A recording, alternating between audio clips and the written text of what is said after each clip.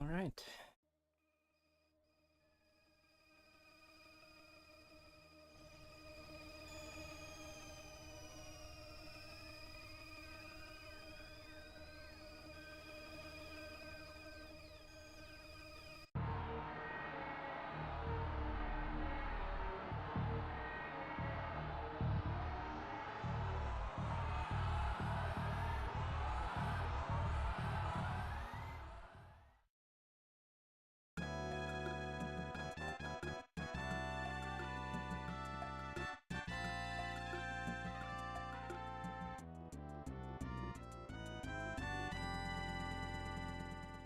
Hey there, everyone.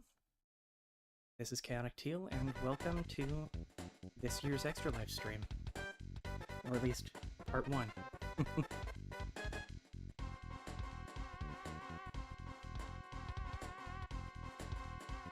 What we're about to play through is one of my favorite games.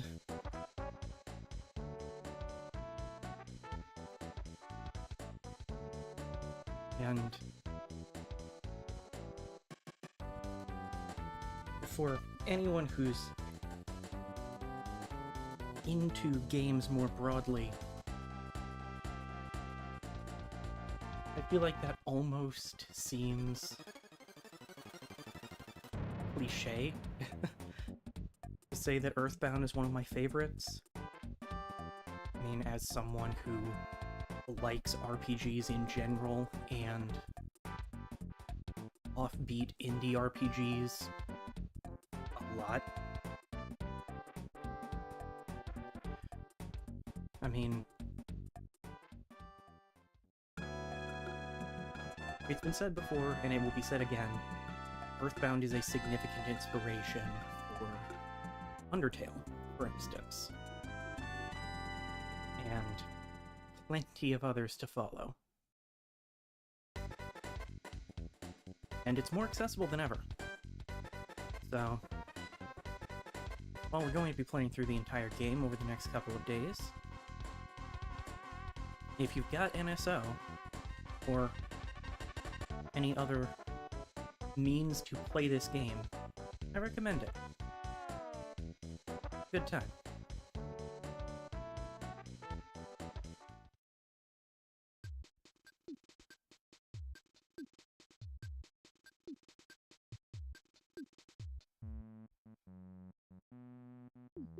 A little bit funny looking having that on screen with the backdrop that I designed after it. Or based on it, rather.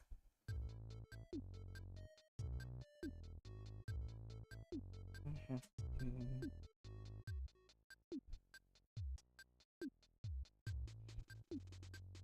also feel like it's a running thing that I spend the first 10 minutes of any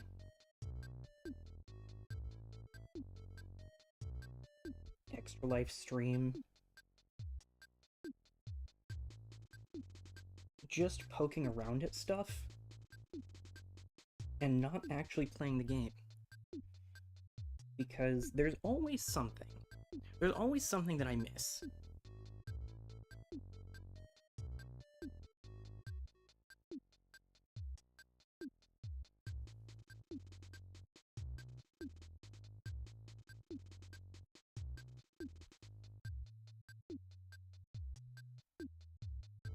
There we go.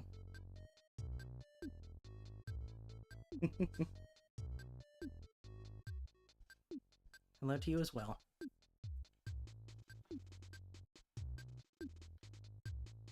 Oh yeah, I've rambled about EarthBound. I have not rambled about why I'm playing EarthBound today. So, just as a refresher, these Extra Life streams are charity fundraisers to raise money for the local children's hospital. So, QR code, like, this way next to my head, or the link in the description. Either of those will take you to the page where you can donate to MU Healthcare's Children's Hospital. They've actually recently been able to open a new room, an entertainment room for their teen patients with what Extra Life has helped raise. Hi, buddy. You're very helpful. Lay down.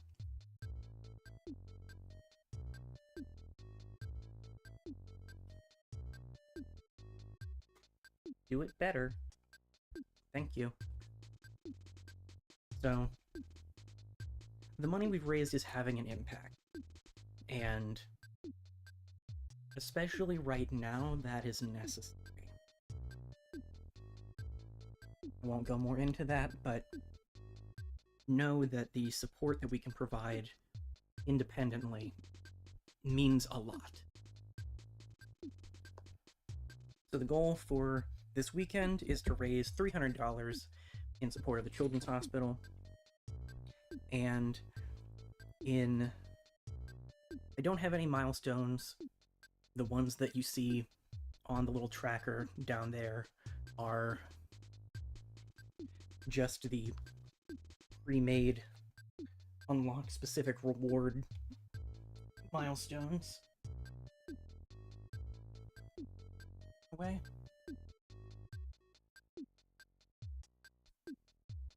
But for every donation of $5 or more, okay, it's just doing, I think. I never set up a donation sound. Oh no. Well, I'll have to fix that for tomorrow. Anyway, every donation of $5 or more, I will fold an origami thing. Here's the first one. I spent this morning practicing, because I actually planned to do an EarthBound Extra Life like 2 or 3 years ago. That was, I think, 2 years ago.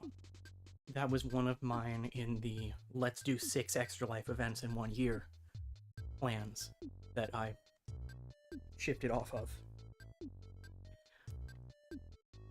But what I have in mind is a little Origami World Tour. And the game's getting impatient with me. So depending on where we are in the game when we get the donation, I'll fold a different little origami thing. Our first one is a dog. This is just the practice dog. I've got a few more things prepared. We'll get there. Hopefully. I think that I have rambled enough. So, let's get into the game already. Fast text speed. We want mint-flavored windows because I designed the entire layout using mint-flavored windows. I forgot to use mint windows the first time I made it, and I had to remake it because I knew I would pick mint. Though you do have other options. I just like mint the most. Surprising everyone, the man with teal in his username likes the teal option. We can name our party members pretty much anything we want as long as it is 5 characters or less. 5? Yeah, 5 characters or less. And the don't care option has a bunch that it'll cycle through, but it's the first option that, well, if you've played Smash Brothers, you may recognize, but also that is the canon name. So, for our characters, we're just gonna go with that. Ness, Paula, Jeff, and Pooh.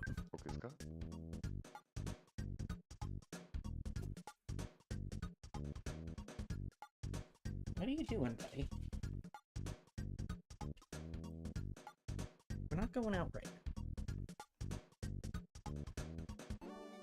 It'll be time for them to eat in like half an hour, so I'm sure that's probably part of why he's antsy. Lay down, Trey.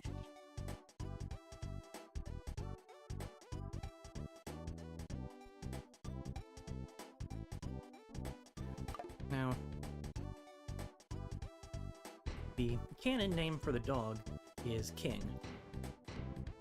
So we have plenty of other suggestions. I think this is one where I am going to press the wrong button multiple times.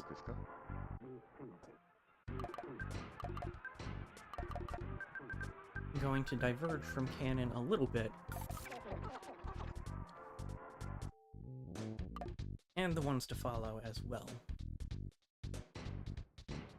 We have all sorts of fill in the blanks for our favorite homemade food. You know, my favorite homemade bread. Just bread. Not a sandwich, just bread.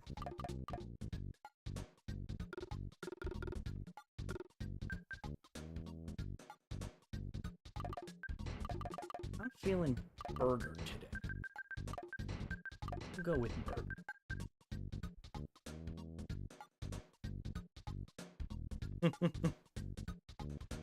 That doesn't surprise me. Unfortunately, that is not the canon name for the protagonist.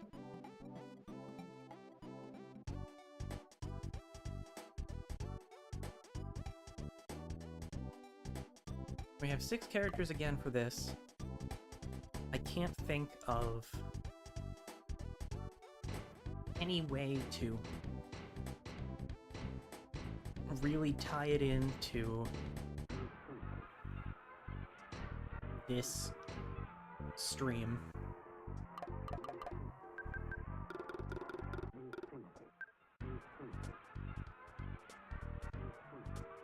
No, that's funny, actually.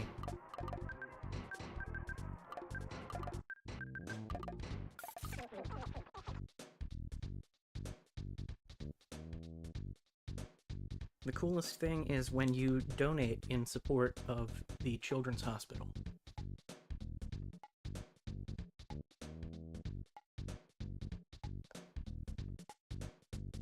I think that would be pretty rad.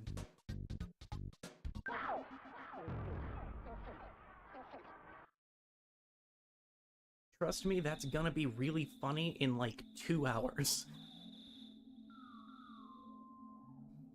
These are not meaningless questions.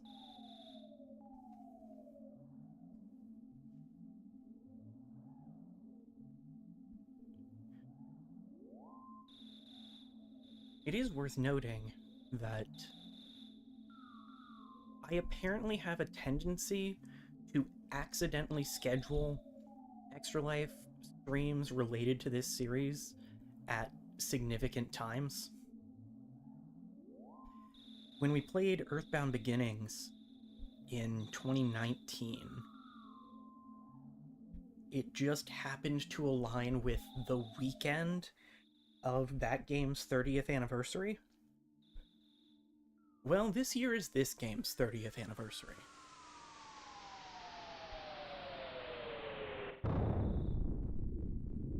So, I don't think it quite aligned with the day again, but it is the 30th anniversary of this game.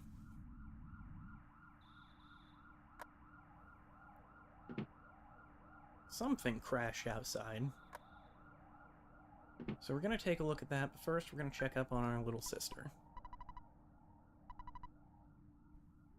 She's fine.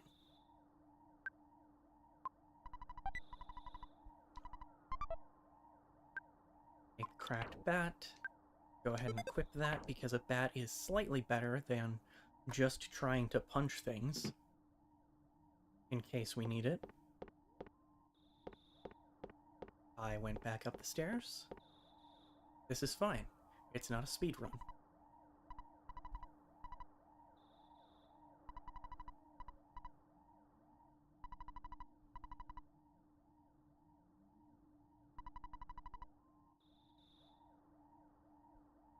Thanks, Mom. I want to say that the protagonists in this game are 12? They're somewhere in the 12 to 13 range.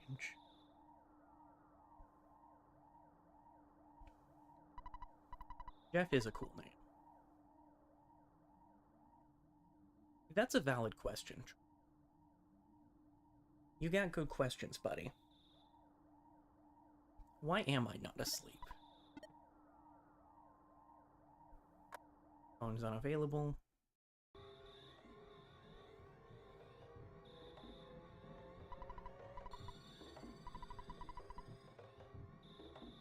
They've closed this dirt path. Good work.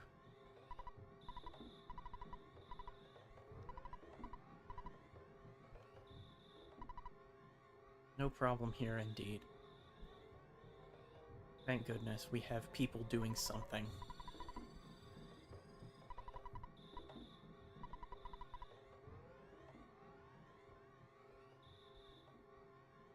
You're doing a great job being the first one to get there, buddy. What do you have to say? Something made a real loud sound, and I want to know what it is. I mean, apparently it's a meteorite.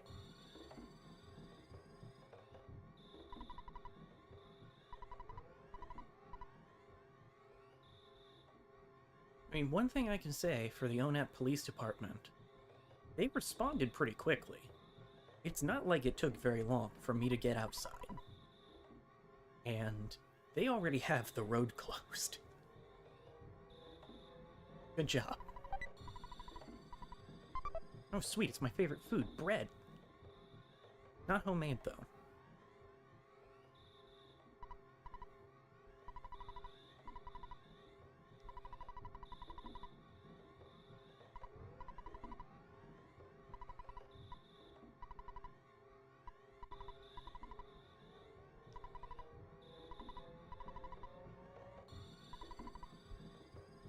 Thank you, strange billboard man living on the side of a hill. Liar exaggerate, huh?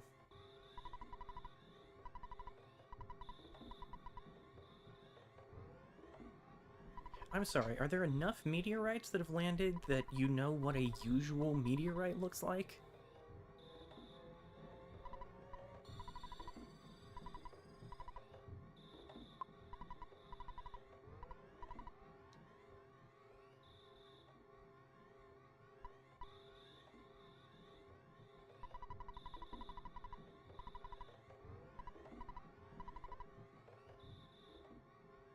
It's late. I don't blame you. Hey, Pokey.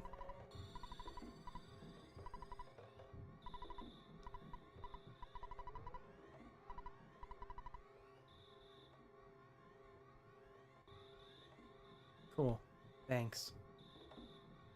Well, I can't get up there, and this isn't like Breath of the Wild or something, so I can't climb. It'd be a very different game if you could climb.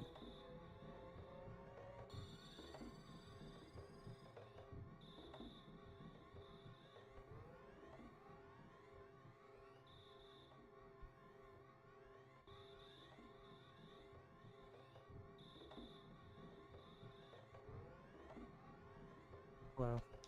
There's a meteorite. Yeah, okay.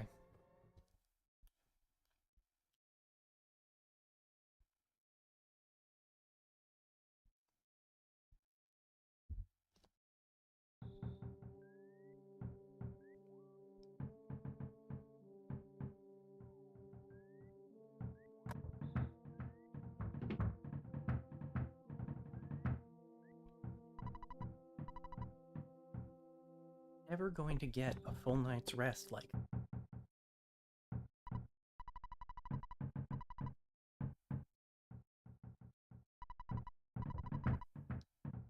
Fair enough. Hey, Pokey.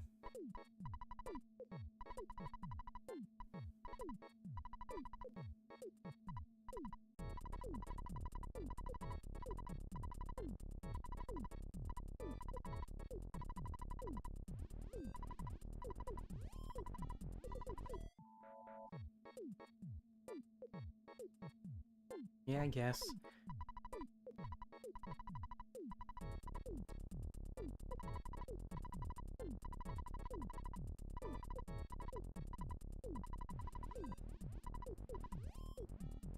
Thanks, Mom. I guess.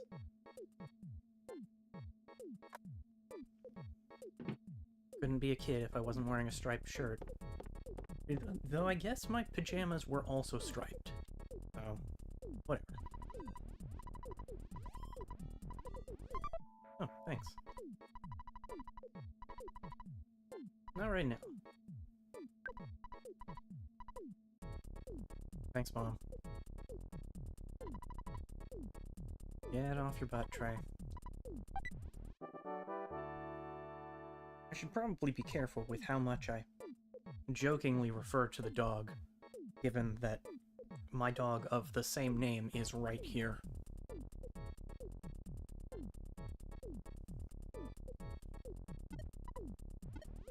Still no signal. I guess it's a landline. Signal isn't the worry. Cool, great. Oh, there we go.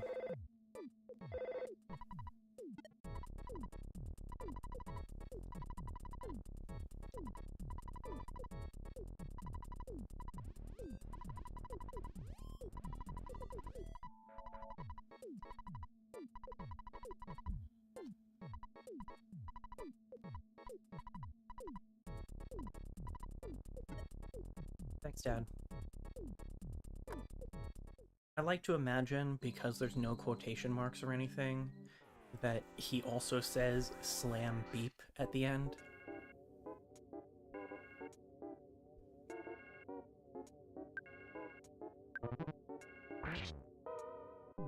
Dog attacks.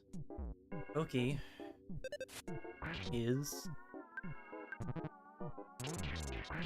Oh. You got a crit, buddy. Hooray.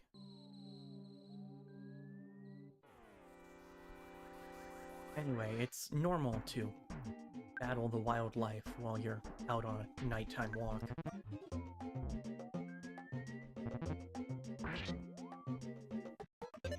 Thanks, Pokey.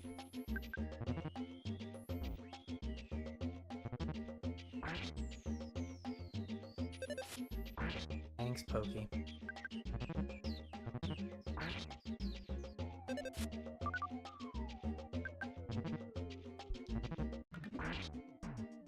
I gotta say, this dog is not this difficult. This is genuinely the second weakest enemy in the game.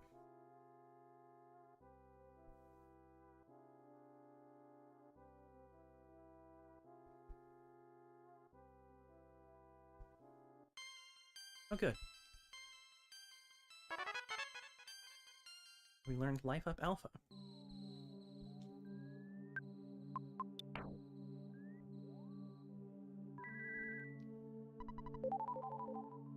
we go. So, PSI abilities have essentially the function that magic does in fantasy-styled RPGs. Not everyone can use them, but we can, and fortunately the first one we learn is a basic heal.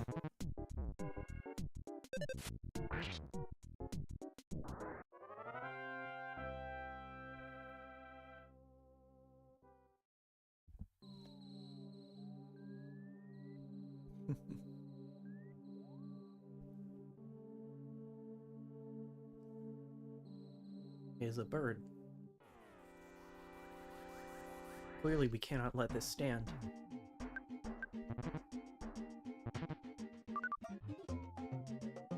Actually, I do really want to take out the bird quickly. Gosh dang it, give me back my bread.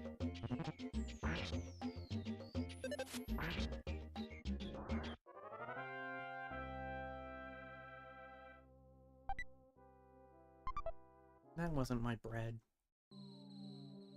Man, Bread heals more than cookies.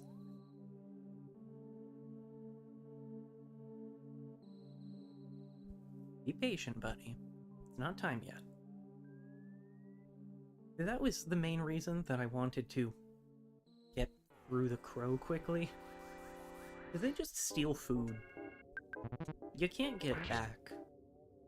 Bird stole my bread. Let's not be patient.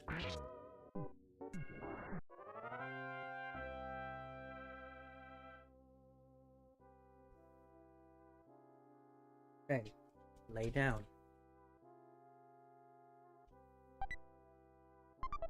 Well, at least we have 2 more cookies.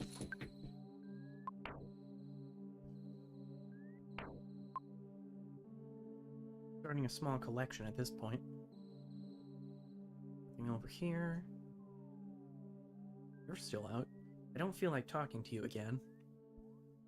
Someone up there who has hair that looks a lot like Pokey's.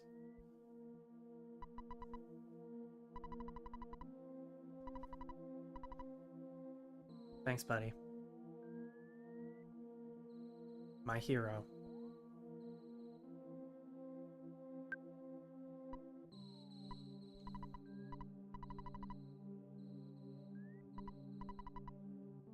Yeah, that sounds more accurate than the story we were told.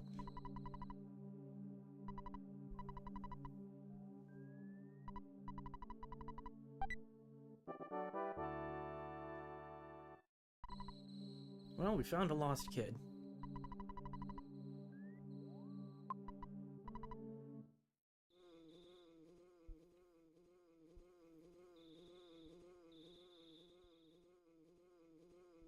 This is fine.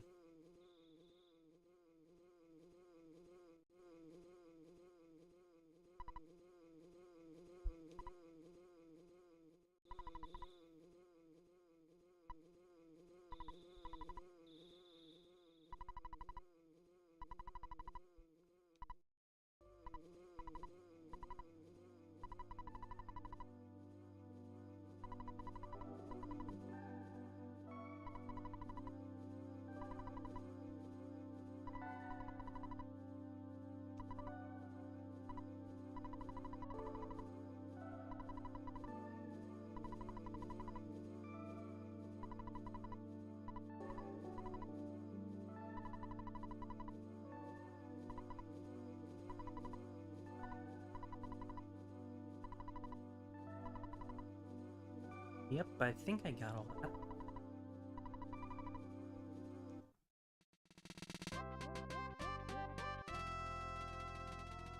Well, now we're friends with a bug.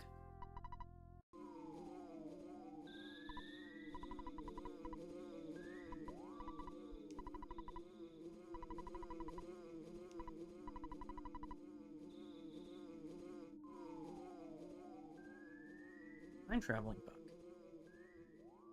Don't you hate it when your 8 hours of sleep are interrupted by a meteorite bearing a time-traveling bug that tells you you're the chosen one?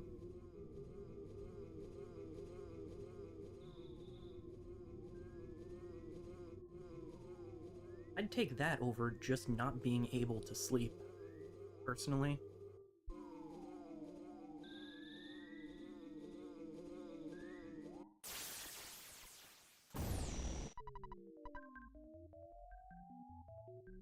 Oh good.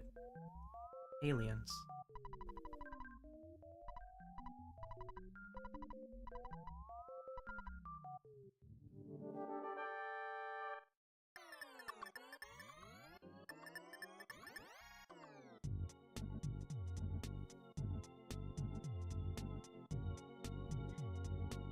So this guy's a little more intimidating than the neighborhood dog.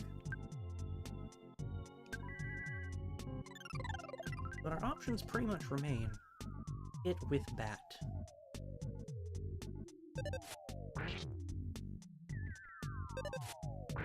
Fortunately, BuzzBuzz has substantially better psychic abilities than we do right now.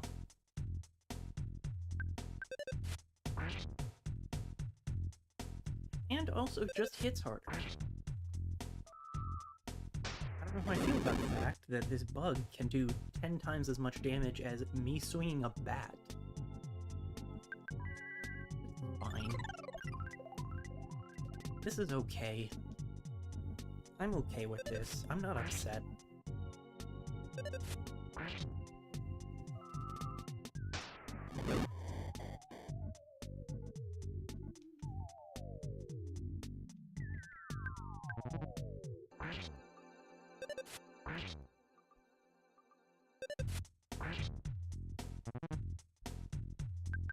Oh, you were defending that time.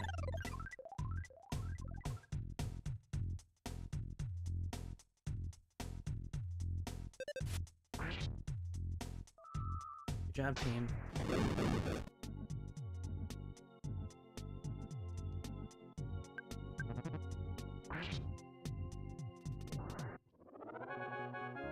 It is possible to lose that fight, but it takes a lot of effort.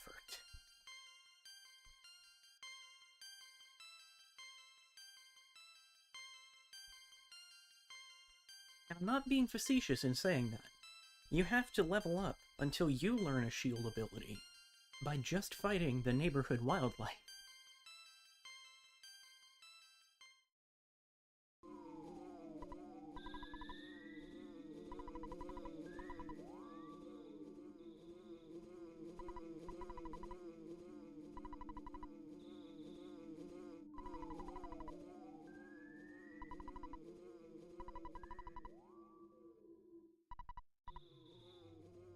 Trust nobody.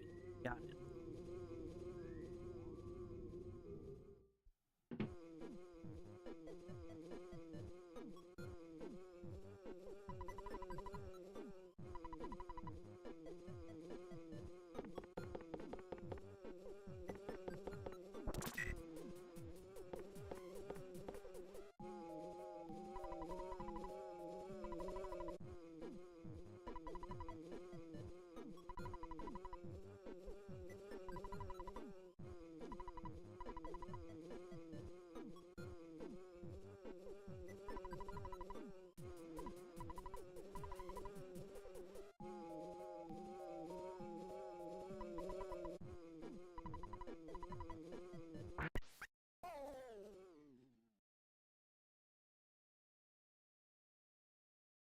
Buzz, no.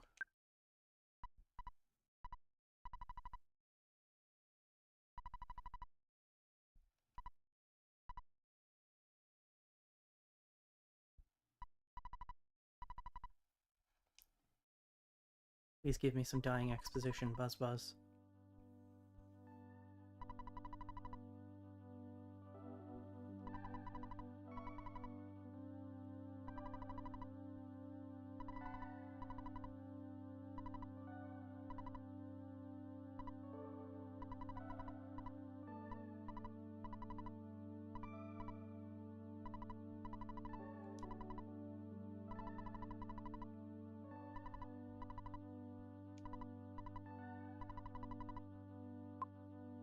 No, don't push yourself, buddy.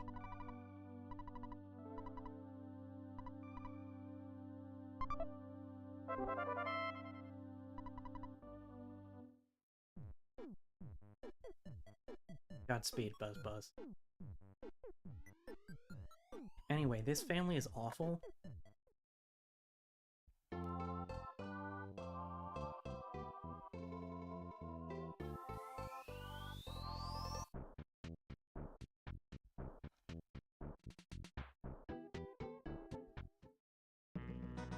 Alright.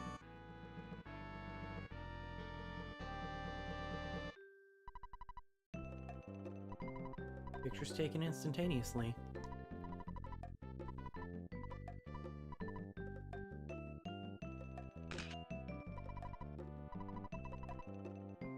Thanks. Who are you? Anyway.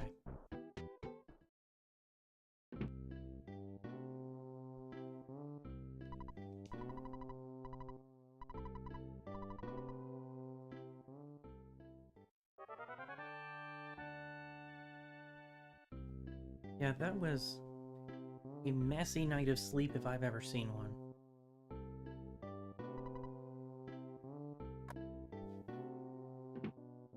Good to take a nap before we keep going.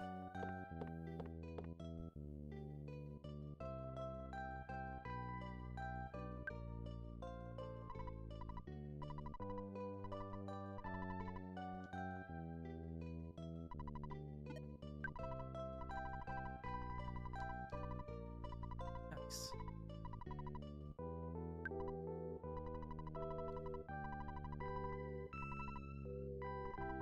So, if you were here for the EarthBound Beginnings Extra Life, or have otherwise seen or played EarthBound Beginnings, a lot of this may feel familiar. The beginnings of both games are structured pretty similarly, and I mean, you still use the phone, call Dad to save in both games. They say very similar things. And the development of the Mother series, as it's called in Japan, has been documented very rigorously elsewhere. So I'm not going to say too much on the subject, because other people can and have summarized it far better than me. But EarthBound Beginnings was developed very late in the life cycle of the NES. That was the main reason that it had a full English translation actual decades before it ever got an official English release.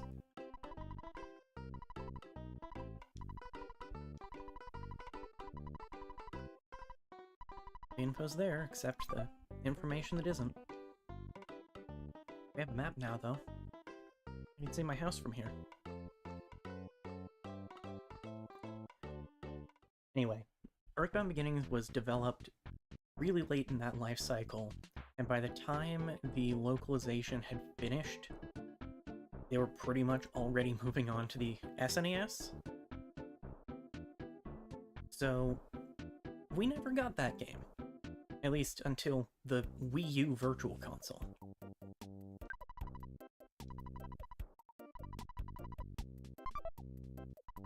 Thanks for the hat.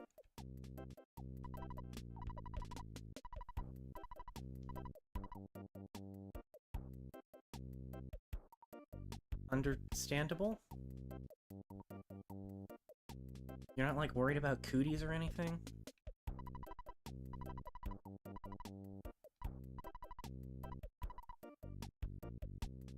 Like, your sprites are shorter than me.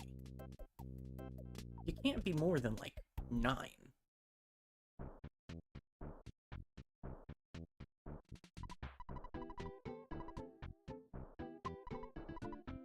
Yeah, sorry, buddy.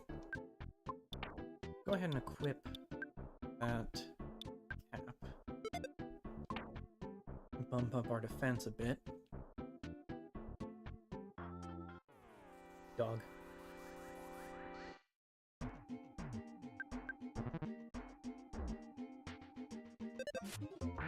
Finishing the story before I get sidetracked again. The focus pretty well shifted to EarthBound when they decided that they weren't going to be able to release EarthBound Beginnings in the US. And in a lot of ways, EarthBound Beginnings is a prototype for EarthBound. Obviously, that's not the full story. Both games got full releases in Japan. and they do share continuity. It's minimal, but this game does take place after EarthBound Beginnings, and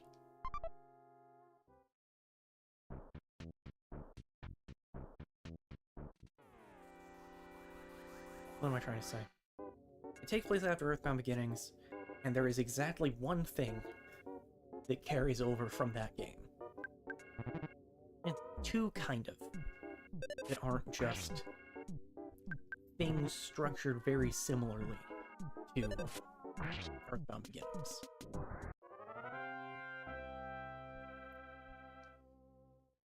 But even the protagonists have a very similar design, to the point that fan art of EarthBound Beginnings protagonist usually gives him a bandana. I think that I actually wore one for the cosplay incentive at that Extra Life. And that's just to differentiate him from Ness. Other than that, they're almost identical.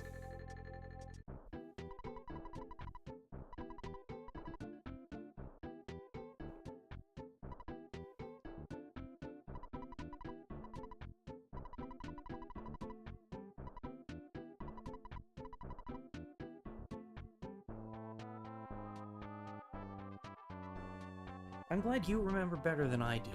I've slept since then. And I have not slept enough in the last 6 years. Oh yeah, speaking of anniversaries, I suppose, in addition to this year being this game's 30th anniversary, this is also the 10th year that I've done an Extra Life event. It wound up being later than I normally would aim for, but it feels fitting. I think cumulatively in the last 6 years, I've probably gotten at least 8, maybe even 10 or 12 hours of sleep. Let's see. E-ball bat's an improvement. The cheap bracelet is an improvement.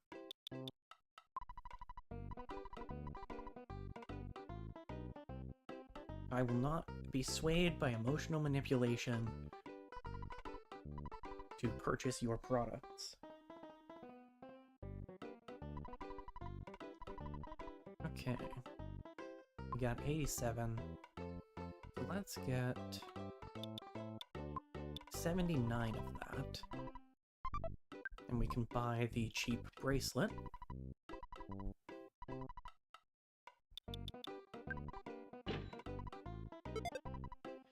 Gives us another defense buff, and leaves us with $1. It's kind of standard for players of this game to keep $1 on them. If you get knocked out, you lose half of the money you're carrying, but it rounds down. So you won't ever lose $1. And the payphones, like the one that was in the drugstore, cost $1 to use. So that makes sure that you always have enough money to use a payphone if you need to. Though, generally,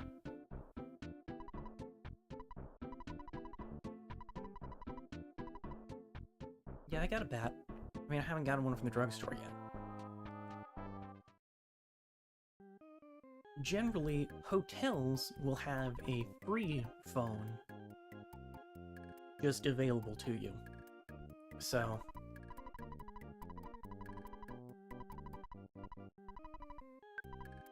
you can save without spending money if you just steal the phone from the reception desk of the hotel. This is not life advice. Do not steal the phones from the reception desk of hotels. It may not cost money, but it will cause problems. There's really no other reason to use the hotel here. If you're willing to walk another, like, 5 minutes, you can just stay at home. It doesn't cost anything.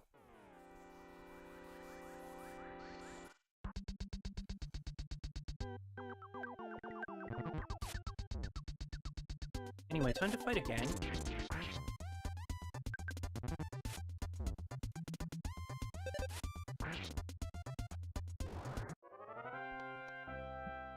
We heard earlier... Sonic. Hey, put...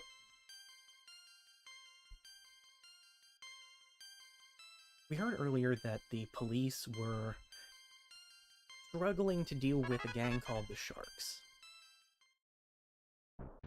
Well, this is them.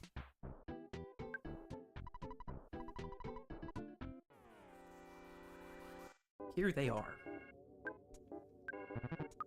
Since the hut was locked by someone at City Hall, taking care of this seems like a good way to maybe get our way into that hut.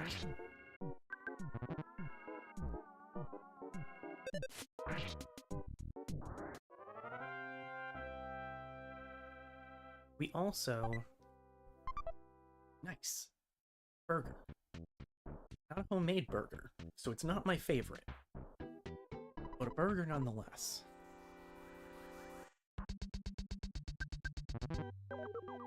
We also, as could be expected from an RPG, need to do a little bit of level grinding. It's a good thing that we got both the Mr. Baseball cap and the cheap bracelet before coming down here, because they do more damage than dogs and birds with their hula hoops and pogo sticks and stuff. This is fine. Trash burger? Trash juice. This is acceptable. Heal.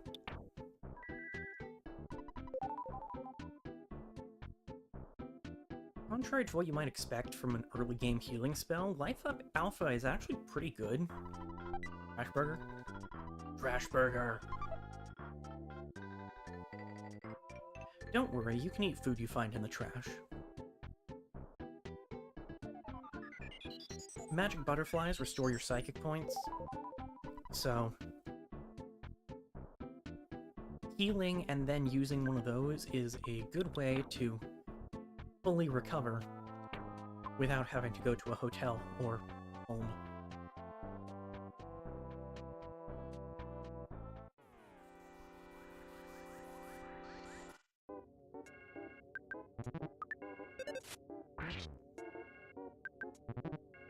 The main thing we need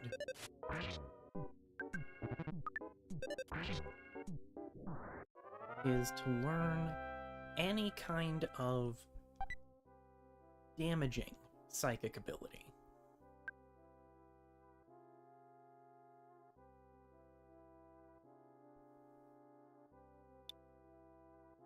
Tragically, I think we must part with the trash juice. The trash juice returns to the trash where it belongs. I'm sorry, little one. Oh good, they didn't make it over. Oh gosh darn it.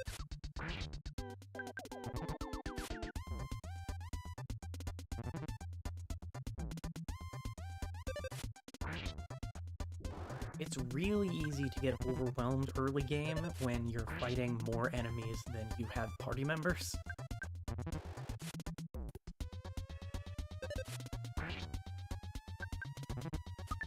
Come on. Okay. A little worried there, because the hula hoop one can definitely deal more than 10 damage. That's the map button. So you may have noticed, for one thing, encounters are visible on the overworld. They're not random like a lot of other RPGs from around this time. Oh no. We'll just down an entire cookie jar. That'll free up some inventory spots as well.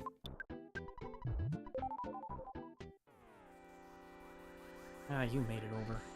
That does illustrate my point, though. The overworld encounters can interact in a few different ways. We haven't gotten it quite yet, but if you attack them from behind, or they attack you from behind, the attacker gets an opening turn, and the defender doesn't. So you get a first strike if you hit him in the back, they get a first strike if they catch you in the back, which is good to avoid. But depending on the enemies and the area,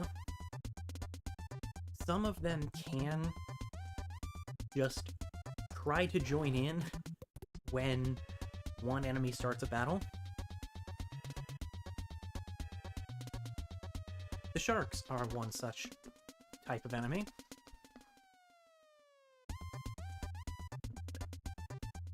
The dogs, birds, and snakes don't care about each other. They're not going to try to fight with each other. But these guys are at least slightly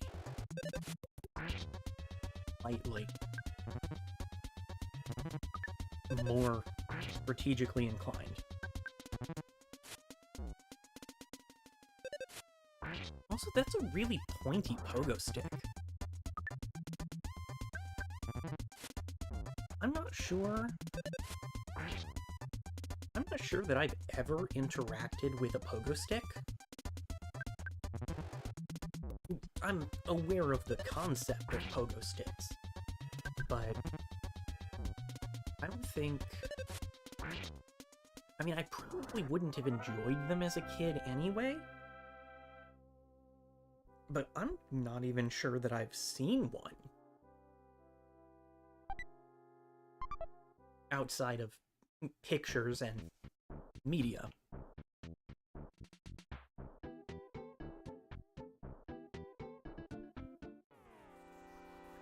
You do get a split second to turn around as they're attacking you, so if they sneak up behind you, you can still turn around in time to avoid the surprise attack,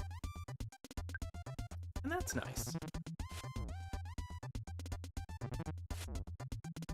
Yeah, that's lower than I'd rather be. Let's... Wait. Okay, good. Rolling HP is an interesting mechanic in this game, and I've talked about it at length before, but we don't have enough health for that to really matter for us right now.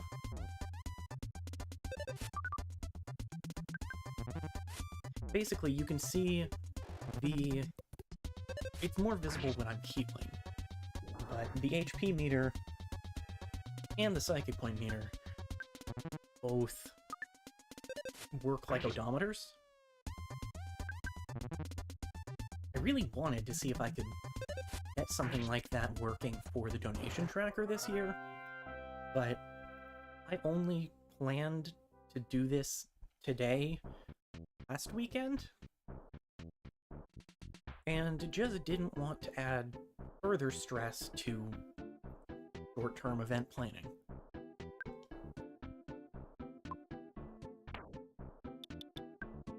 Burger.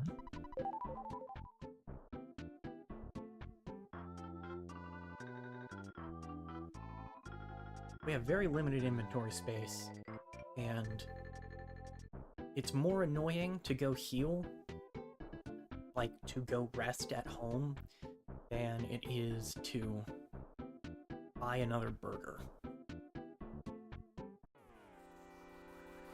Yeah. They've only got a limited time to get over to each other, but these sharks are not far enough away from each other to really struggle with getting there.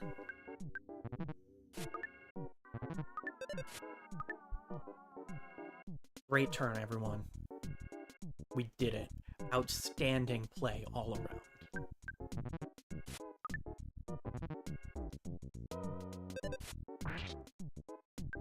I was gonna be really sad if I missed again.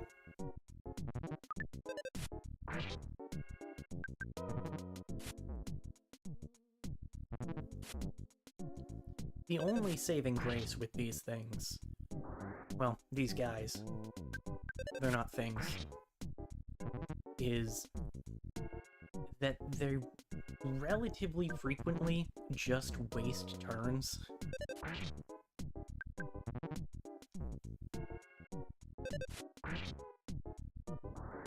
I know.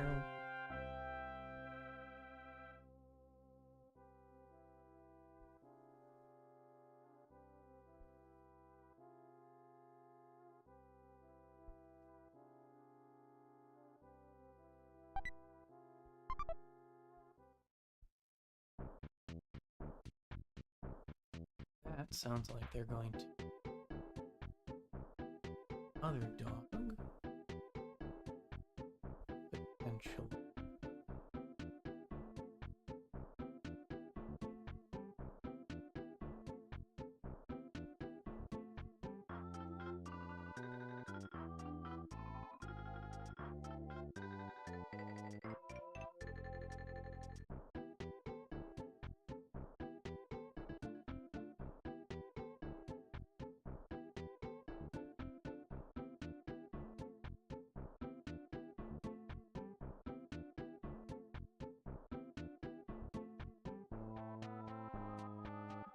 Give me just a moment, and I'm going to let my dog out.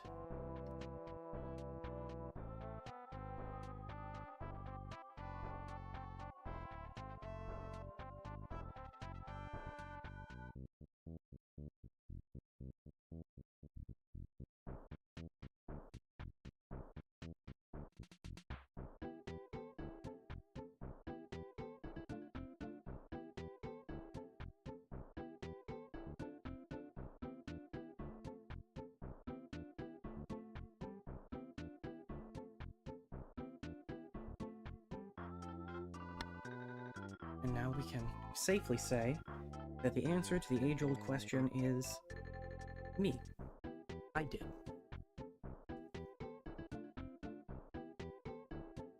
Anyway. I don't remember what I was saying. Probably something about the sharks being able to miss attacks.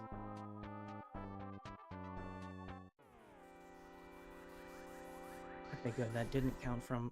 well, count as attacking from behind. I forgot to heal.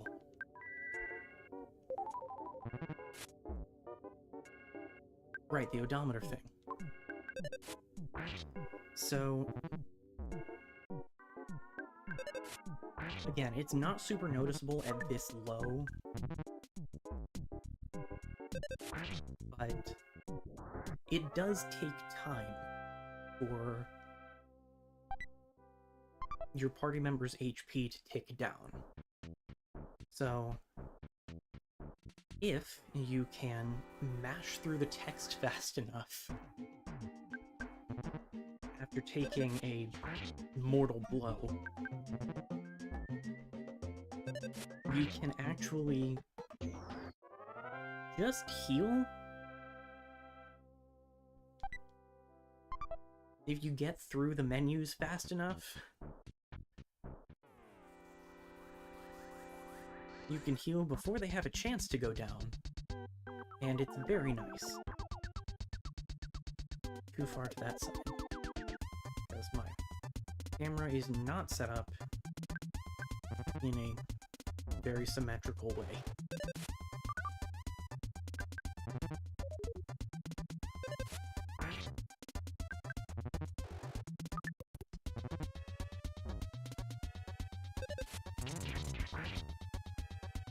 We didn't really need that crit.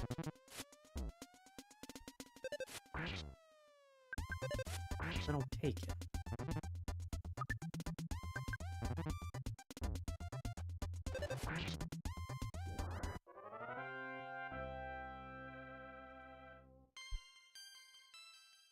Oh, baby. We got slightly stronger. That is still not... X is the menu button in Pokemon and in the Dragon Quest III remake. I've been playing the latter recently.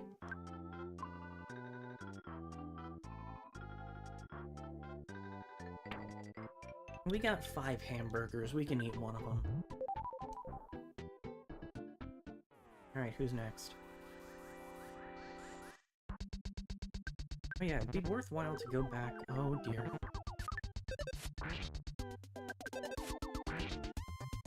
Oh good. It'd be worthwhile to run back to the drugstore and get a new bat. I don't know why the drugstore carries bats. I mean, I guess... I'm thinking of it like Walgreens. They've got a small selection of toys. I've got this goofy Sonic vampire Wishmallow that keeps falling off my chair.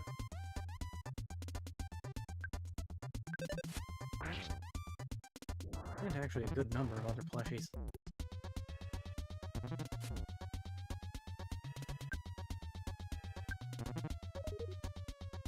So maybe it's reasonable. I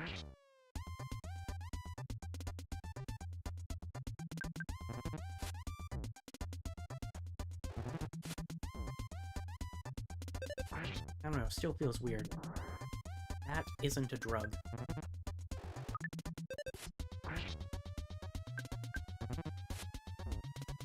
Neither is a bracelet, I guess. And if it's... Well, for one thing, if it's the 90s, and for another thing, if it's capable of providing any level of defense, the cheap bracelet probably isn't one of those mosquito bracelet things.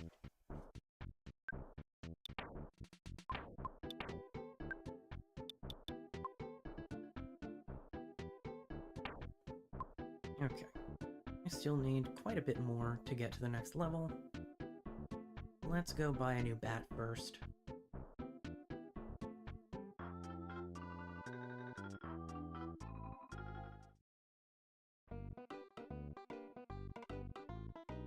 That was $48, I think.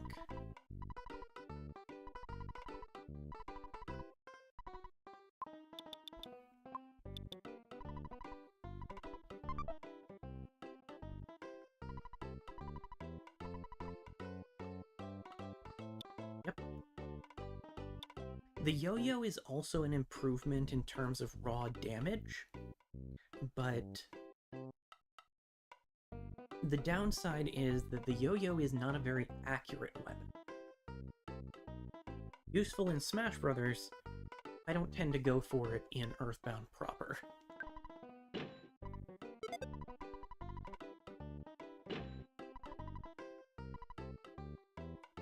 No.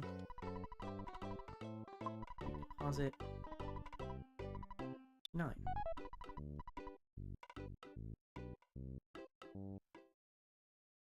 We're doing fine. I'm not that worried about getting knocked out and losing money. We've gotten fairly lucky with the sharks so far, and it definitely helps that we got the cheap bracelet before we ever came down here. This could quickly become a problem, though. If any of them can actually do anything.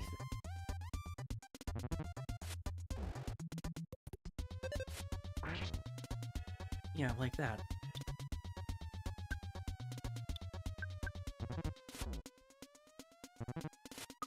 Okay, good.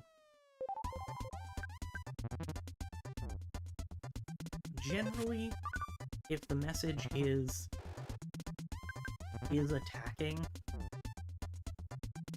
it's a weaker attack. Anything else is gonna hurt more.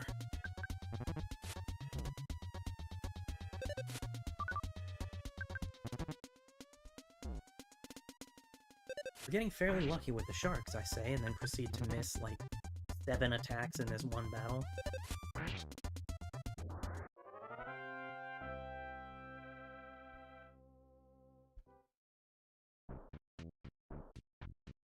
That's still not the menu button.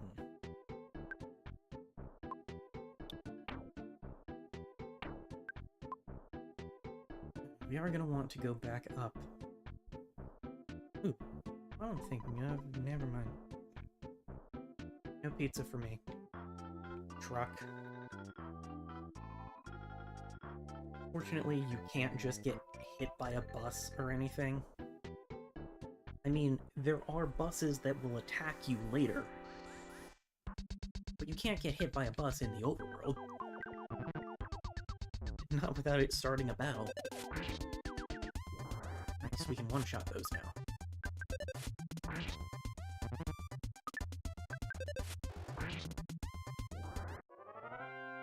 We're about at the point where I'd be comfortable taking on the first boss, but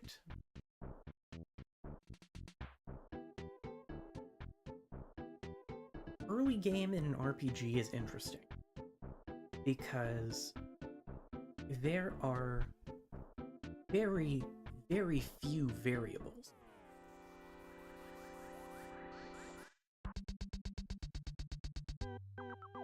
There's no variation in party composition. There's no variation in... or there's very little variation in items you have and equipment you can have. Oh, this is bad. Never mind, they're still incompetent. That's bad. Yeah. I had to open my mouth.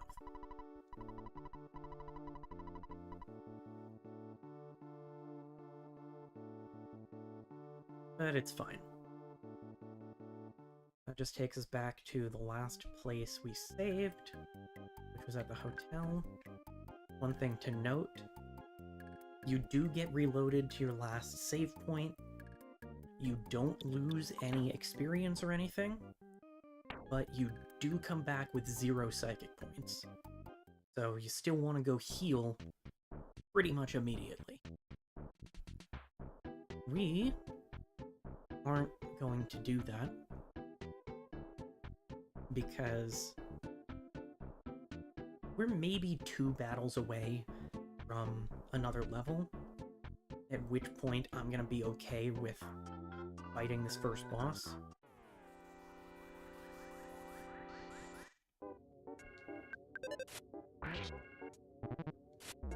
So, I should be perfectly able to make it by on just items for 2 battles.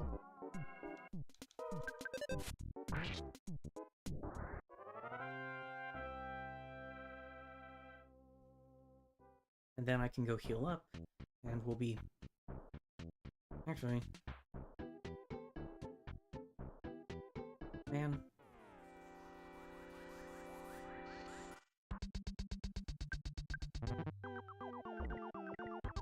This is fine.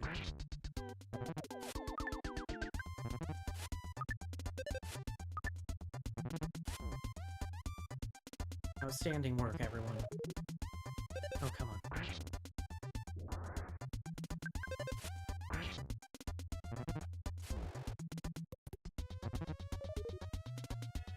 So anyway, the early game RPG thing.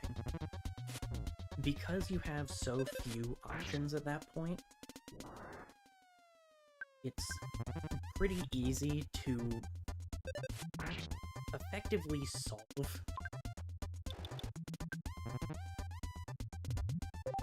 whether or not you can win a fight. And it's possible. to... It's possible to beat this first boss at level 5.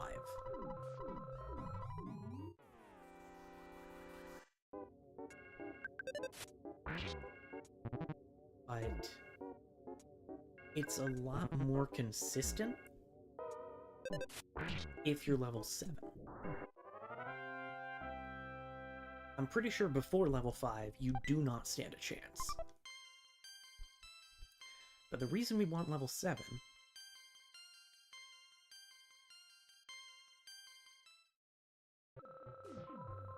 I was wrong. I think we want level 8. Well, heck.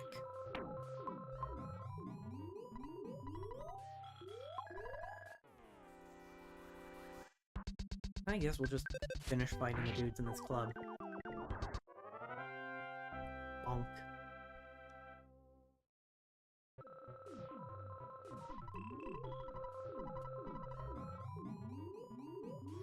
Okay, you... I can't aggravate you into fighting me. You, on the other hand...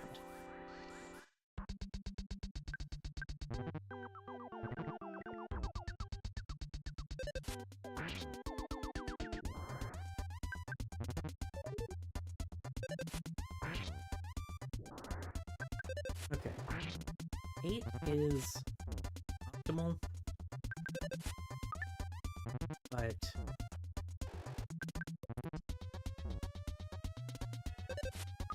it'd be doable just fine on 7 if I actually have full psychic points.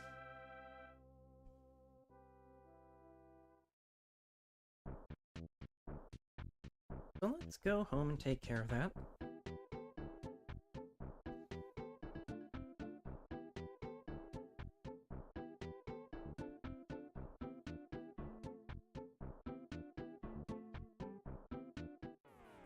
Bird.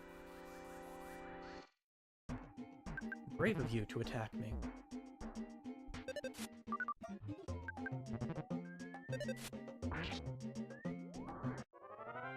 Bonk. I wish that I had money added to my bank account just for fighting birds. I'd fight a lot more birds.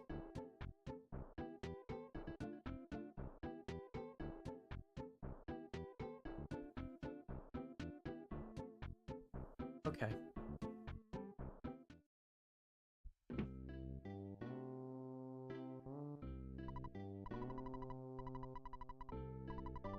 Let's have some homemade burger and scoot on up to bed.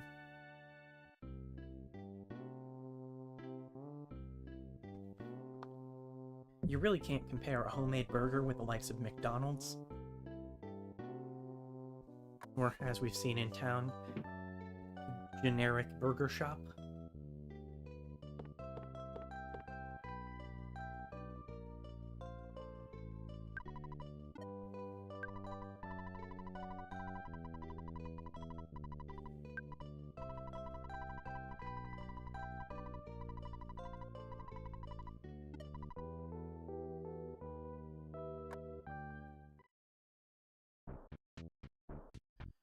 Okay, we're full health.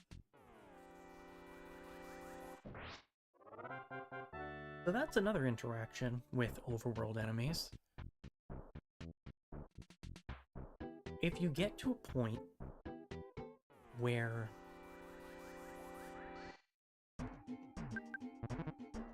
you're effectively guaranteed to win turn 1, you just don't have to do the battle. Oh, there's that first strike. And that actually does change, or that does impact the calculation on the auto win.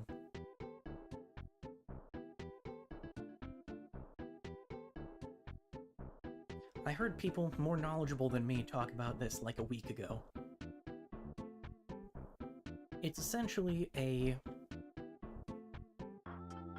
calculation based on speed and damage.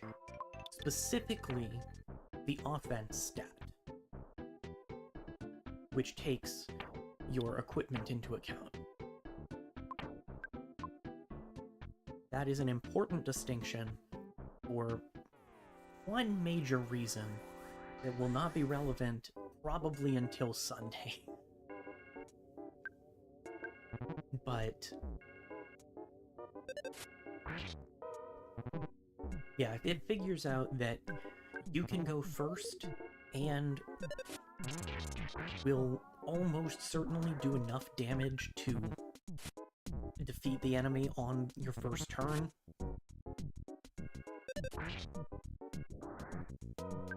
It just gives it to you.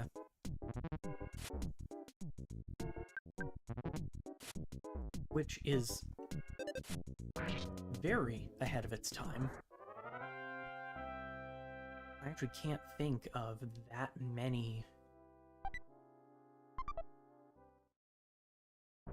modern games that is still not the menu button. And we are full of hamburgers now, but let's eat some cookies.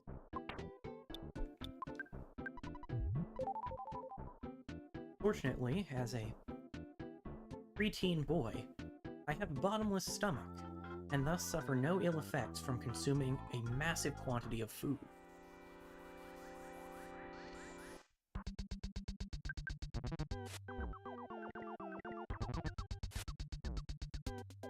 I don't think that was even true of me when I was a pre-to-early teen boy.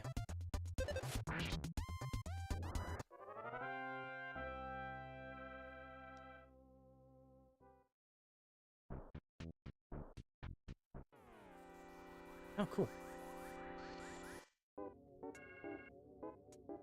Mercy Invincibility is one of the best ways to get an opening attack, because they won't react to you.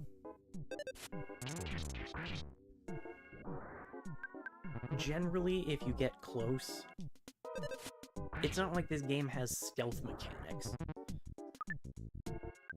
If you get close, they'll come after you. So they'll face you.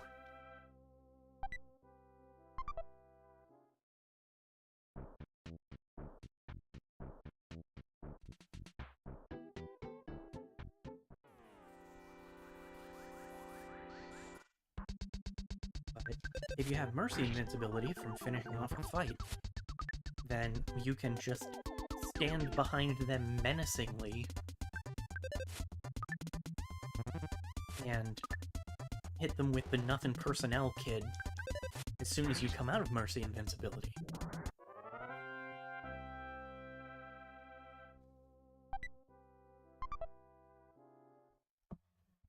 Oh sweet, fries to go with our 7 hamburgers. That's still not the menu. How many times am I going to do that? Hello.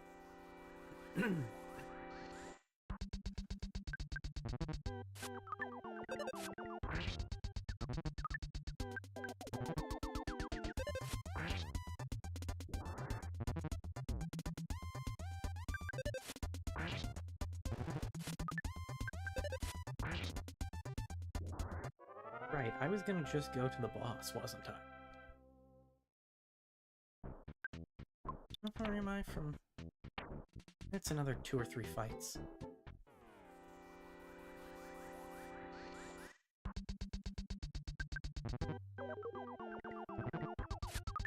Fewer if they keep calling in reinforcements.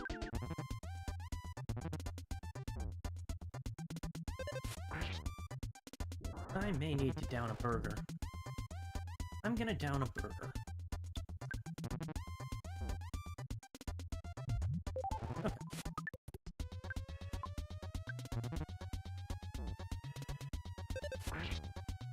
Another thing about a rolling HP is that sometimes, if you try to heal on low health, it will give you just enough time between taking a mortal blow and actually getting to your turn and being able to heal. And as long as they haven't hit 0 by the time that action starts, you're good. It's very nice. It doesn't actually come up that often, though I think the area that it comes up more is there are some enemies that explode when they're defeated that, as a result, deal damage to everyone in your party. So, if they're the last enemy you defeat in a battle, HP stops scrolling down as soon as the results screen comes up.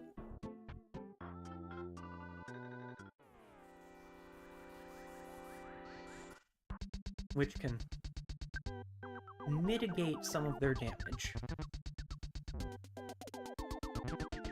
I would say they'd be really annoying otherwise, but they're still really annoying.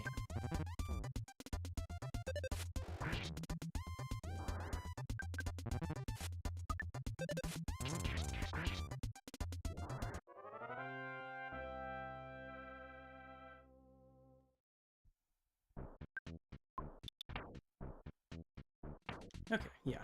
Next fight should do it. Hello, friend.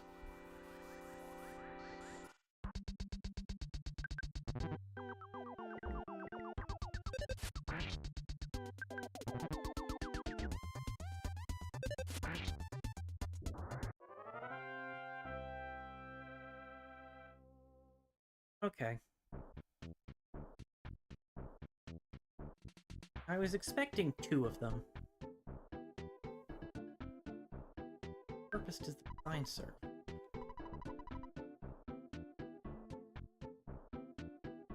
The sign is half hidden behind the hospital.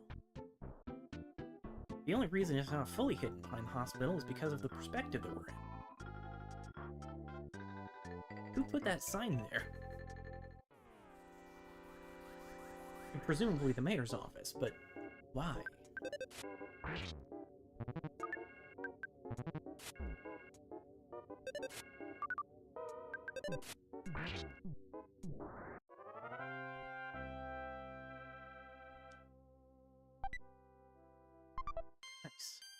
And now we're level 8. Now we learn PSI Donate Alpha. So just remember,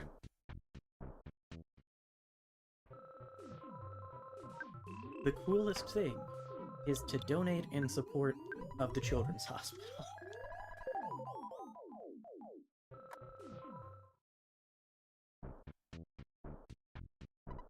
Now that we have PSI Donate, we can fight this man. He has knives. We have a bat.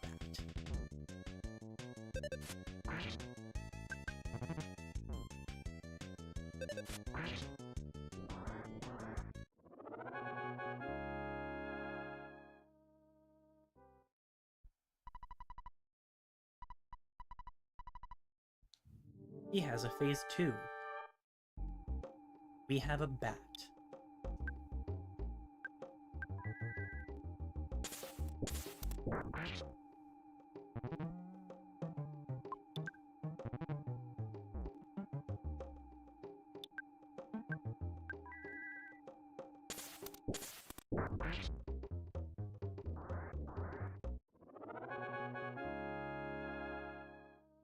This is why we wait until we get an offensive move.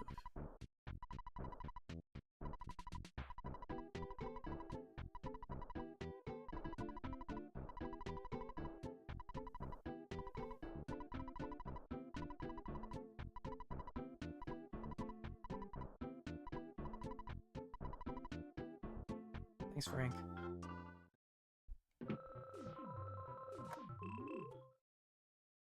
Actually, a really nice thing. Now that we've beaten Frank, we can come back here and heal for free.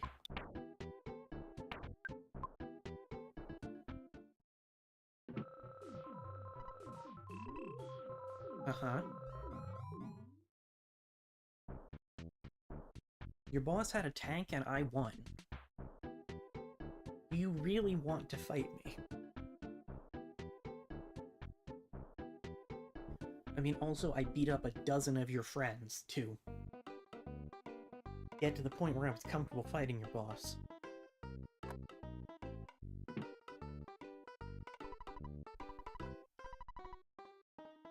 Excellent. I don't have an appointment, but he's expecting me anyway. You're welcome for doing your job, Mr. Police Officer.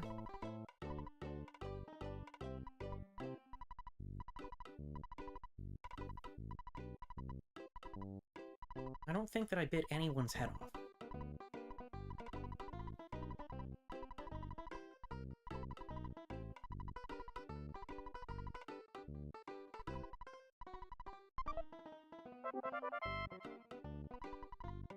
Yep, he's a politician.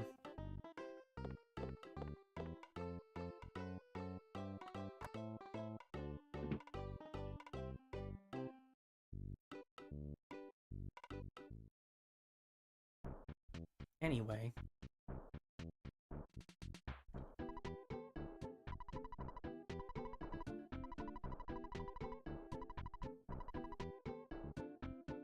Thanks, Grandma. I don't have any friends yet. But when I do, and if they get knocked out, I will remember your words.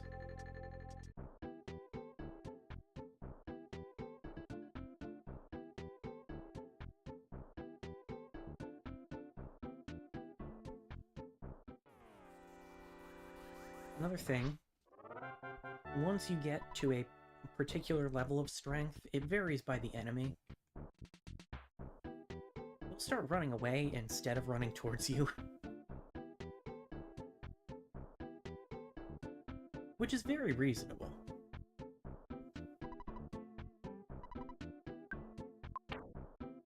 Oh, I'm glad I ate a hamburger.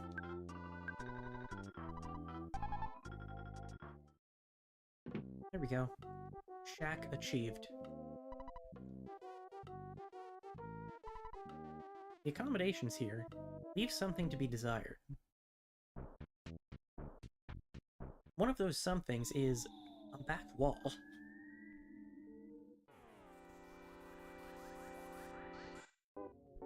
Behold, the boys.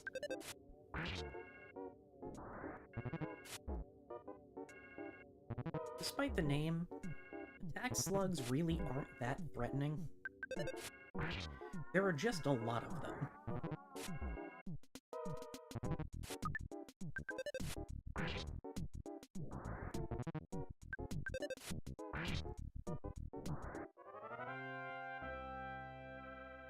They're pretty well guaranteed to go down in one hit, and they give a shocking amount of experience for how easy they are to beat. These mice, on the other hand, these are scarier. I promise I'm not kidding.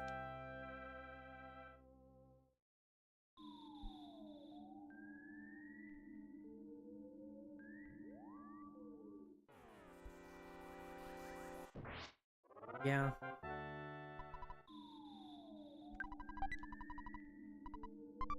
Oh, cool. Skip sandwiches are interesting.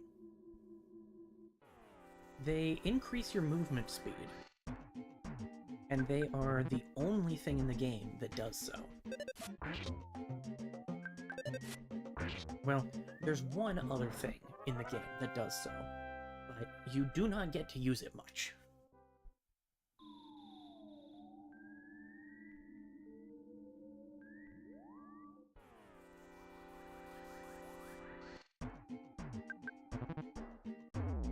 Yeah, this is why the mice are scary.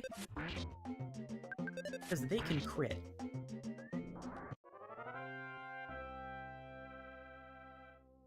And they do so with alarming frequency. There's nothing here. Anyway.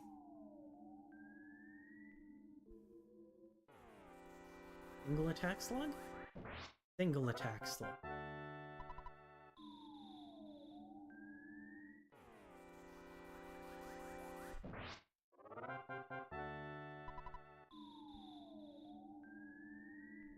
I wasn't sure that I'd have to worry about it because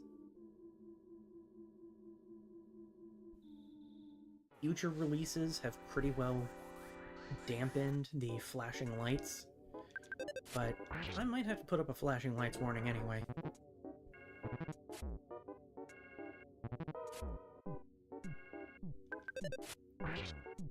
This is a game that came out on the Super Nintendo. Flashing lights were just a fact of life.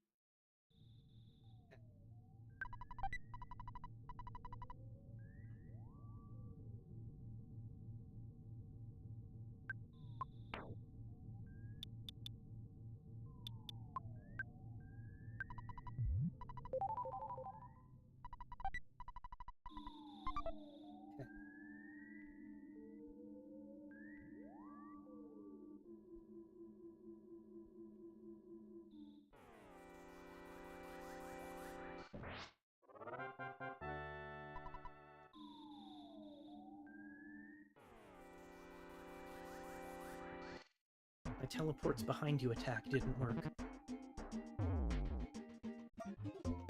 Stop it.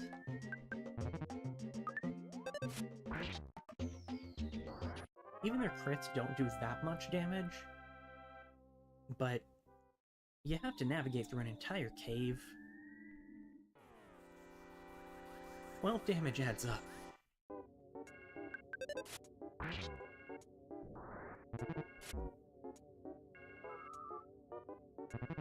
Oh good. I forgot they could use hypnosis? I'm not sure that they have enough psychic points for more than one of those. Because that is a nice thing. Enemies do have limited psychic points. Some of them have abilities that can either restore them or steal them from you. But they are limited. Okay, there's nothing more over here. Oh no. It's a mouse and an ant. Gosh darn it, stop doing that. Okay. Note to self, the ants are substantially more threatening. And the mice.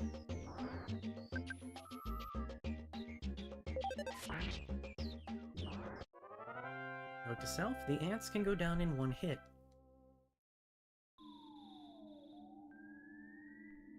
The really annoying thing about the black antoid is that they have the same overworld sprite, you know, those little specks, as the attack slugs. Okay, no. PSI donate. And you can PSI donate using the QR code there in support of MU Healthcare's Children's Hospital.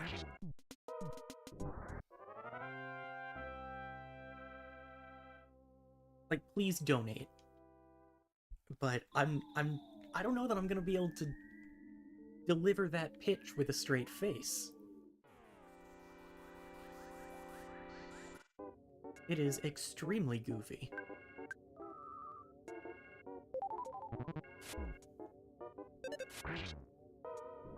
Also, as a reminder, a donation of $5 or more means that I will build an origami thing, depending on how far we are in the game.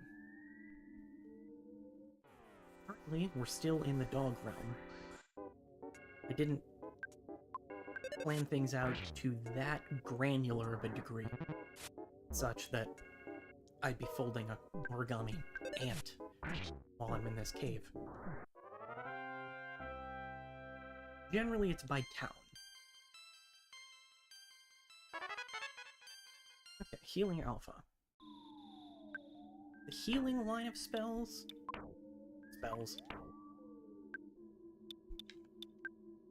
The healing line is a little bit weird. It's easy to mix up healing and life up. Fortunately, in this game, you learn life up first. I believe in EarthBound Beginnings, you don't.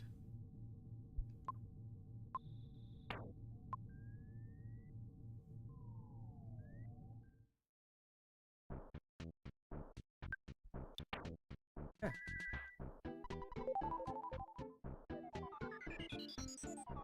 This little outside section has an extremely high chance of having a butterfly.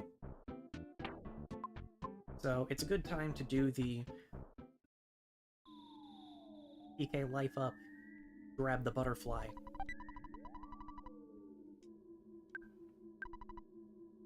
Yes, please talk to that hamburger. Well, let's eat a hamburger. Oh boy, a hamburger. I don't think... Oh no, we can get to each other.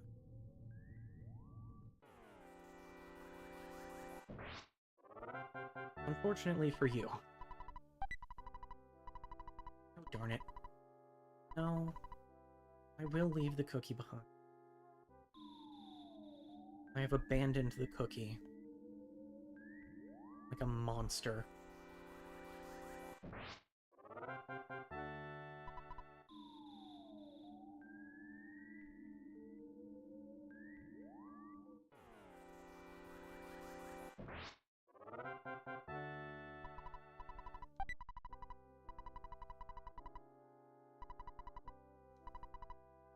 Sorry, little one.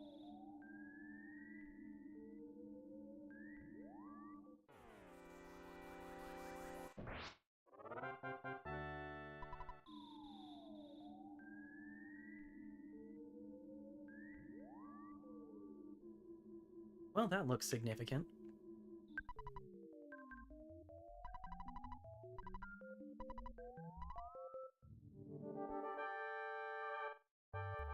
So here's our first boss. It's a big ant. Also, you remember how I said that losing that first Starman battle required you to level up until you had a shield spell? Or a shield ability? Note that I still don't.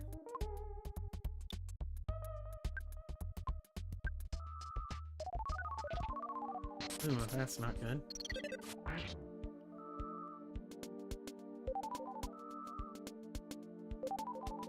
Okay, you know what?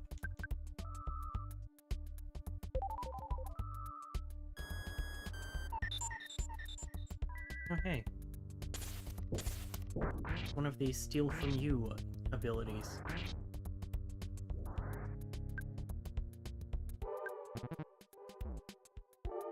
Ugh.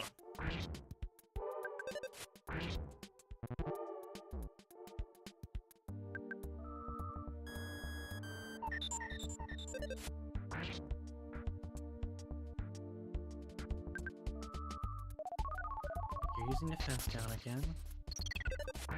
Only managed to drop my defense by 2. Looks to be enough.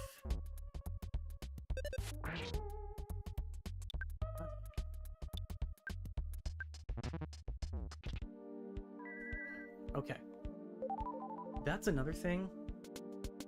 I definitely didn't get the rolling HP there, but depending on your guts stat,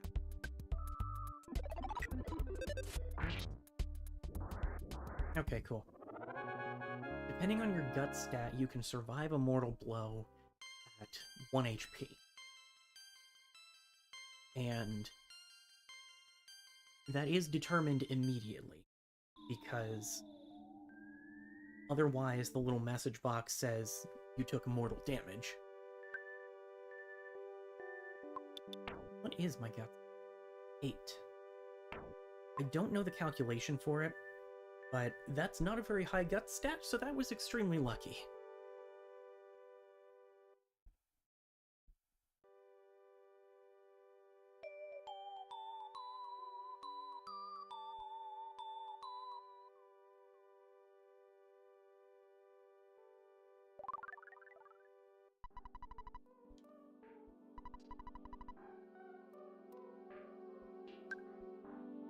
We've got the first North Sanctuary location. And if we use the Soundstone,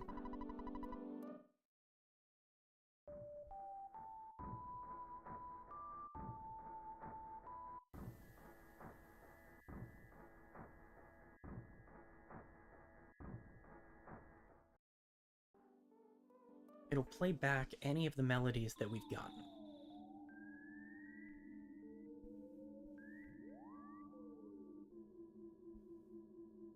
Another noteworthy thing, when you defeat a boss, as long as you're still in that area,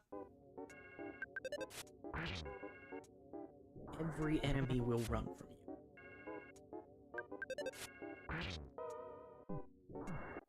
It's a little bit less effective when they'll actually attack in groups, but it's generally a good opportunity to get some last-minute experience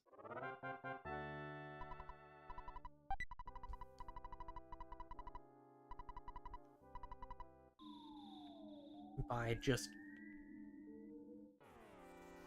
back attacking as many enemies as possible.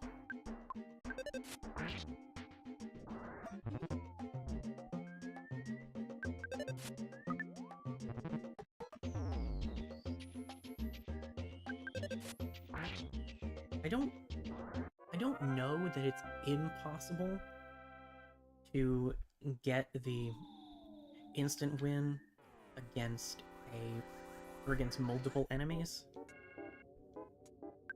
but I do know that it's not nearly as likely, at least.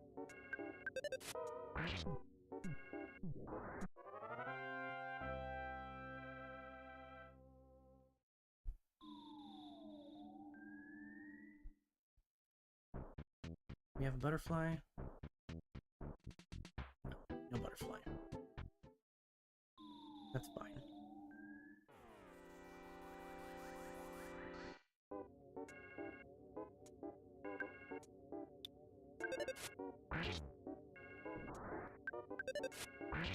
It actually does matter how enemies end up positioned. I don't know off the top of my head whether there's any rhyme or reason to enemy positioning.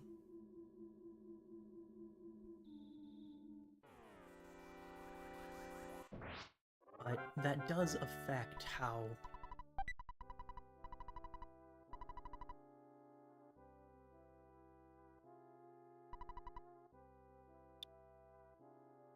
I think just one specific set of abilities. I think it's only that one.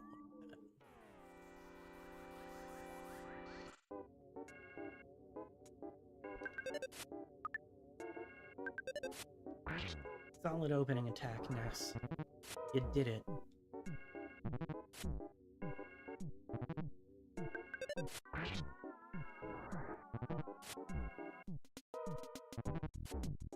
Yeah, I guess now's as good a time as ever to note that there is an auto button.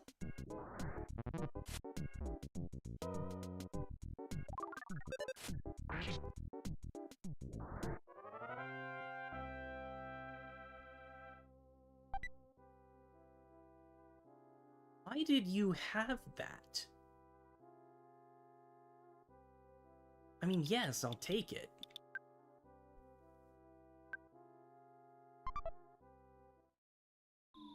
I wish there was a let me cram this in my mouth button. Like, yeah, I could throw it away, but I could also eat it right now.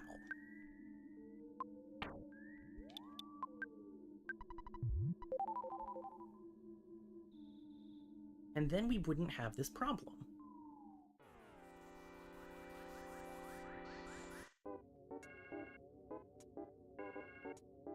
Can I even use a bomb?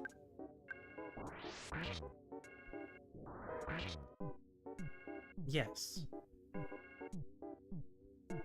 Also, I should have used it on one of the other.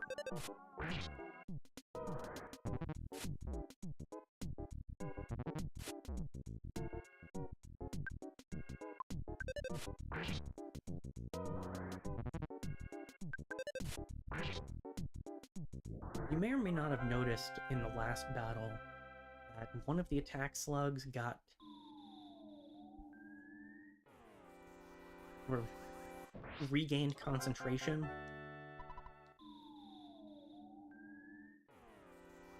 Attack slugs actually start in a state where they cannot successfully use psychic abilities. But that only lasts for a few turns.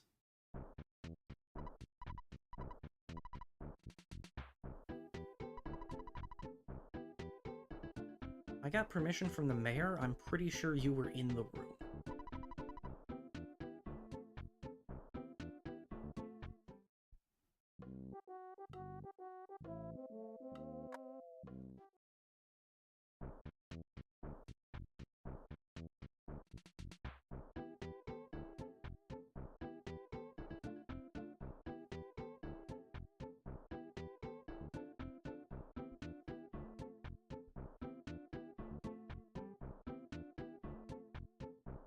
There's no benefit to following the road exactly, but it does make my brain happy.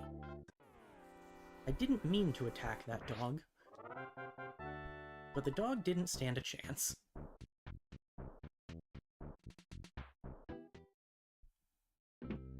Okay, before I go to prison, let's have some burger.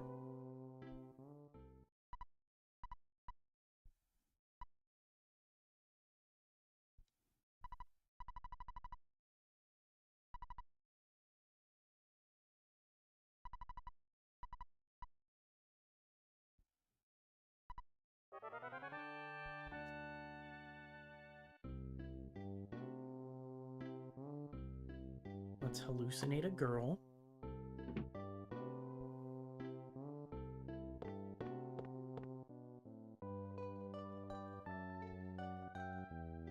Let's save. Nice.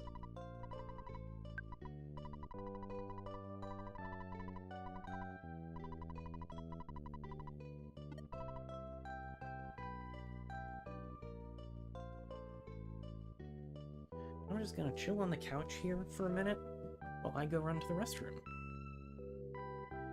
I will be right back.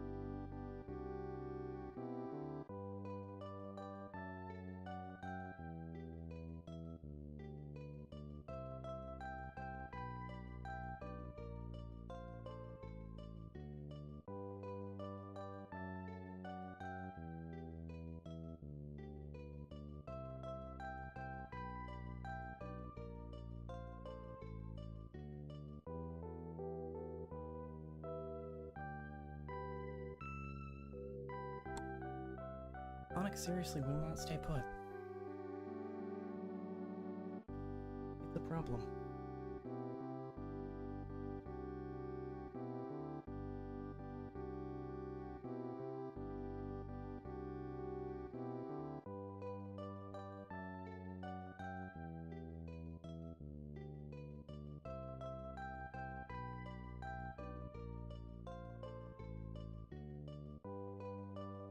That's fine.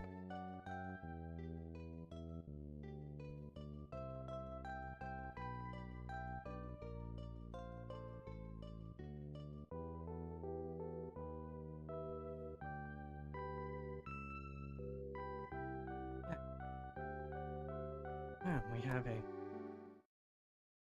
police chief whose solution to violent crime is don't deal with it and instead bully the person who does. Let's go see what he wants. Alright, lay down. He's back, by the way.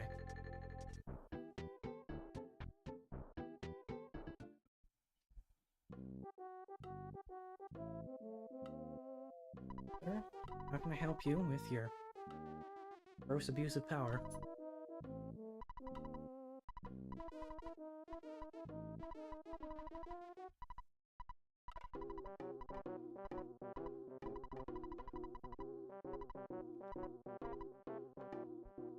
Uh-huh.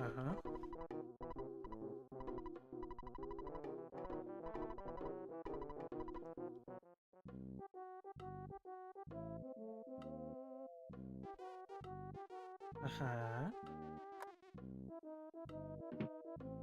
Uh-huh.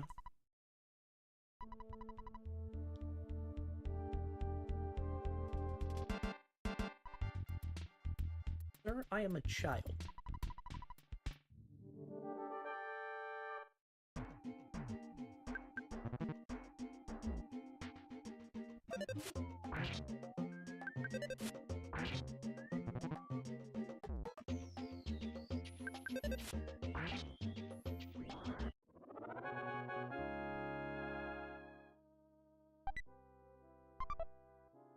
Cool.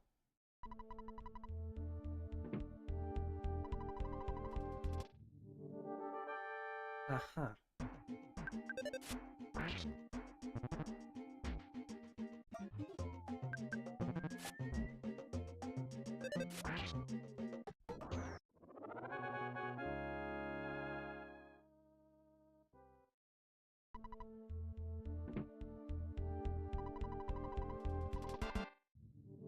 Oi!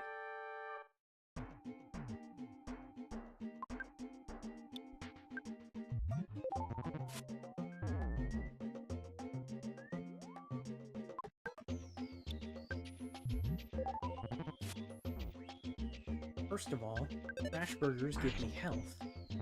Second of all, this has gotta be in violation of some amount of regulations and law.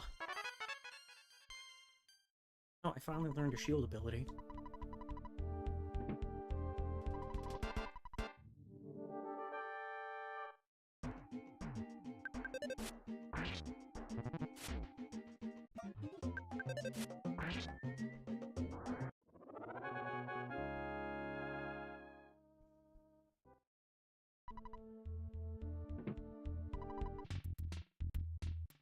That's not good.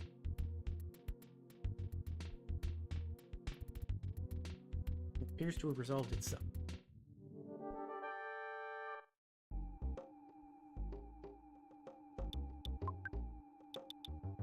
I'm gonna preemptively eat a hamburger. Actually, go ahead and use shield.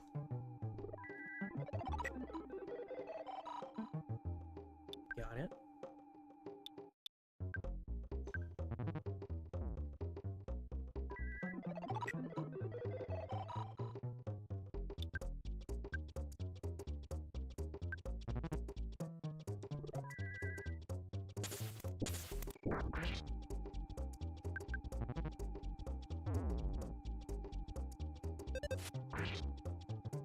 That was with my shield.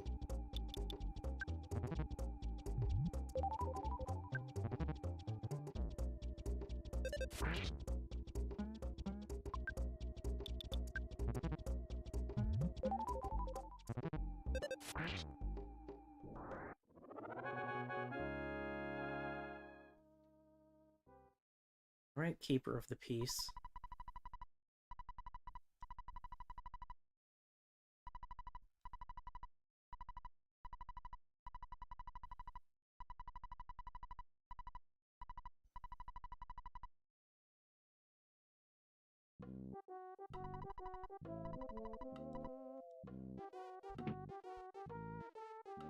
Could have gone substantially worse.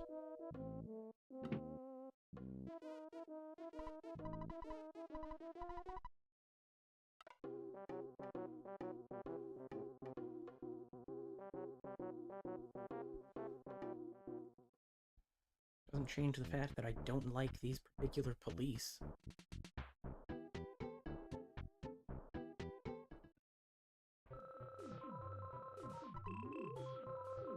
Sorry I did your job for you and made you look bad. Maybe consider doing your job. Instead of ganging up on a 12-year-old.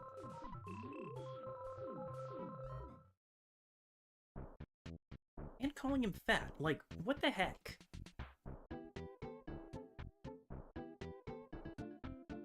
Yeah, later.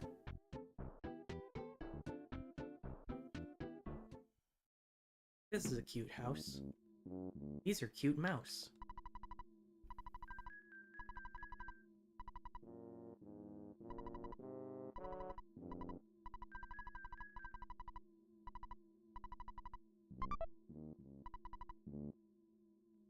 Hooray!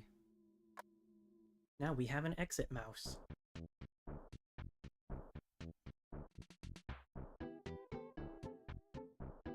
The exit mouse works as essentially the same thing as an escape rope in Pokemon.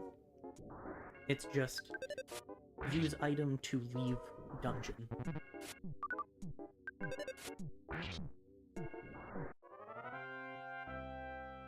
Biggest caveat is that you can only have one at a time, and you have to come back here to get one again? Oh boy.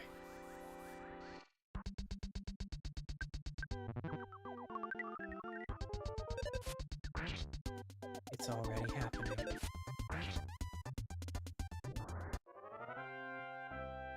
Okay.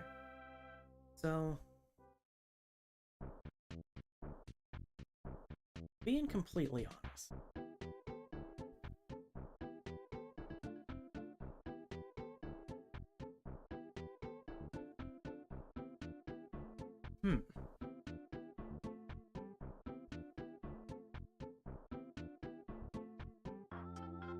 Something's wrong with the audio.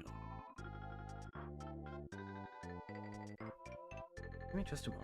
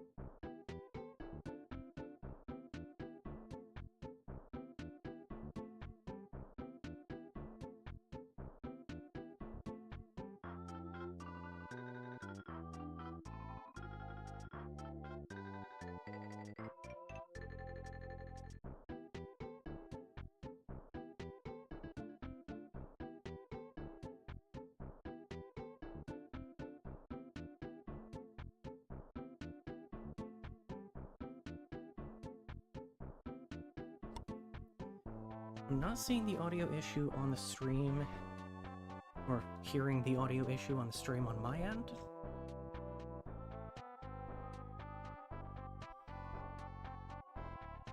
So, hopefully that's not an everyone issue.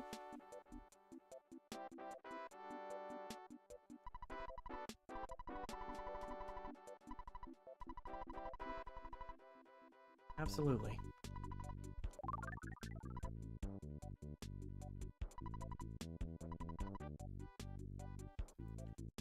Okay. Like I was saying before the audio issue thing,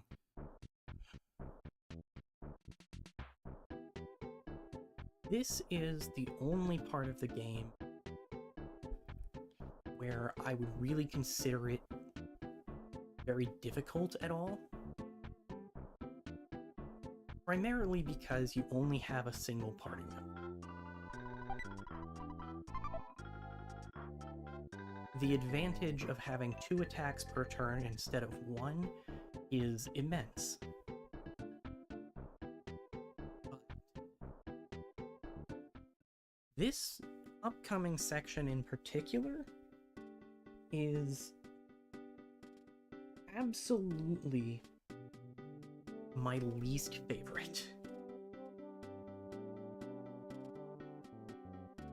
And we've already partially seen why.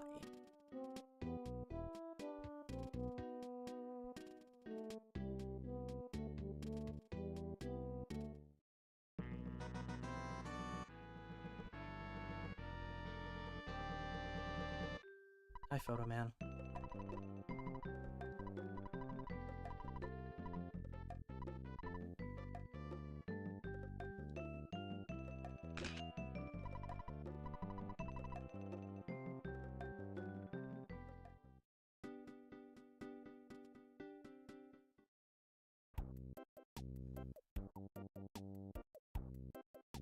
That was not the right button.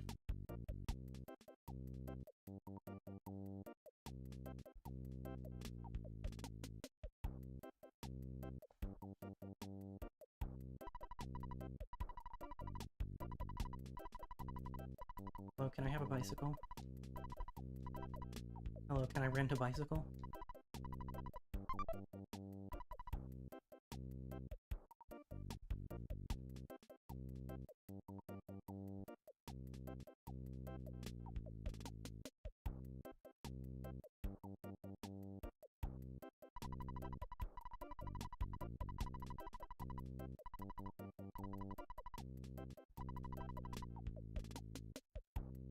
Carrying a bear and biking is impossible.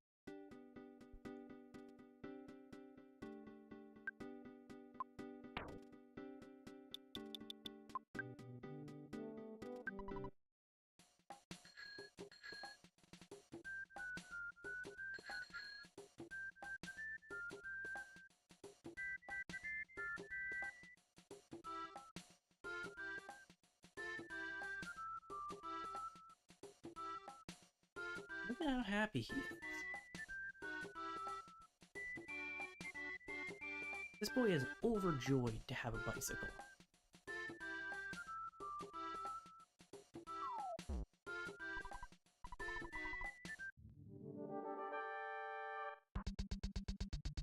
Anyway, we're being attacked by a hippie in the park now.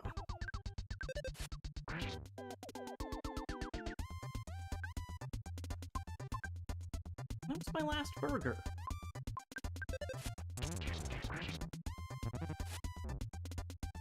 Crit was solely motivated by my rage over you stealing my burger.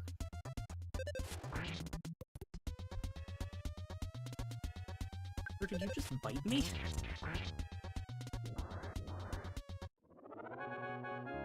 Anyway.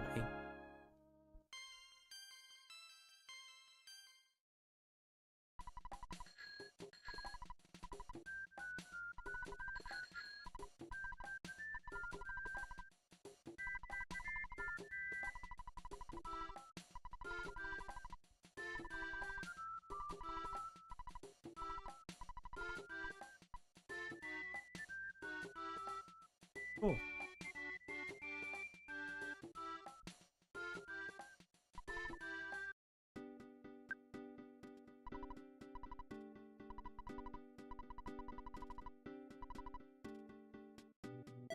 Yeah, give me an egg.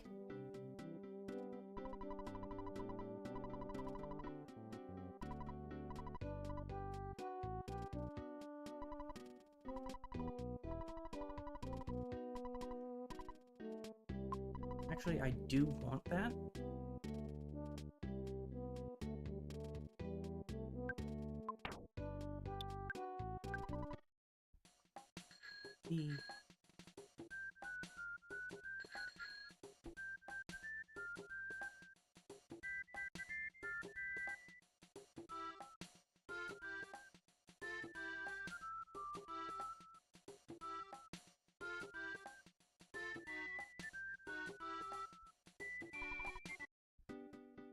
Oh, yeah. Houston does have a department store.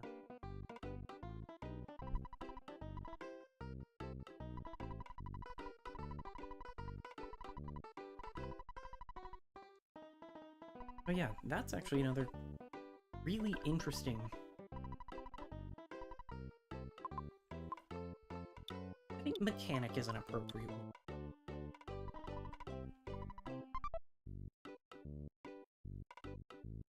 Go ahead and use the paper.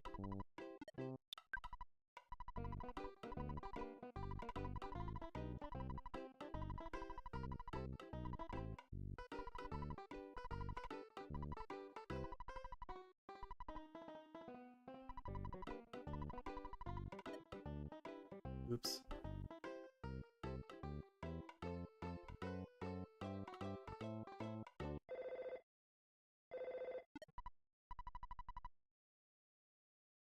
Alright. Father, I don't believe that you are a step on an escalator.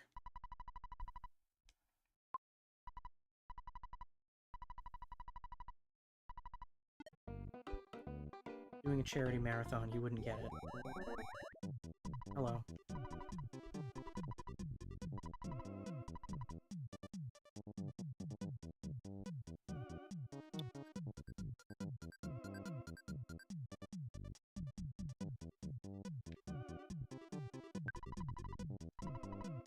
Go ahead and take the bicycle.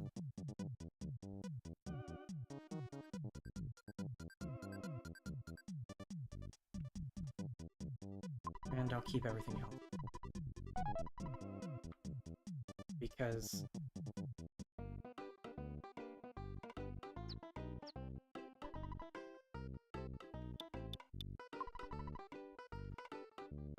we get the bicycle.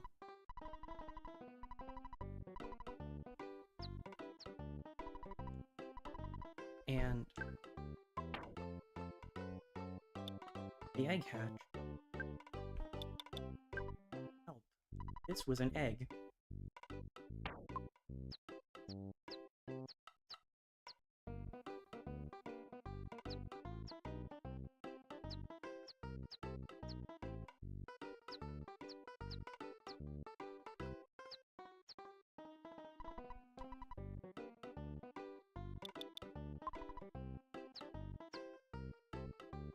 Anyway, we have a chick now.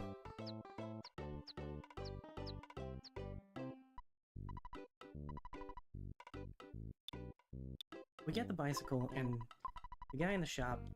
Oi! I just wanted to see what you had.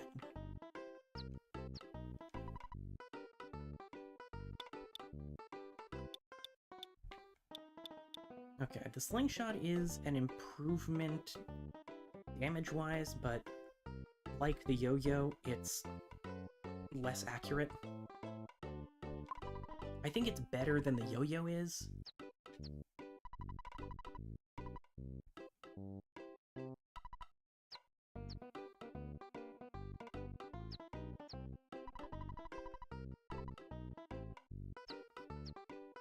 But not substantially.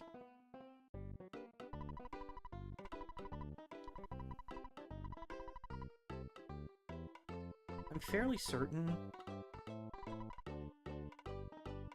I have a cookbook that's based on this series.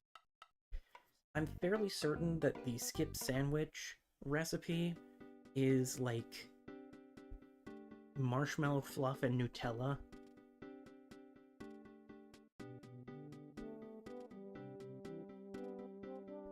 or something in that vein. The chick has grown up.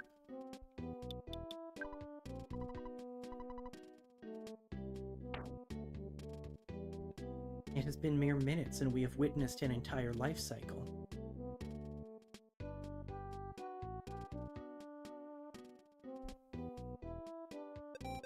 That egg was indeed very fresh.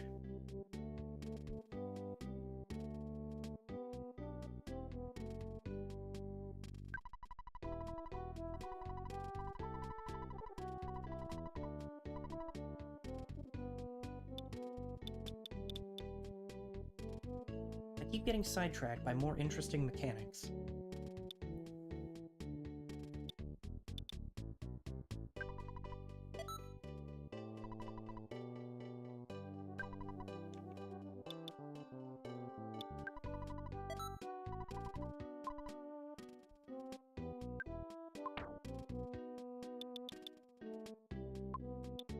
Just to demonstrate this,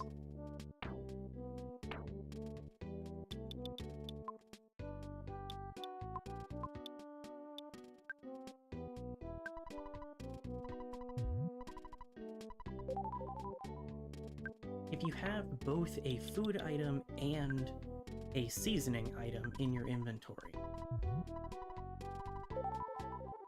it will change the effect of the item based on how well the seasoning complements it.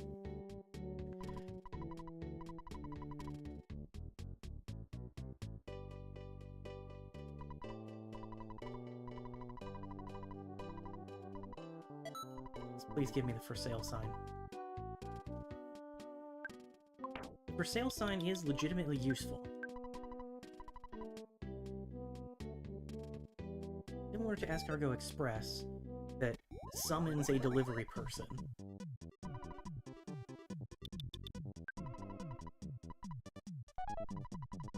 The for sale sign summons someone who wants to buy something.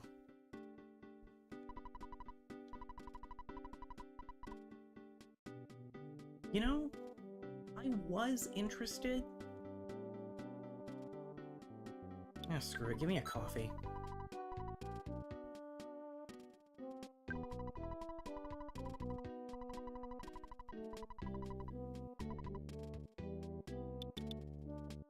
Does the carton of cream go well with the coffee?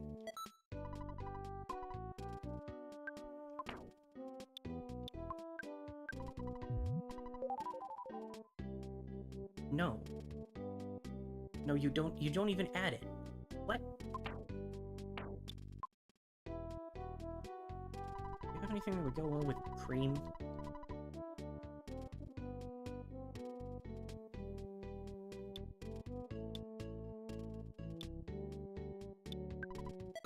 This is just for science at this point.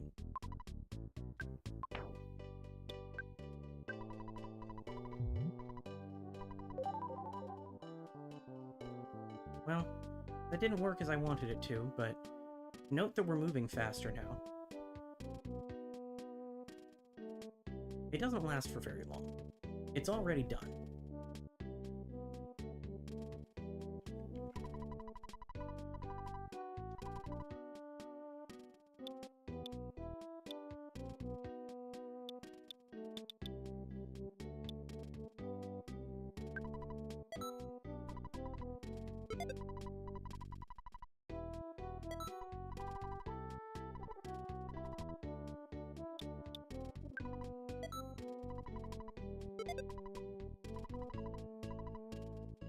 What does the travel charm do again?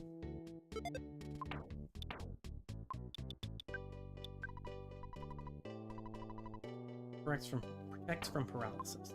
Okay. Yeah, that's nice.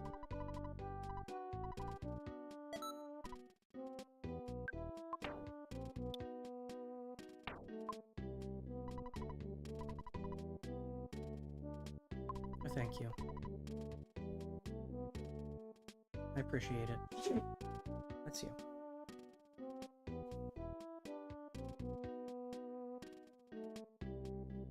Okay, before I get sidetracked doing half a dozen other things.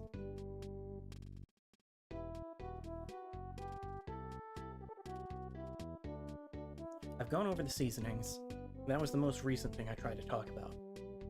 Before that, there was the guy in the department store that was talking about homesickness. That is an actual status effect that Ness can get. It's completely random. But the chance of getting homesick changes based on Ness's level. Sonic, stay put, please. I know that's hard for you. This is another case where I don't remember the exact values, but he can't get homesick until he's at least level 10 or 12, about where you'd be when you're leaving Onett. And the chances of getting homesick increase for a while and then start to drop off as Ness gets to the upper 20s to 30s, because by that point he's strong enough to be on his own. And I just love that.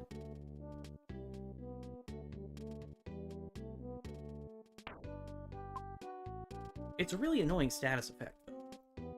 Not gonna lie.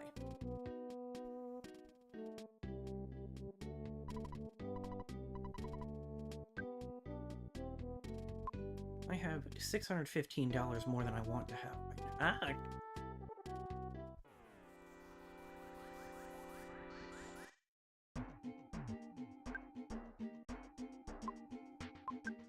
Why is it always cops?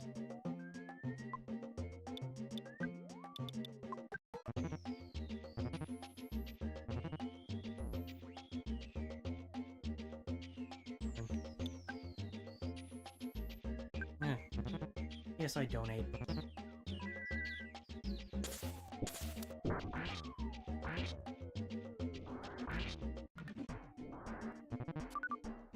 We've reached the second origami thing at this point, which ties in nicely with what makes this section my least favorite part of the game. Story-wise, it's fine. Don't get me wrong. I don't have any issue with this section of the narrative. The gosh dang mushrooms.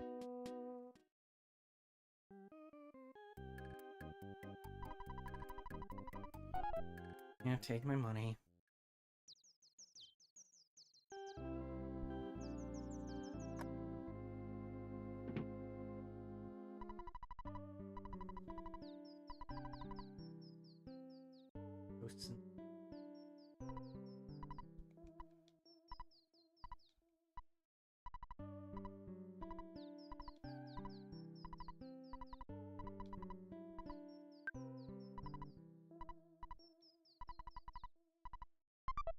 Nice.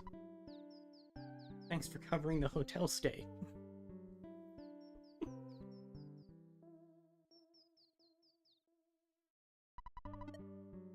Save.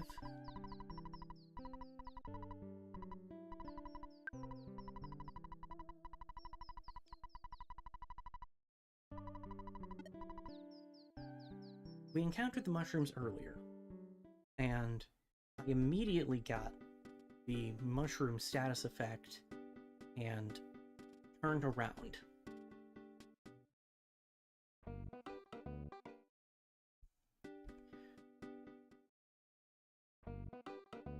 That's because the mushroom status effect is obnoxious.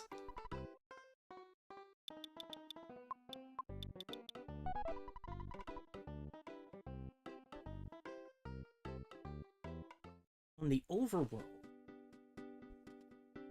it occasionally messes with your controls. in battle. It's like confusion in Pokemon cranked up a level.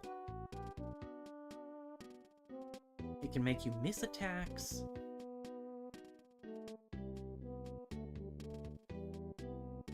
Oh, shoot. Starting to wish I hadn't sent off my bicycle yet.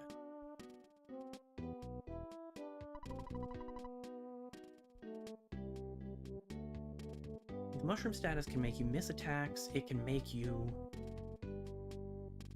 target your allies if you have them.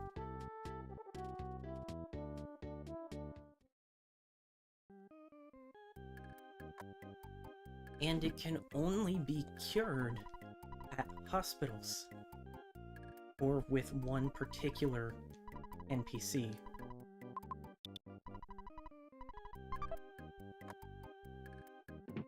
Any food left over? I still have one skip sandwich. And a ruler. That's not gonna be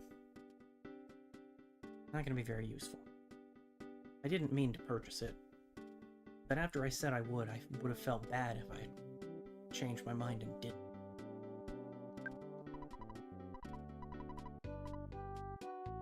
Hey, you're the only person who's sure about this, so I'm willing to believe the dog.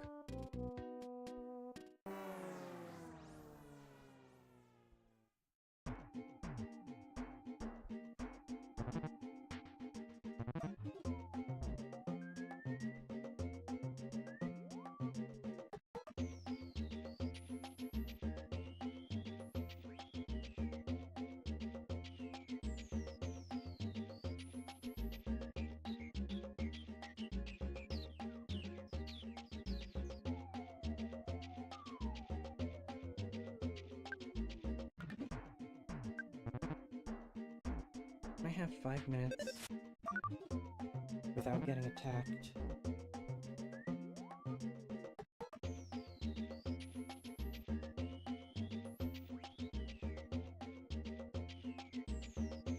Please.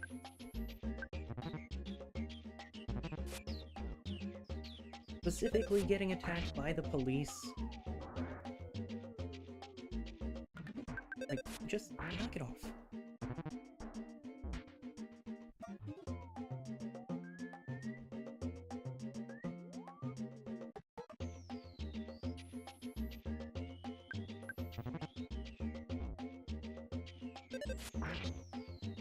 I should heal.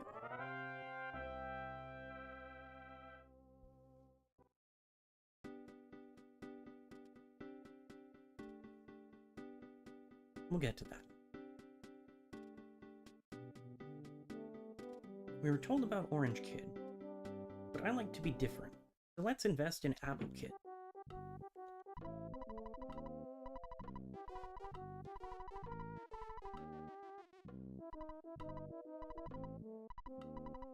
Yeah. Want a sandwich?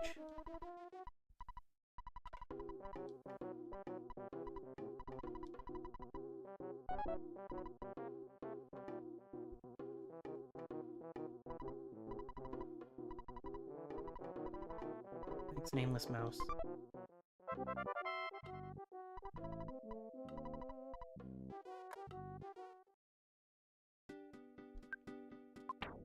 Phone.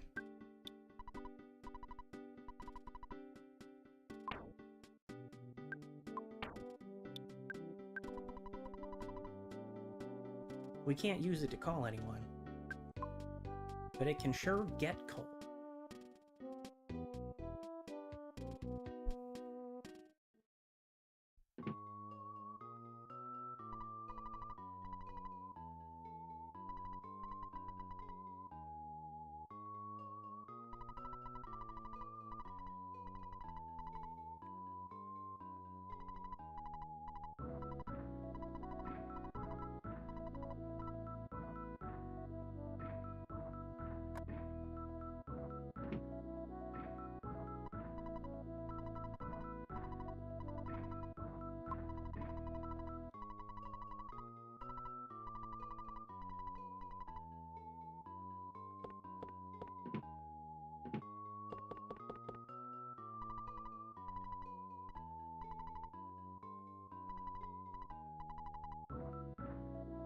Did it take you this long to notice? Sure, there's a dog outside that knows that she was kidnapped.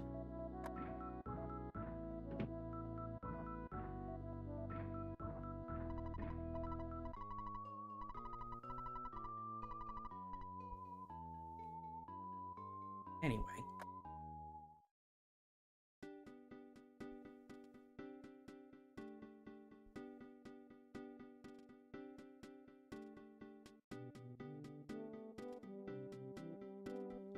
Her parents. I think that's a pizza shop. Hello.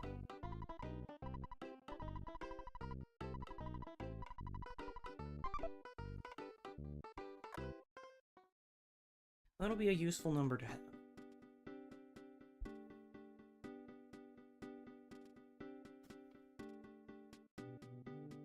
You know what? You can stay on the floor.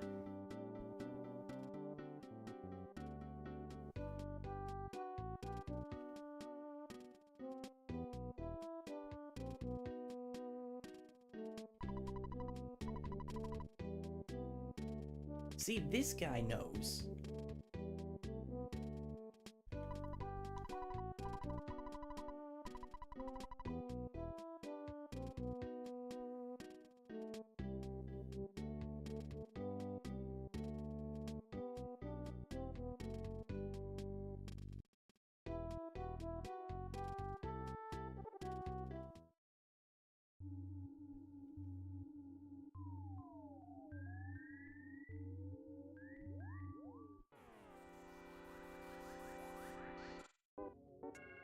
Can't even trust the plants.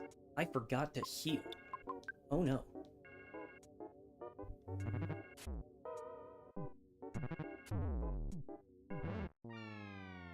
Well, don't I look like a clown?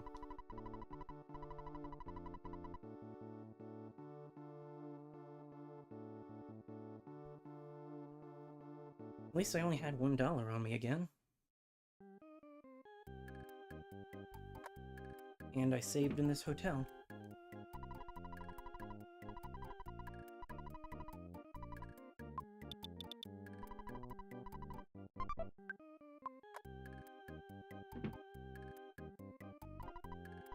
Well, yes, thank you.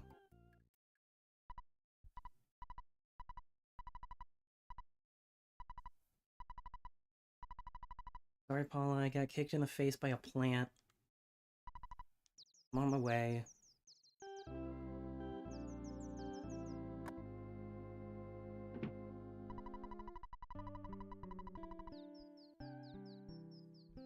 Oh, news day, huh? Headline's the same as it was yesterday.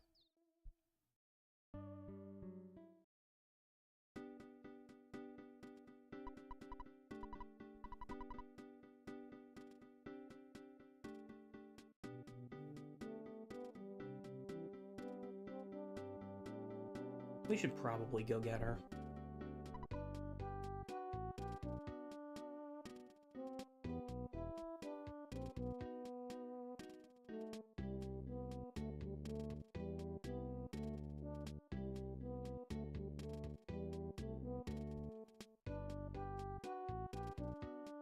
Pardon me.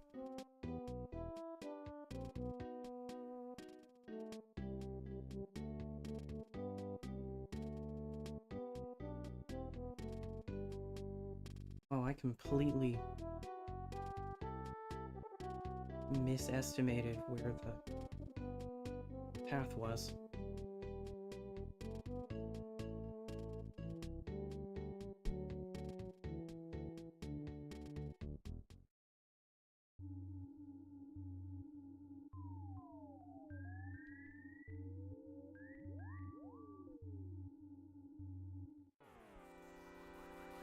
Hello again, plants. Ready for round 2? Yes, you seem to be.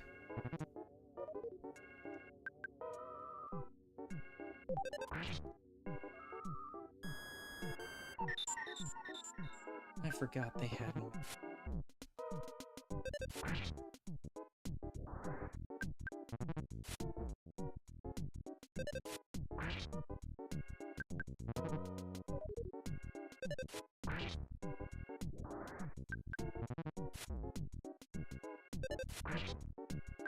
Like weeds, I tell you. They probably are weeds.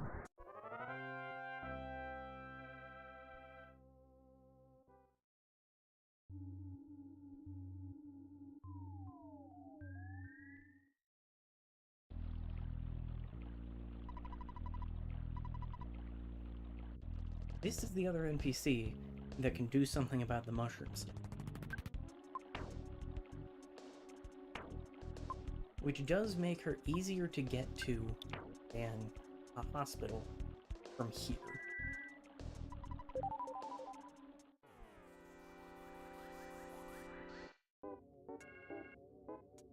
I like the UFOs, they're cute.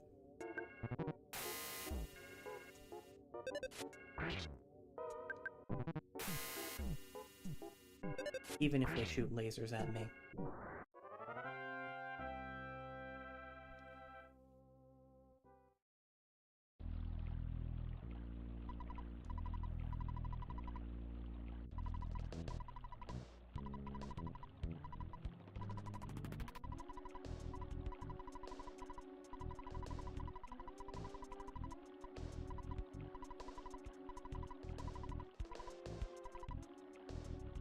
Thanks, Mole.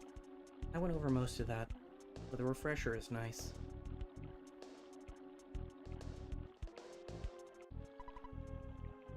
I disagree. I disagree on a fundamental level.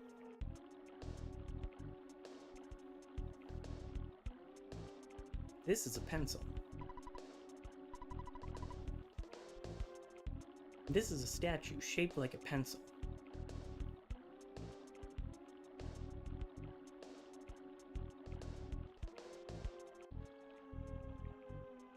Can't do anything about that.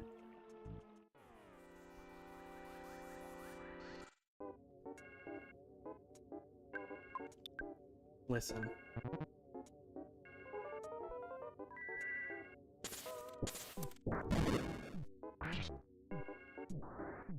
I forgot the UFOs resisted. Yes, I donate.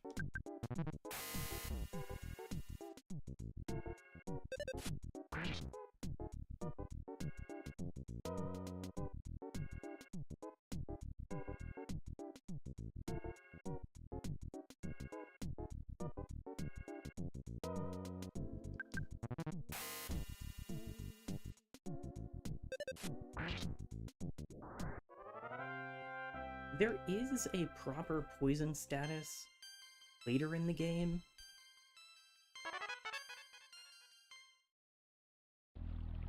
It just does more damage.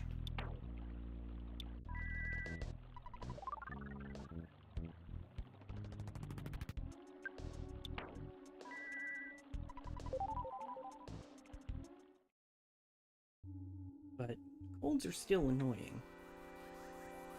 And they serve that same function of a little bit of damage each turn.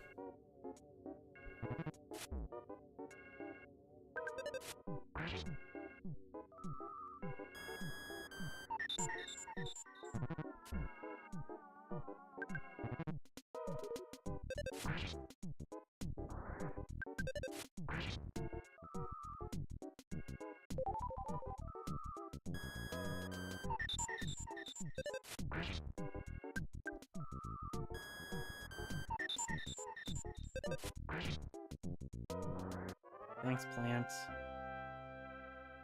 Didn't want to use that anyway.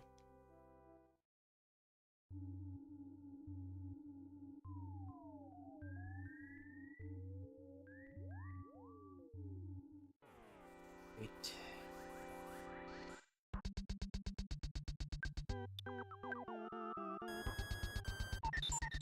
Joke's on you. Okay.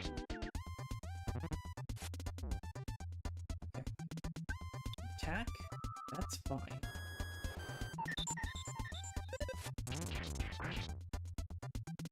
Good.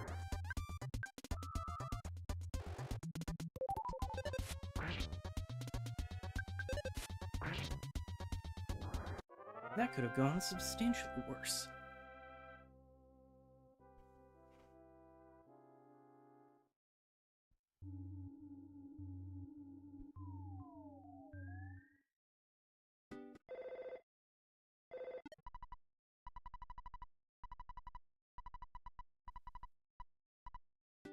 Nice.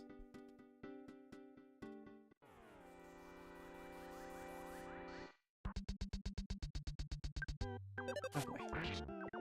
Significantly less nice.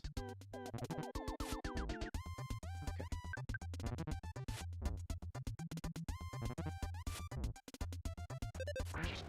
Attacking me is fine. Gathering spores isn't. Gosh darn it.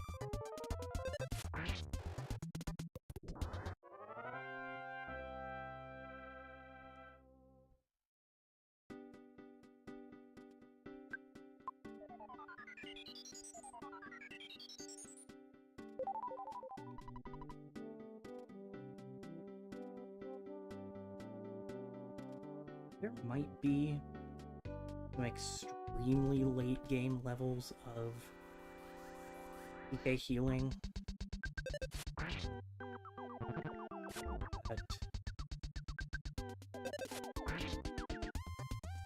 okay, good.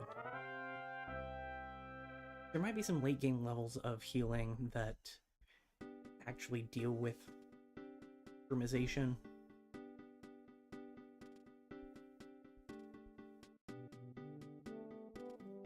But we sure don't have them yet.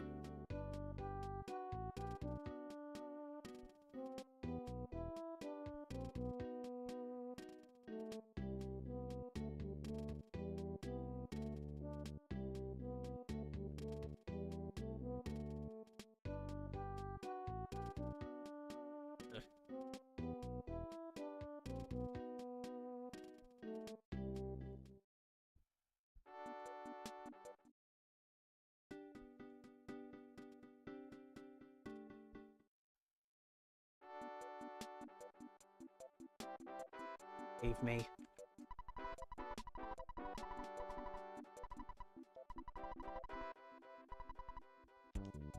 Really, the one saving grace is that you don't have to pay to get rid of it. They pay you.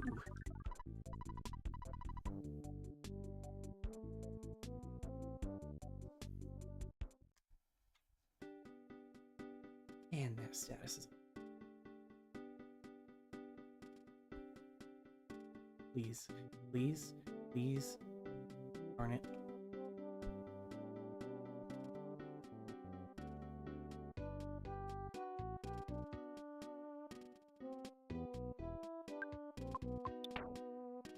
I, in my boundless hubris, could not have sent away the bike.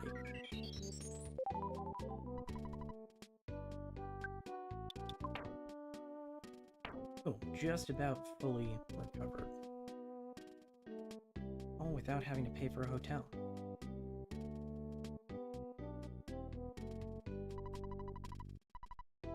Thanks, Orange Kid. I'm sure that you don't have an obnoxiously inflated ego that would make me want to kick you.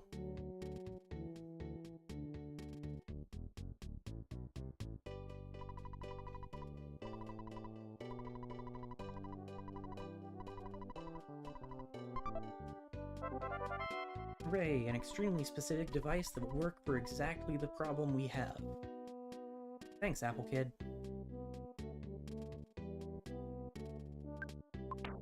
Unfortunately, our inventory is very full of entirely necessary items and a ruler.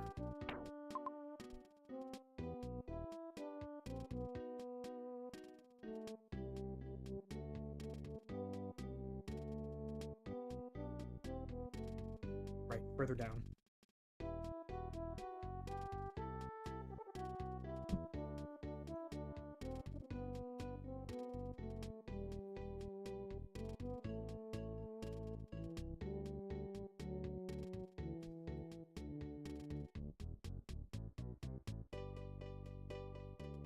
Unfortunately, I feel like excessively arrogant inventor is a very predictable character archetype.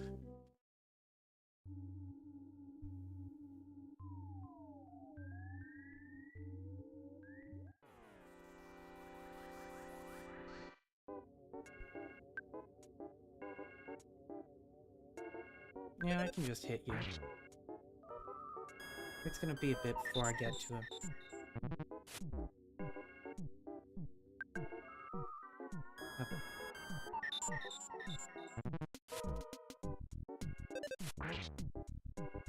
Maybe plants were a mistake. Ness agrees.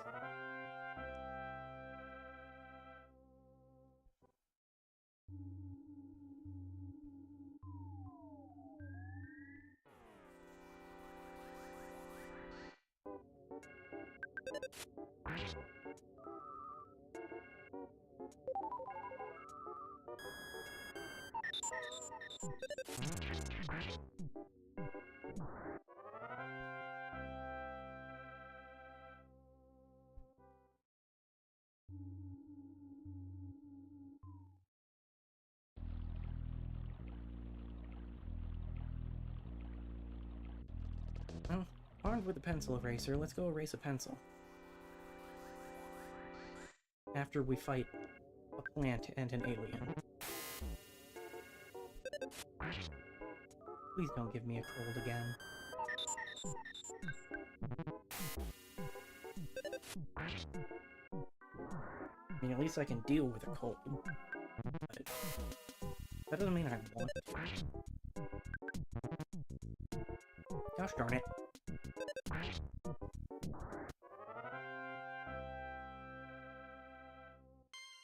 This is why we can't have nice things.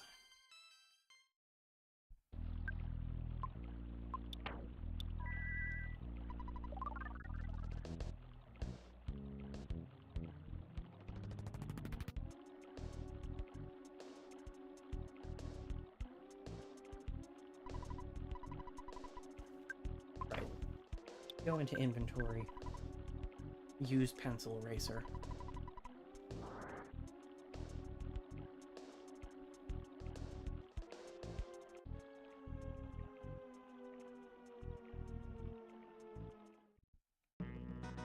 I thought there was a photo in this otherwise useless section of the map.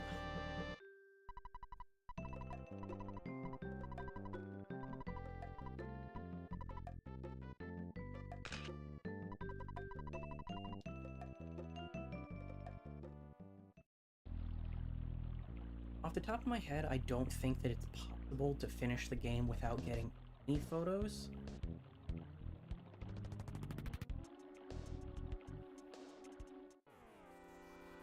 Could be wrong, and I'm sure that there are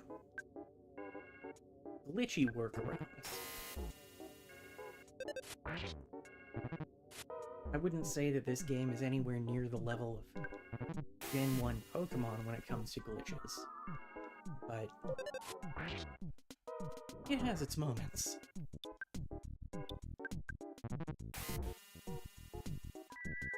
And that is why we're healing.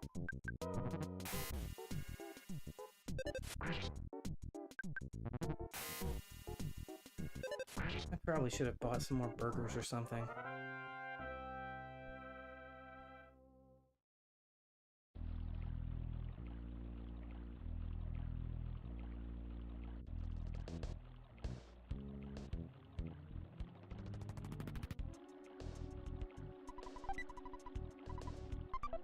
Oh. Well, we'll have one for Paula.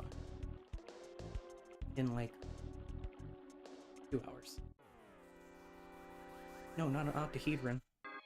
You're not an octahedron at all.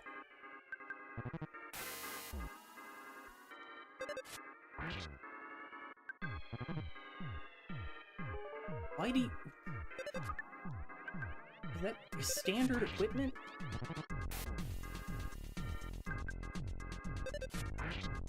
The get mildly inconvenienced beam?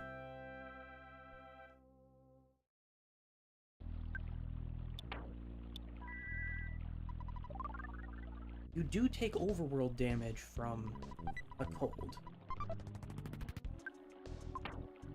That is a permanent buff, I think. Yep.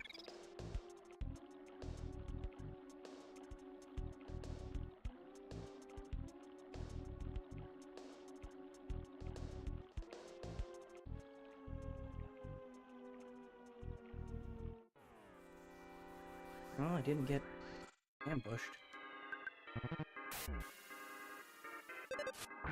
This presents a problem.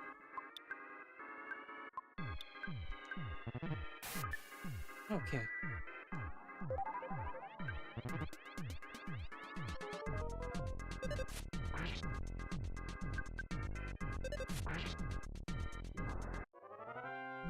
Familiar face.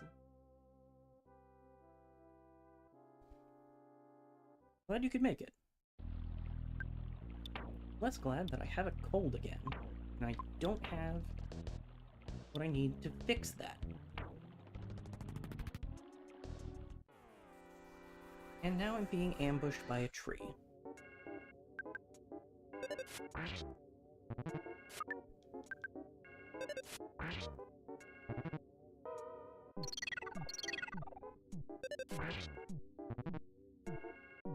Not the vacuum attack. That sucks. Da-da-da-da.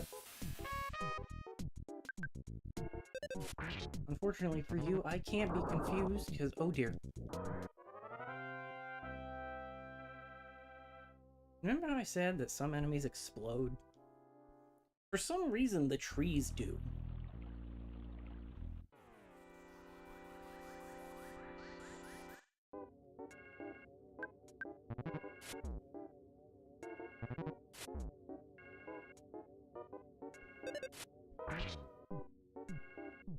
Oh, that would do it. I mean, I do acknowledge that I don't tend to talk very loud anyway, and the overall volume of my streams ends up being pretty low.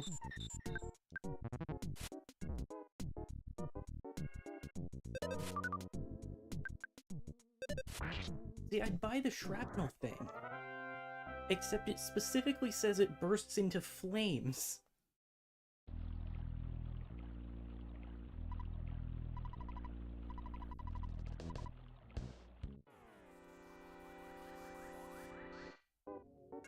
Yeah, I know.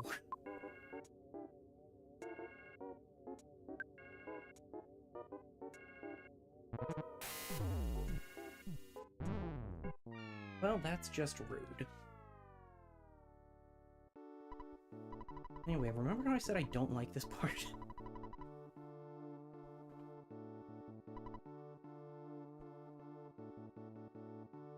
It's just a perfect storm of high damage and status conditions and taking your psychic points.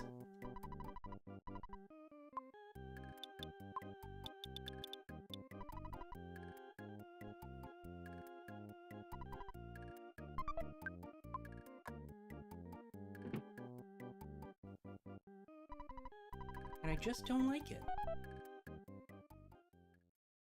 But it is a part of the game. Therefore, we carry on.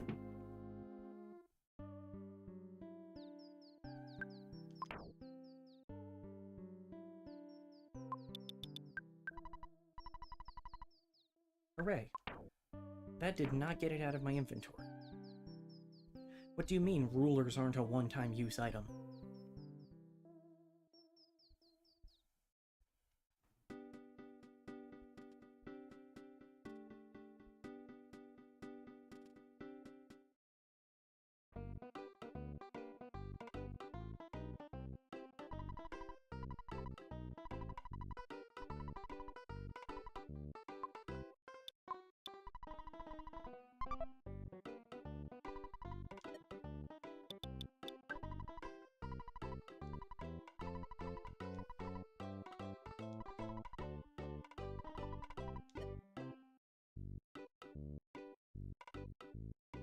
Yo.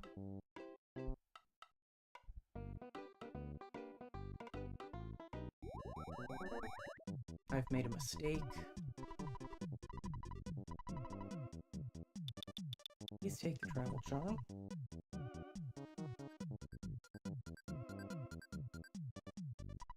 Yeah, the combination of freeze and colds and just everything else. Ah.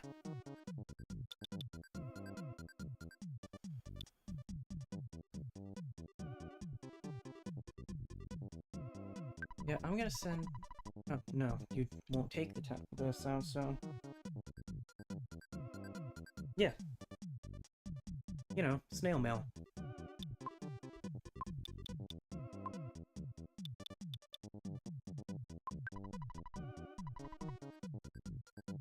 Yeah.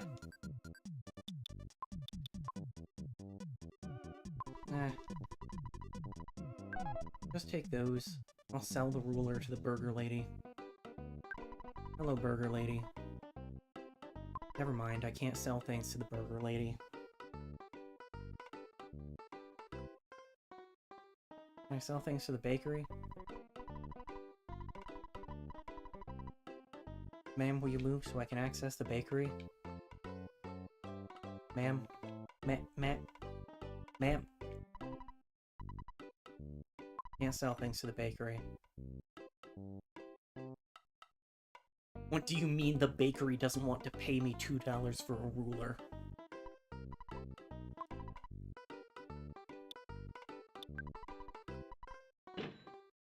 This is acceptable. There's 178.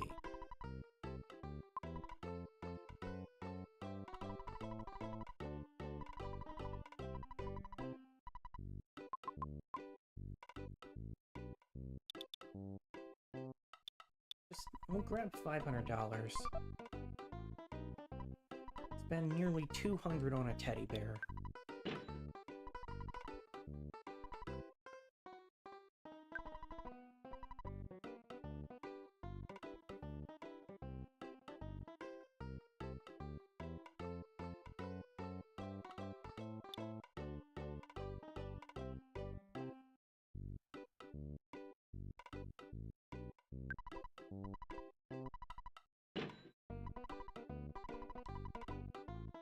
I'll go ahead and grab a ribbon and a fry pan. They're surprise tools that'll help us later. And yeah, another cheap bracelet. No. No, please don't.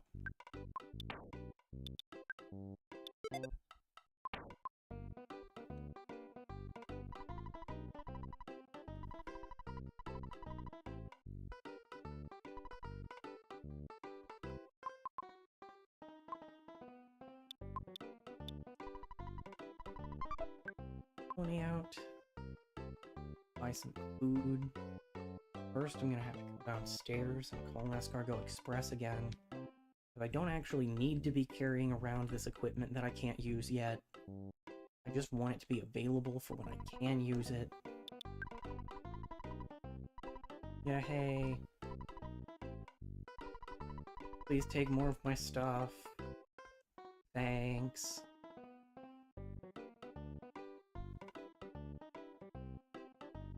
I like to imagine that Tracy's room is just progressively getting filled up with the random junk we decide we don't need right now. Okay. Ribbon. And bracelet. And frying pan. Yes, please. There's not a door over there. Sir. Okay. Hello, I would like Uberg.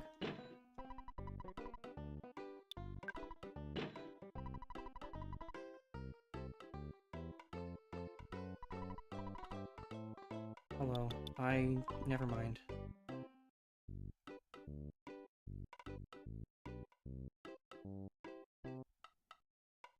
many times can I ride these escalators before I leave the store?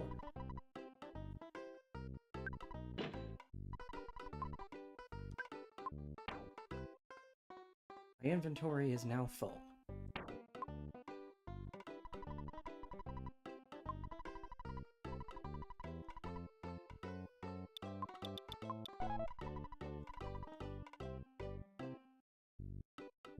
Let's go back down. And with this teddy bear at our side, try again.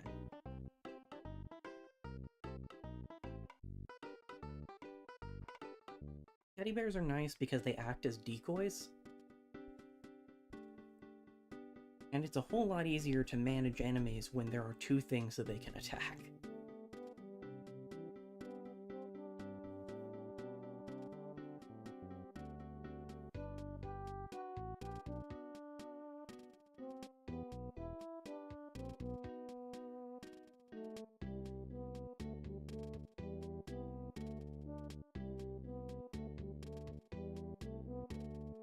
So far, so good.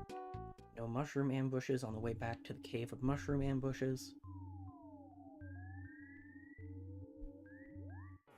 Well...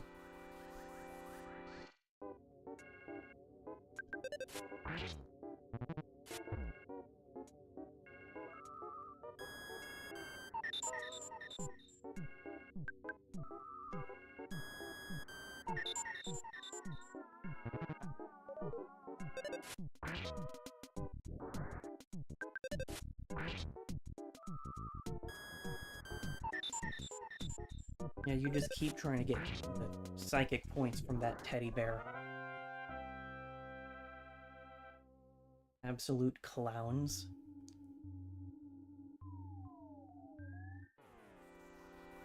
At least they can't come in a group of 3. They can make themselves a group of 3, though. I'm not actually sure how much health the teddy bears have. It is finite. The teddy bears can be destroyed.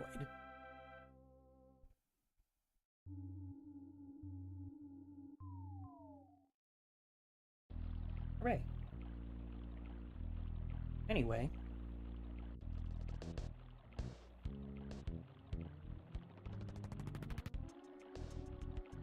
You know, I guess I should consider myself lucky that the alien's heck you get sick beam only gives you the common cold and not some deadly alien virus.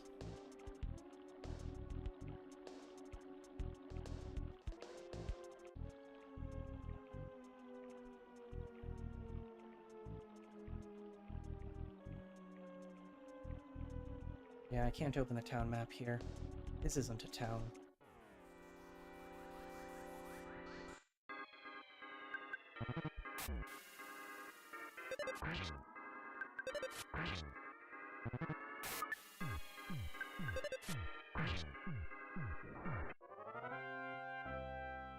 The different messages for attacks failing to land actually do mean something.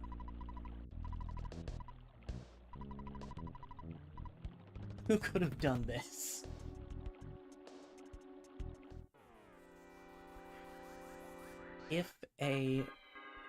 If an attack says that it missed, then it's because of the attacker and their accuracy in whatever form that takes.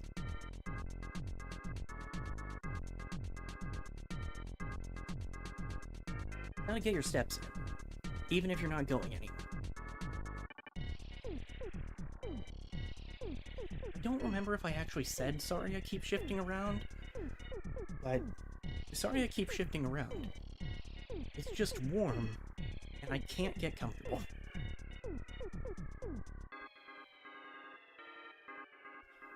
I'm trying to make sure that my face is at least mostly in frame. Gosh.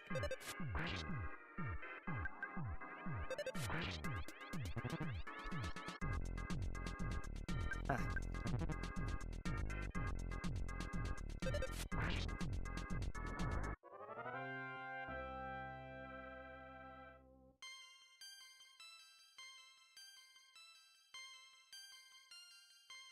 Nice. Significant HP increase. I have the psychic points to heal right now, so I will. I don't think I will, no.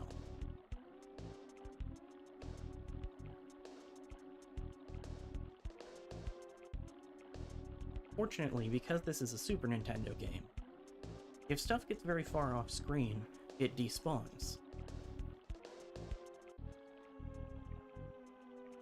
So it's completely possible to selectively move things off screen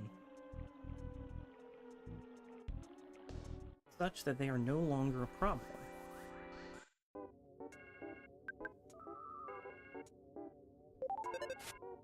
Interesting choice of opener. Gosh darn it. Why do you always go for me before you go for the teddy bear?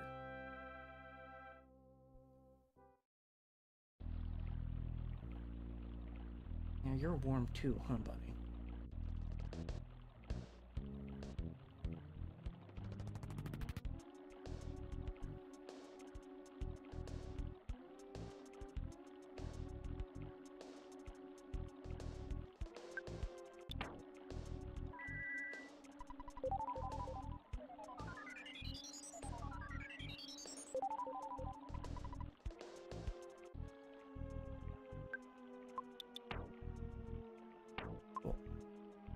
I'm sure he's okay, but I'll keep an eye on him and I'll let him out if he starts seriously panicking.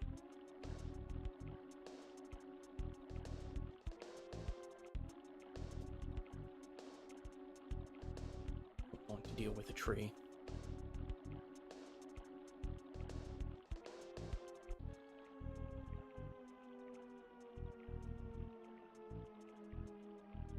Well, I'm not going over there yet. Thank goodness.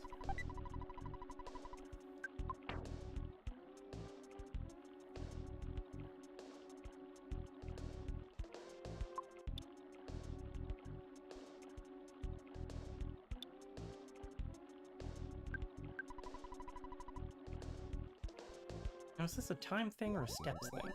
I guess we don't know. Hello, do you want one hamburger? Gently used. Life noodles are extremely important.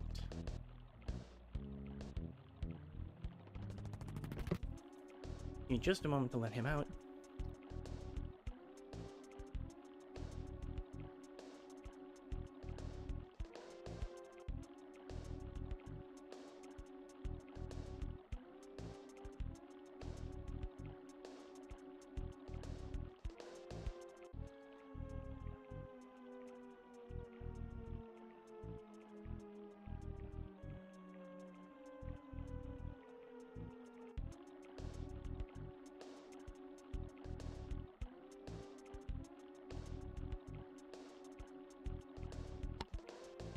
Also turned up the ceiling fan now.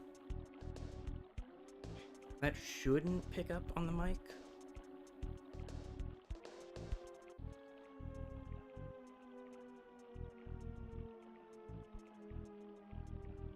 Up on the mic a little bit.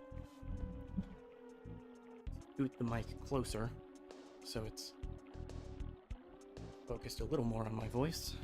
Gonna have to refill my own water here soon.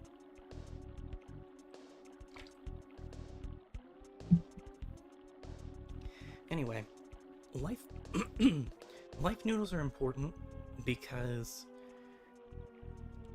they're gracious sakes. They're one of two. What are you doing here?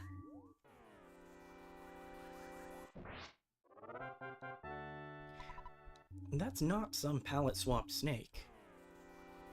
This is just a coil snake.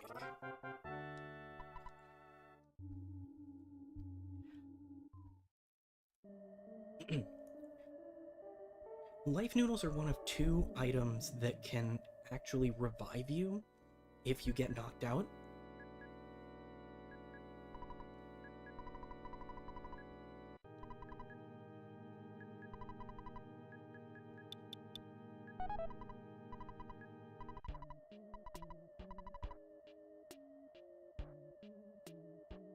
Well.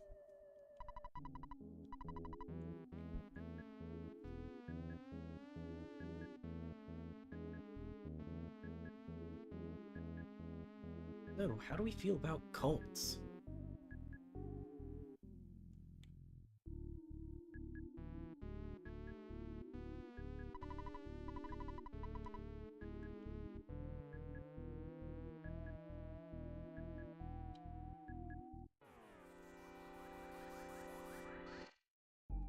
Like, actually.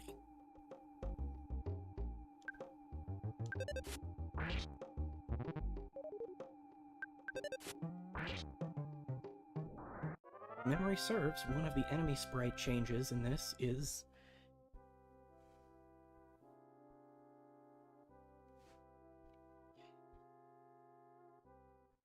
that they added the pom-pom to the cultists' hats when bringing this game to the West.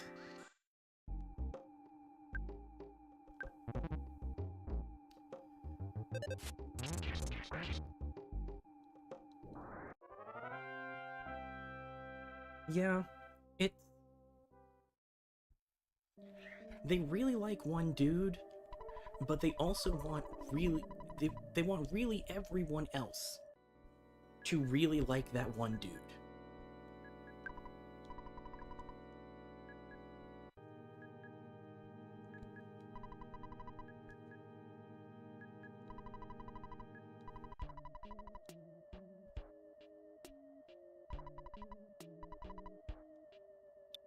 Bananas or fresh eggs?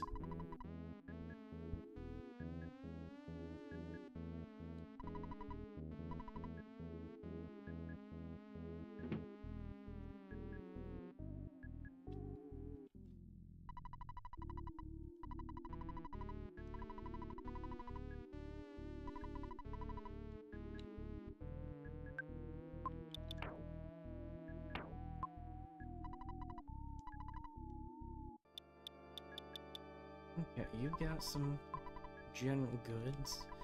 You are the one who always has equipment. Okay. That's gonna be 157 together.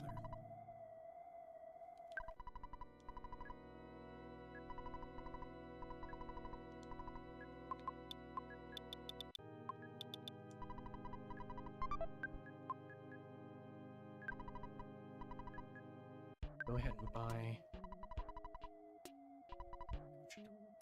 Fine. Fine. You want a hamburger? Yeah, thanks. Glad I bought these.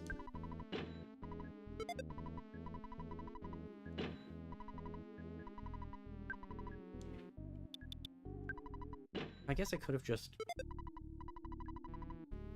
sold the other stuff first. Also, it's just occurred to me that it's probably a little rude to sell the hat that kid gave me for free. It's fine.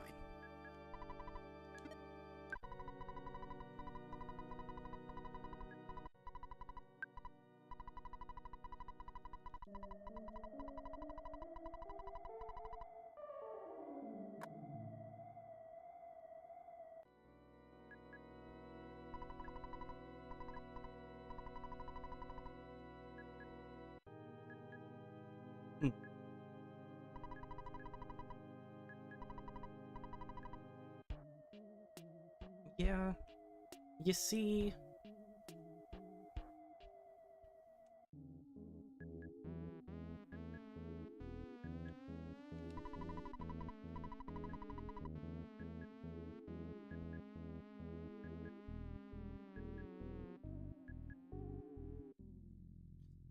I do want to state for clarity that the cult here isn't to my memory based on particular US extremist groups.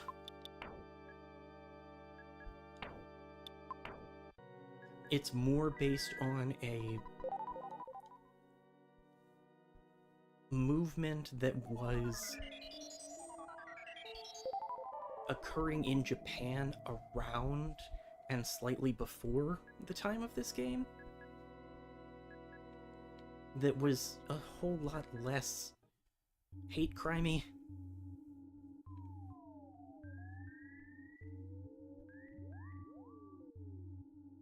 It just...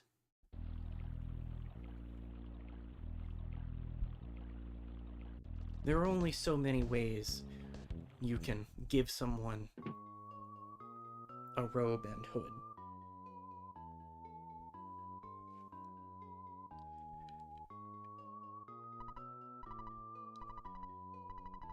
Hi, Paula.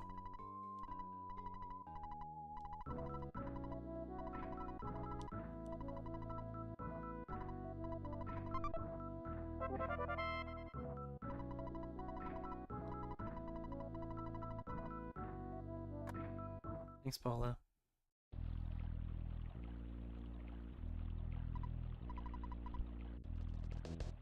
Why are you here?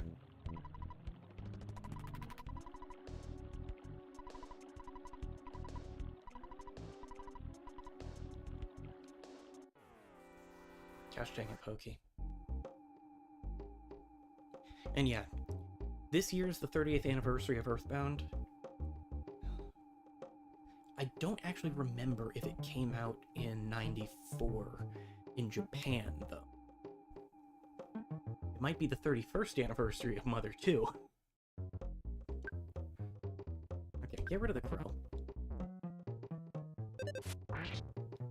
Get out of here.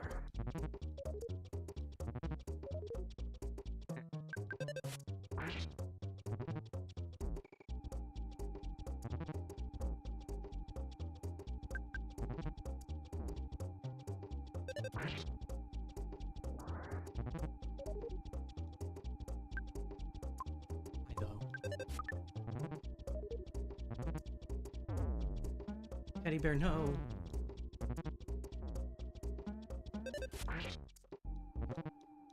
You did your job, buddy.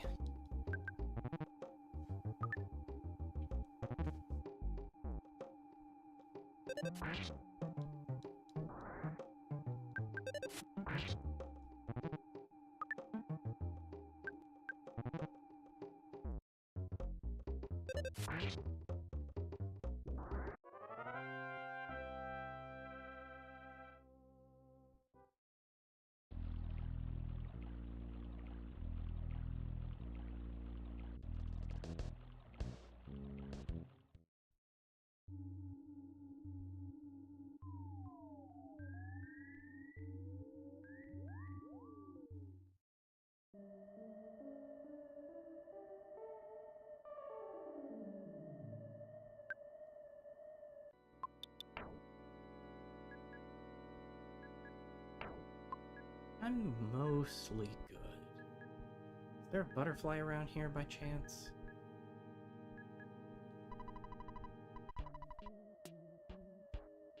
Yeah, see, that's the thing a lot of cults say.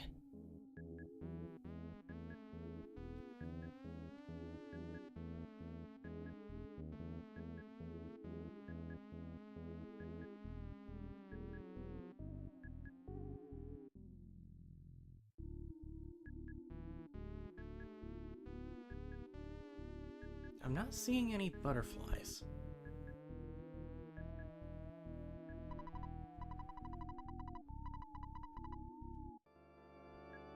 Lady, I already donated to you.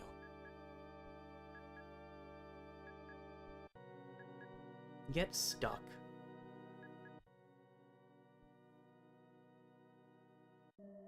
Loun.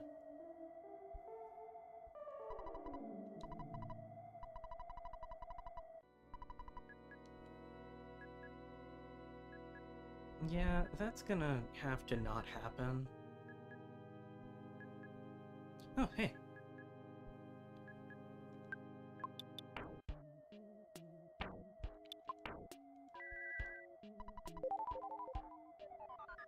Nice.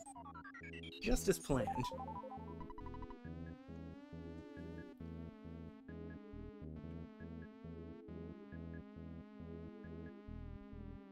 Anyway, let's go into this probably not a church.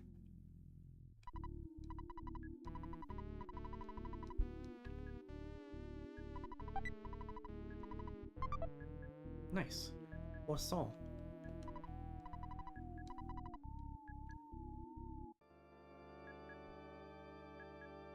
Also, just for the record, this doesn't inspire confidence. This whole thing... not a good look.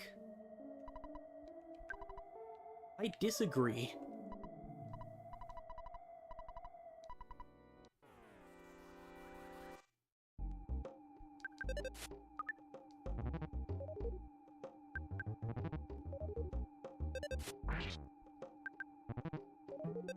It's kind of impressive that nobody's coming to help you when you're in a room surrounded by other cultists.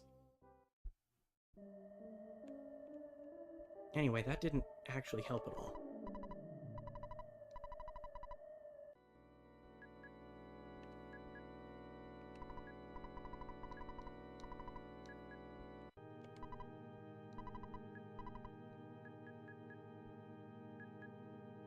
Okay, what's in here? Skip sandwich. I don't need a skip sandwich right now.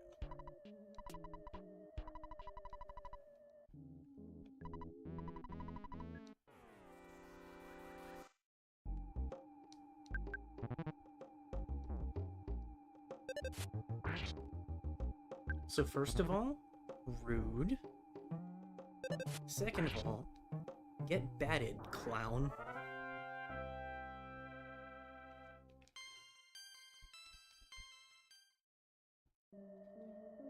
I'm about to level up and you look like just enough EXP.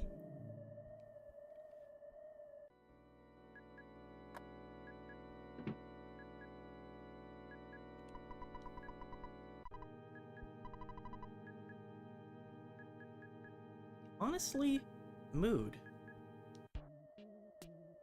Anyway. Hello. No.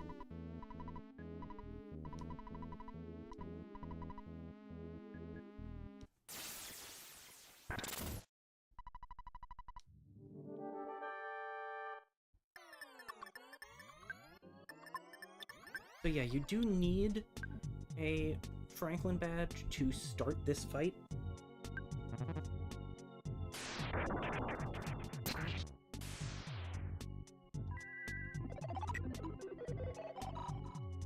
Which means that the fight is kind of hilariously pathetic.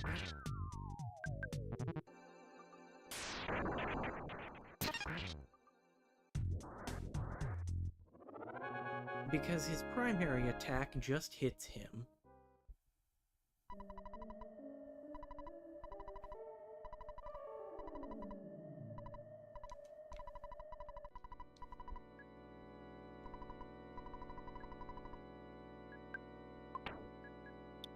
Well, I'll eat a croissant to deal with the damage you did.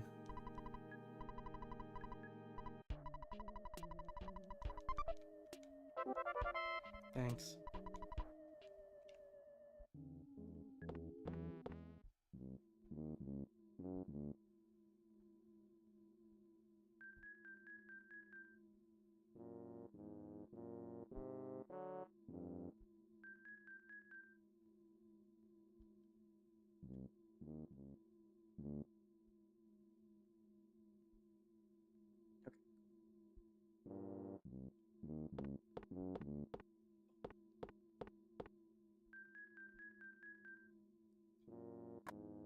Fortunately, I can't read the donation tracker from back here. So.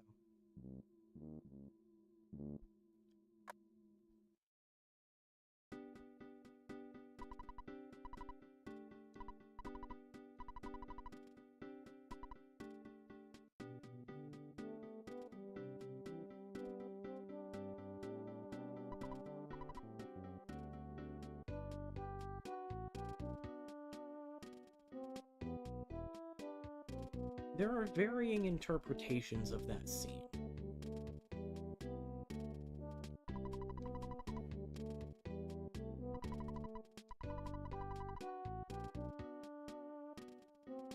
If memory serves.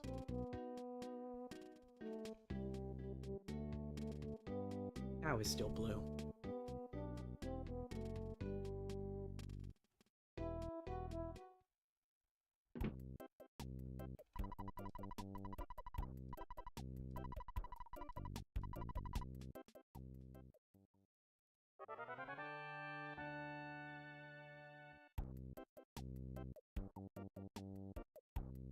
I might just be remembering Oki talking about that interaction in a way that favors him down the line.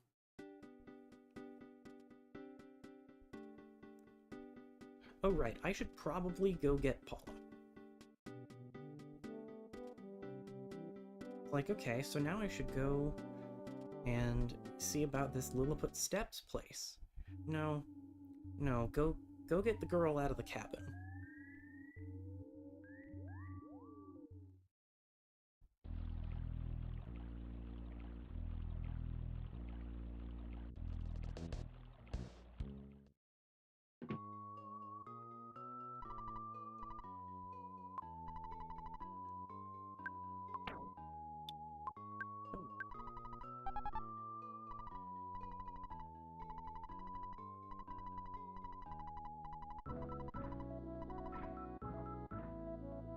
We do have a stop to make before we head to Tuesday.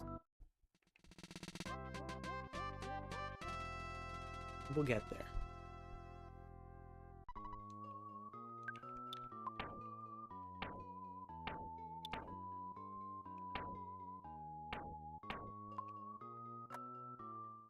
I'm glad you have food, because that implies that you had food while you were in there.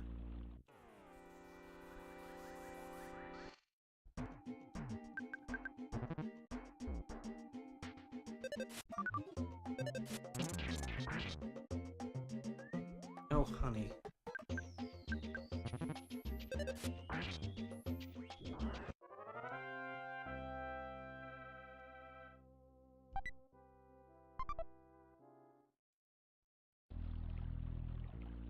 So, with one exception,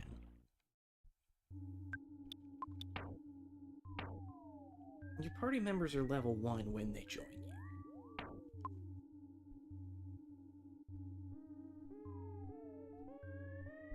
Well, kind of one exception. Oh, hey. We've unblued the place. And re-blued the nature, actually.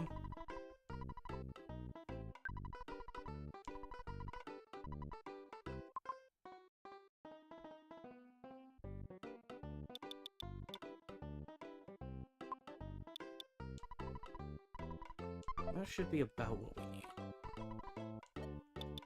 Hello, Escargot Express.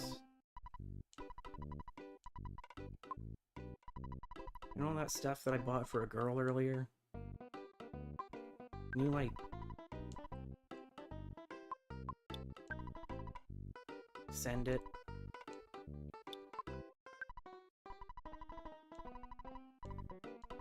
Yeah, thanks.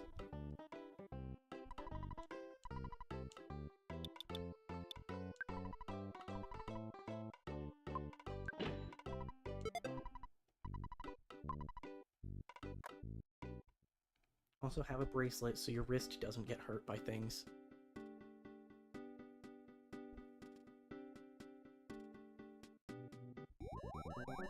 Okay, it must be a time thing.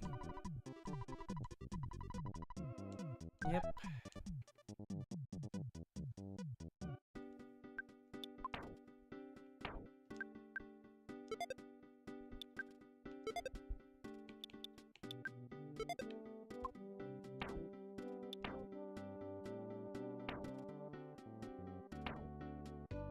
Now she has higher defense than Ness.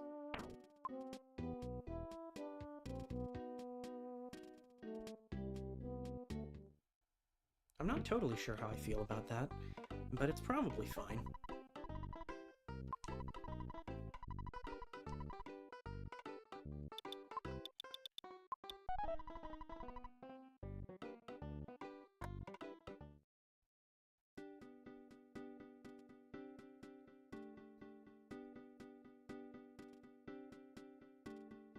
we've reached another decent point for me to take a bathroom break, so I will be right back.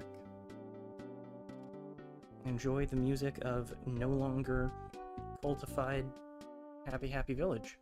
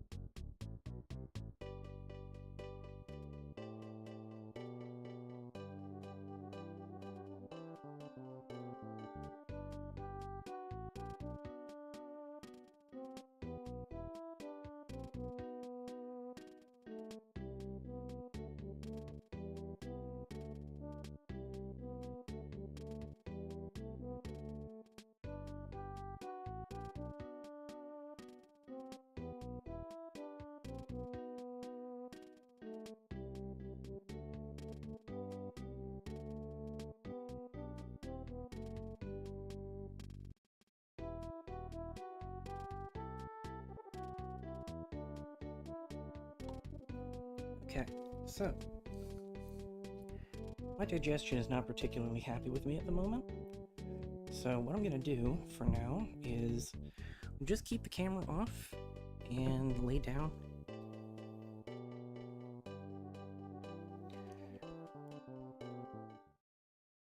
And still play the game just as well.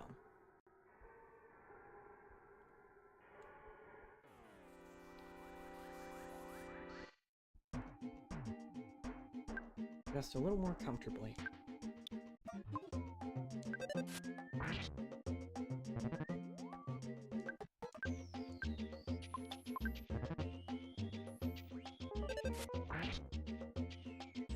Good job while playing rough.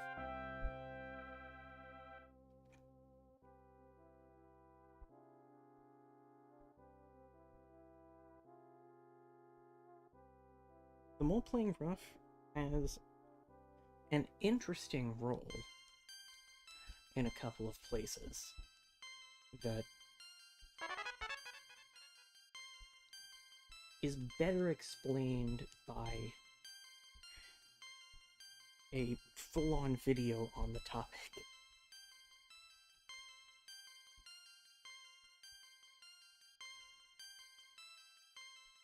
Again, with how dedicated this fan base has had to be, if there's something about this game, there is probably a video no less than half an hour long about it. And that extends to the important role of moles in places that they don't feel like they should be.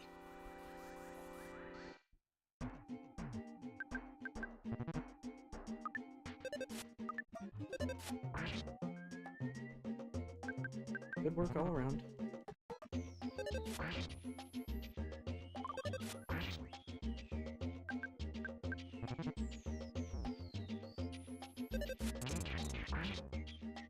Cool.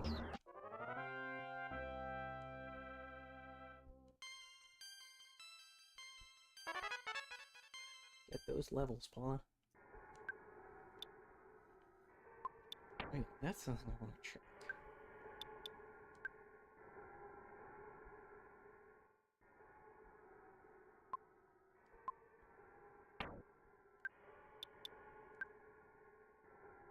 Yeah. PSI Shield is different from Shield.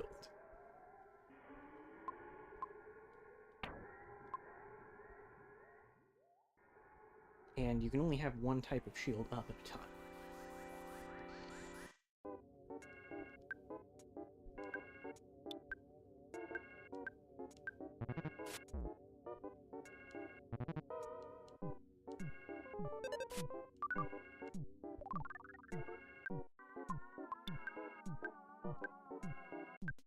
That's why the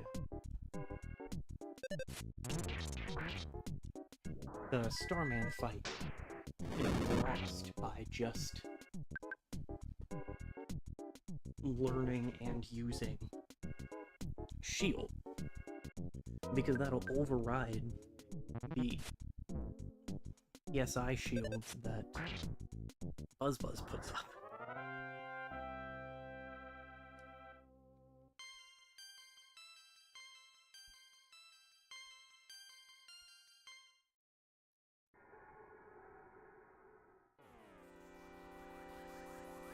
And personnel mold.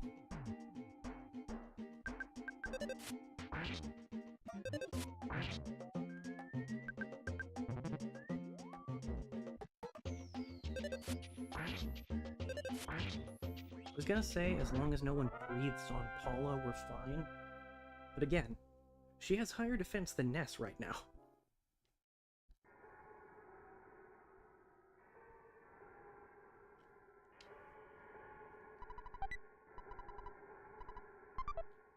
She's got a whole lot less health.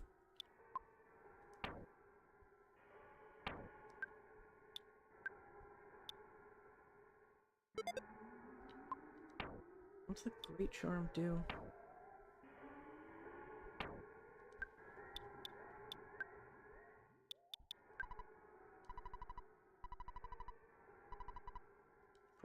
Protects from paralysis and adds a bit of speed. So it is just a flat upgrade to the travel charm.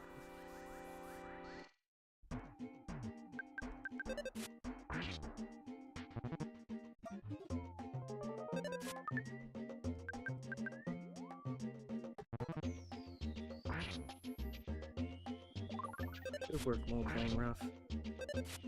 You did it.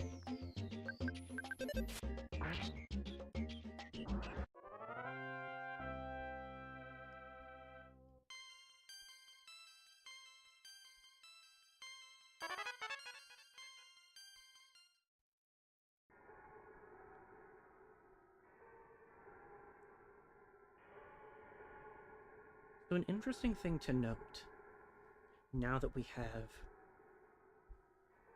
Paula learning all of these abilities,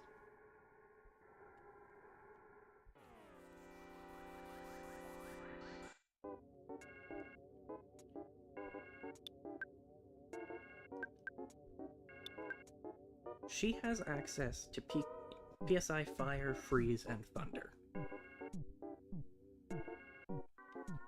which are all abilities that Ness can use in Smash Brothers.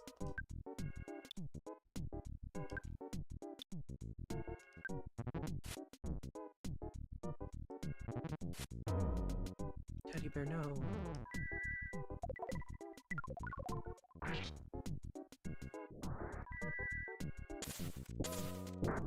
Well, now this feels a little excessive.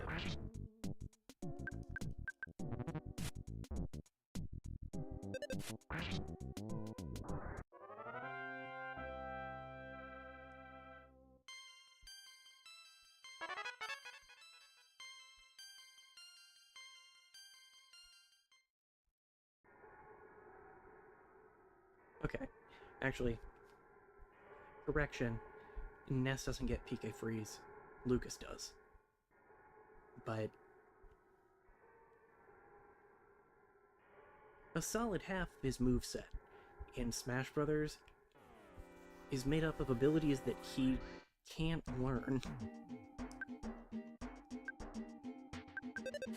Which is just fun. Oof.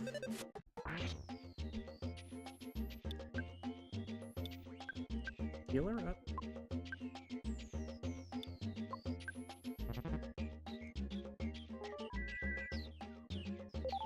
That works out.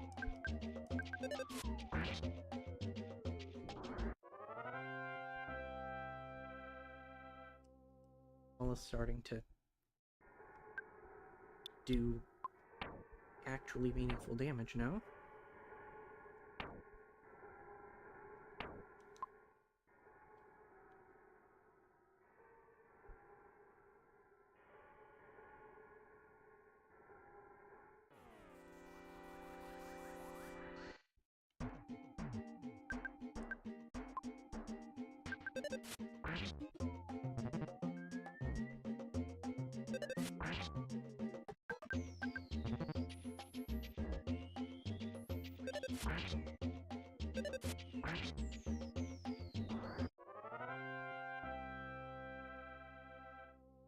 Ugh, I've got that feeling like I'm gonna sneeze, but it's not quite there yet. Oh good, another croissant.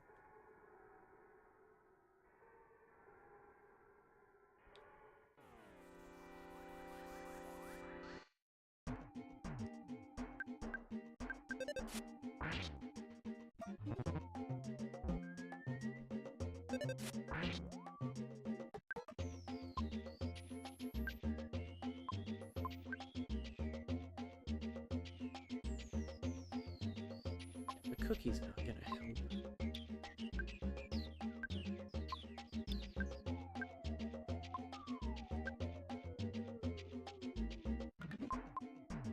May as well try this.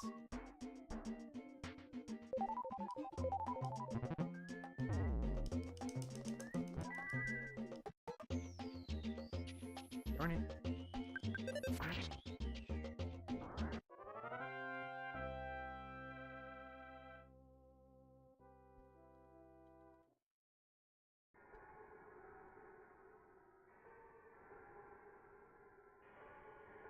I'm gonna use my life noodles here.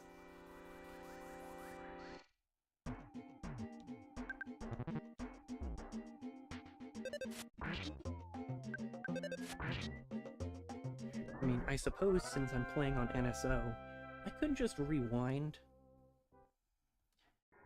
but that doesn't feel very sportsmanlike.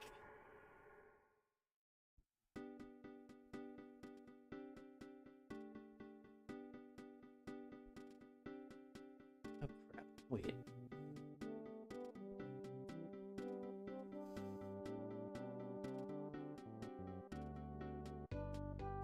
I might actually have to use my life noodles.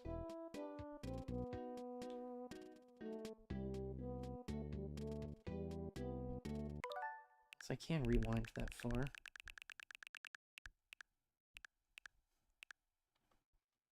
I can. But do I?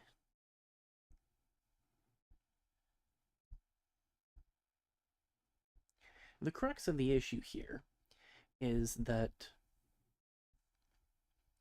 there's no one in Happy Happy Village that can revive.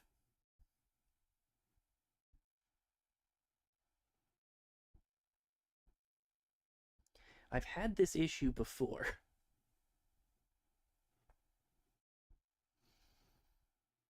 So either I rewind, I use my life noodles, or I go all the way back to Tucson and then have to come back again.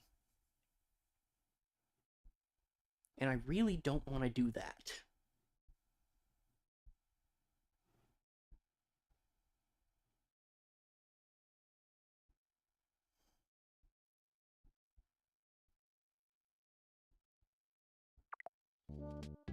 Yeah, I'll just use the life noodles.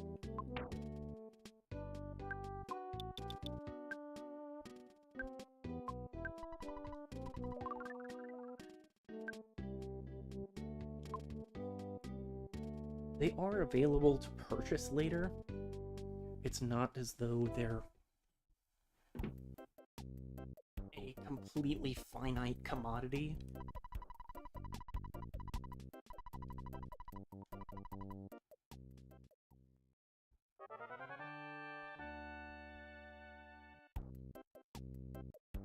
Still, I might need them later.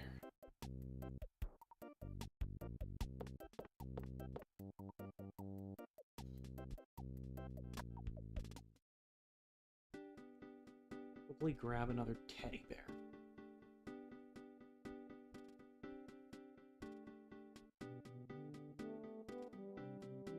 Fortunately, we don't have any emotional attachment to these teddy bears, because their sole purpose is to be destroyed.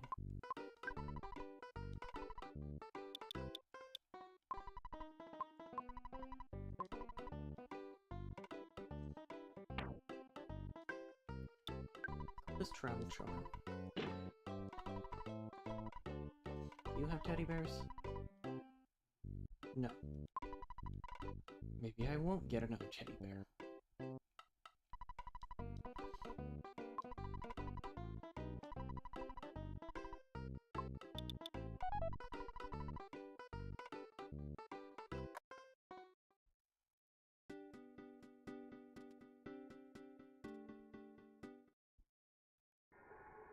Okay. Take 2. Let's not get Paula killed.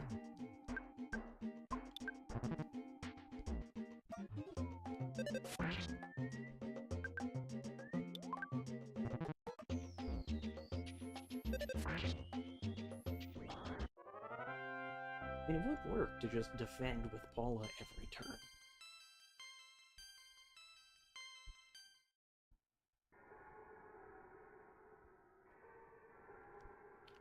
She will always be squishy.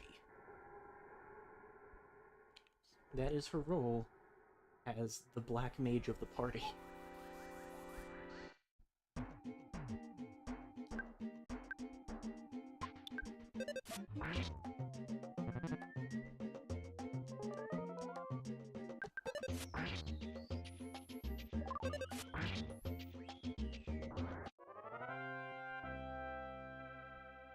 But, you know, if we can avoid that while we're trying to get her to a half-decent level, that'd be nice.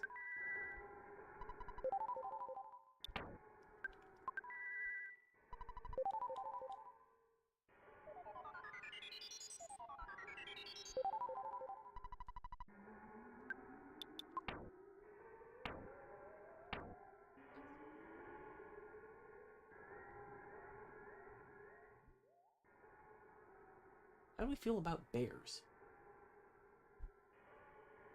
It looks friendly.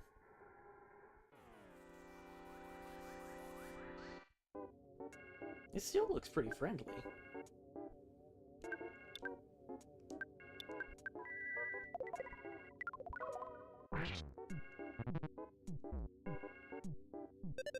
It isn't friendly.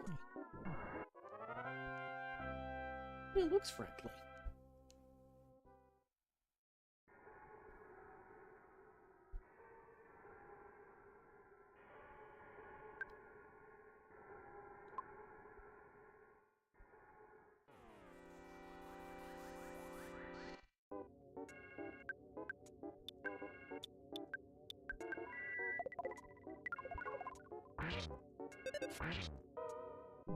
Okay, good. We were faster this time.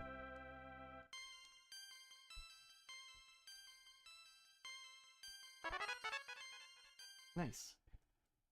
Freeze, but...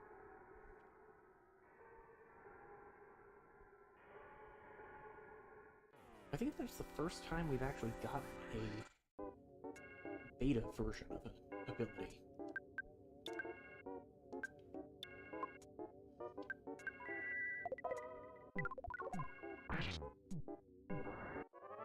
Beta is more powerful, but more costly than alpha.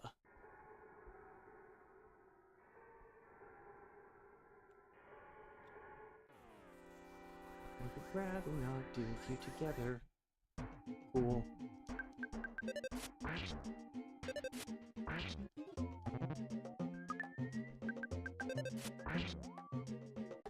Even better.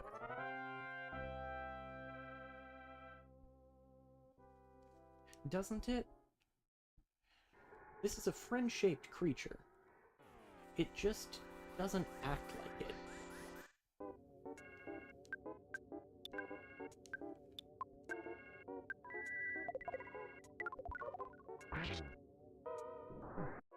So it behooves me to get rid of them as fast as I can.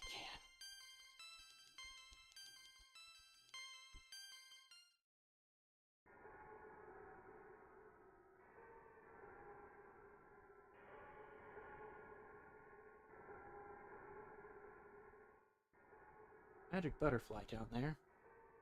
It would probably despawn before I could get to it. So instead, we will simply freeze another bear.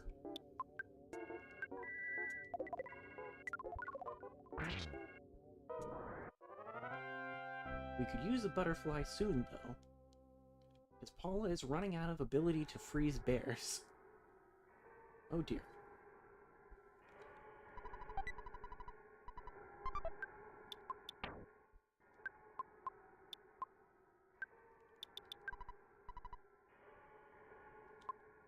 Nice.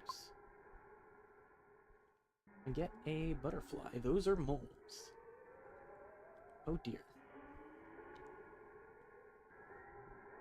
This is a suboptimal situation. Hello, bear. Your big house is no longer blue. I'm sorry to be the one to inform you of this.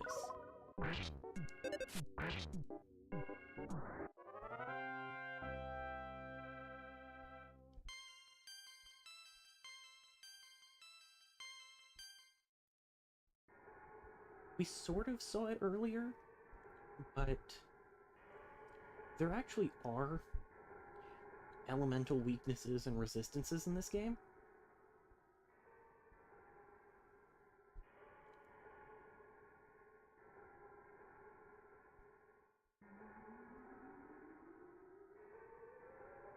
Hey, but what if we didn't? Can I have a butterfly? Please.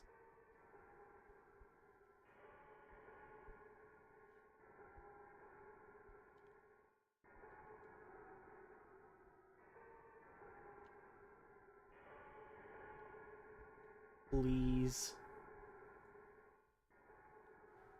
This dungeon does not have a convenient butterfly spawn point.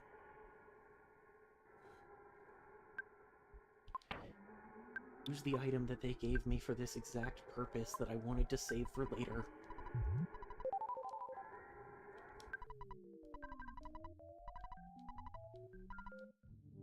Okay, what's your deal? Ah. Mole, but big.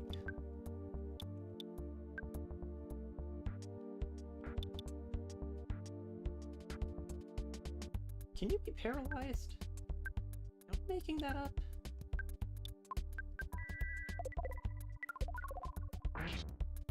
Okay, you definitely resist freeze. You totally can.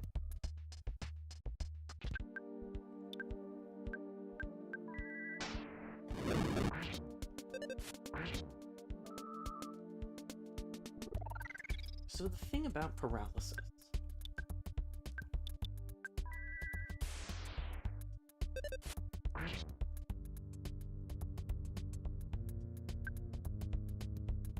Unlike confusion, it doesn't just go away, and it completely stops you from making physical attacks.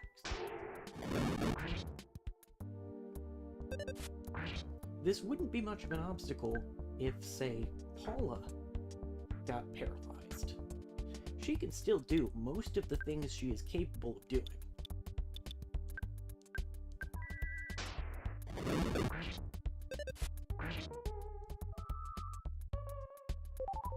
Mondo Mole has no way to deal damage that isn't a physical attack.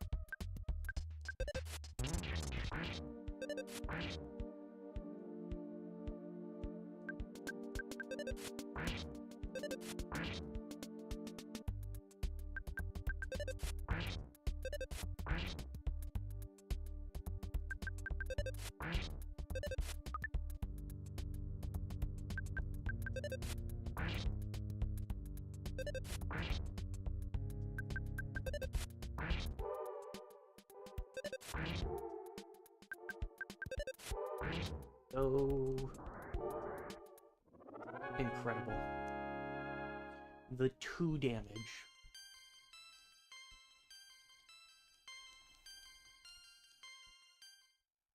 It makes you feel kind of bad. Did Mondo Mole deserve this? Probably not. But it meant Paula survived the fight.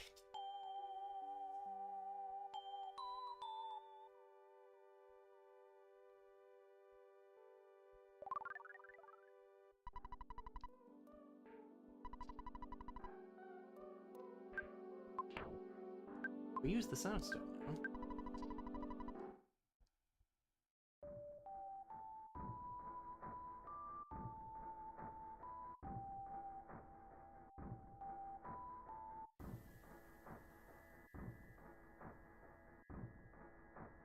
We're getting somewhere.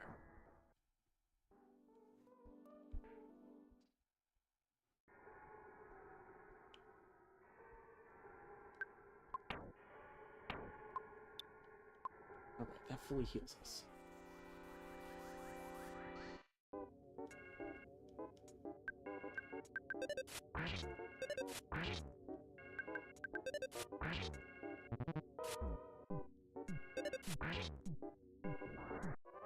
My hubris has betrayed me.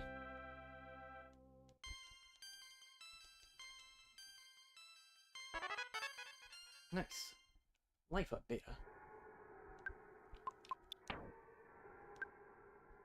Oh, well, at least the butterfly is still here. Why there couldn't be a butterfly there when I wanted it before the fight, who knows?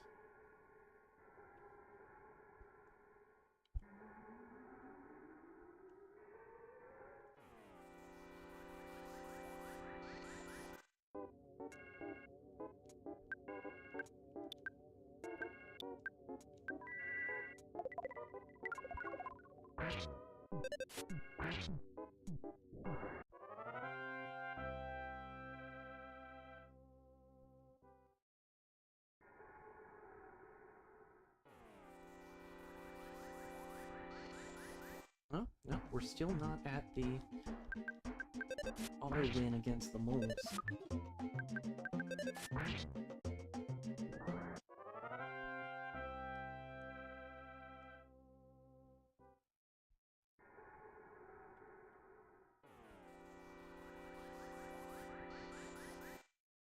It's also worth noting that the auto-win calculation does not take PSI moves into account.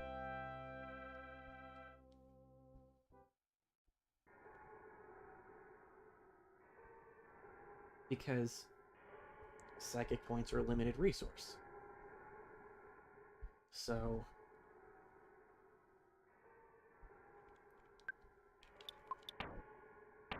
yeah, we're still fine on health.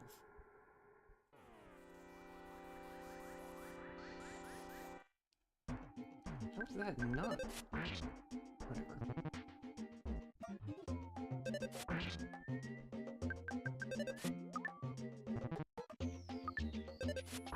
Good work, everyone. Drinks all around.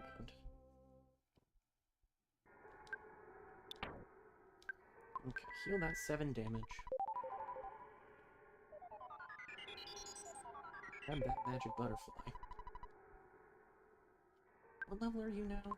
12, 13, 14.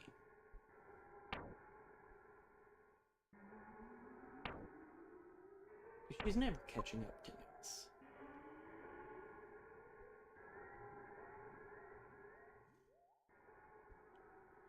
I genuinely don't think it's possible unless he hits a level cap. Okay, seriously. Was I too far to the side?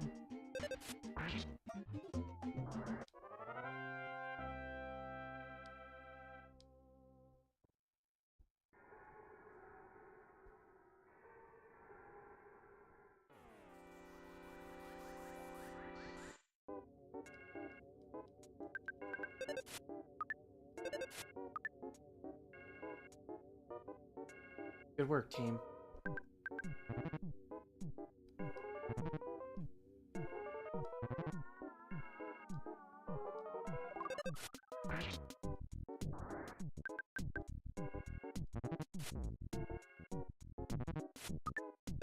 You couldn't hit your buddy with that? Oh well.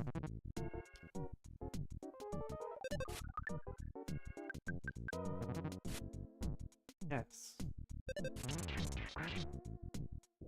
Thank you.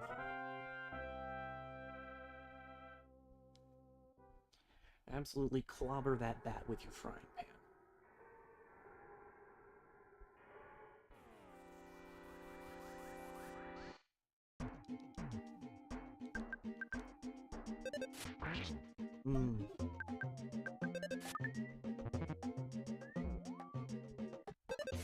Ness is homesick.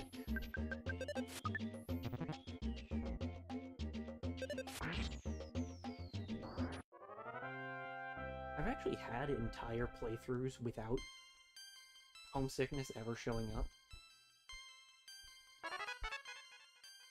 Like she has magnet now.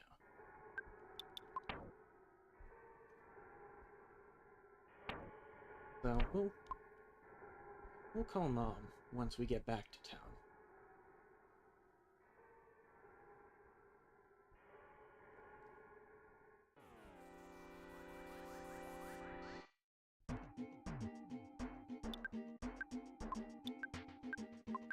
Please don't miss home this turn.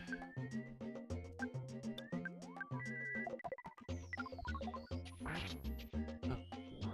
Well, you didn't miss home this turn.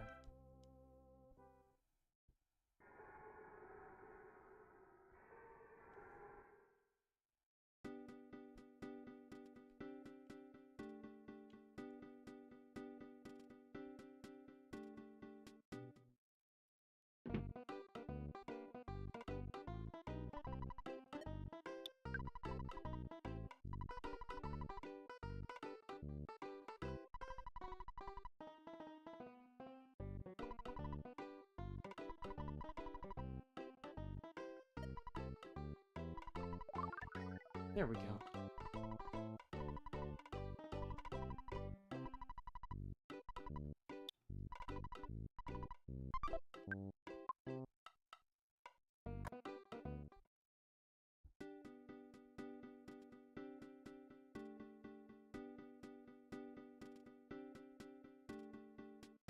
I just think that's neat.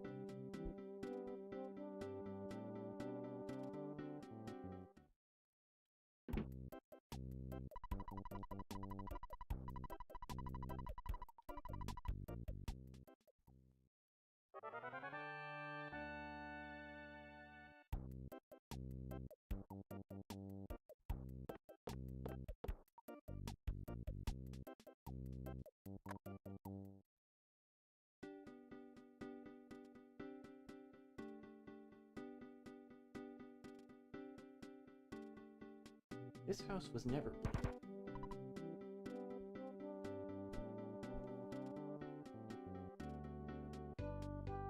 Something strange lives in this house.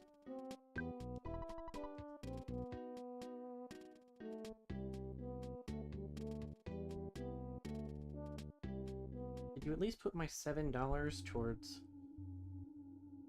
like, planting a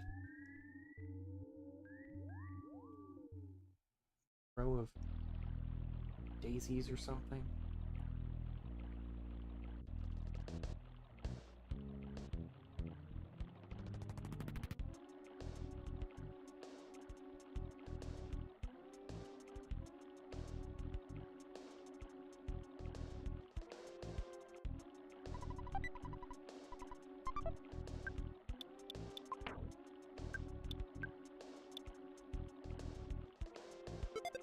Well, that would have been nice to have earlier.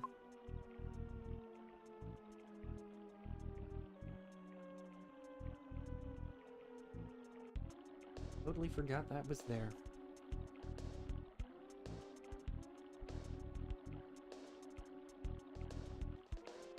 Don't want to fight the tree, but I guess I have to.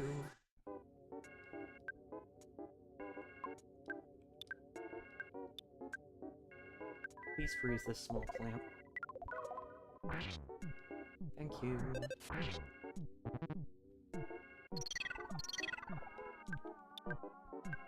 Please freeze this large plant. Thank you.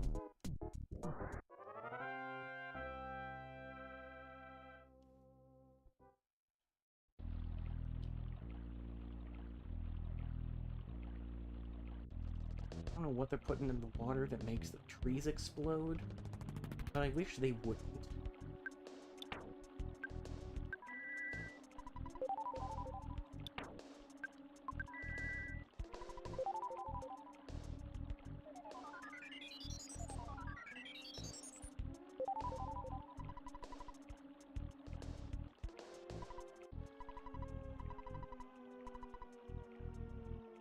No, I appreciate it. Getting back from this point is a pain.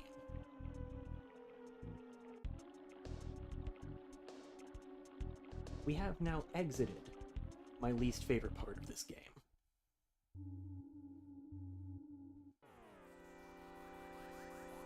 It's overall a lot more manageable if you have more than one party member.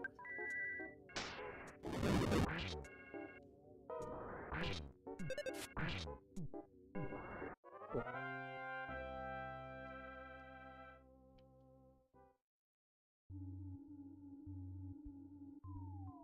And there will be points later on where we have only one party member, but they are few and far between.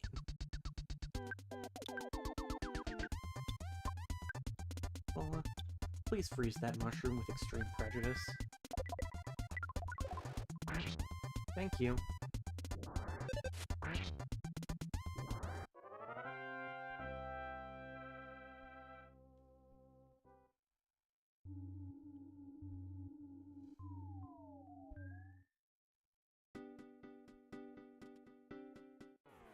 Not the mushroom welcoming party.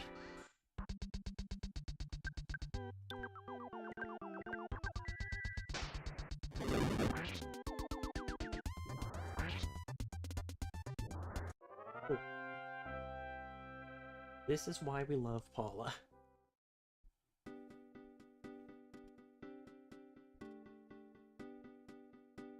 No.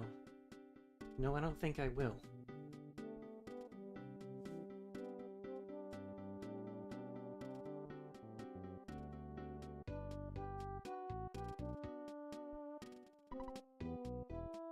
Okay.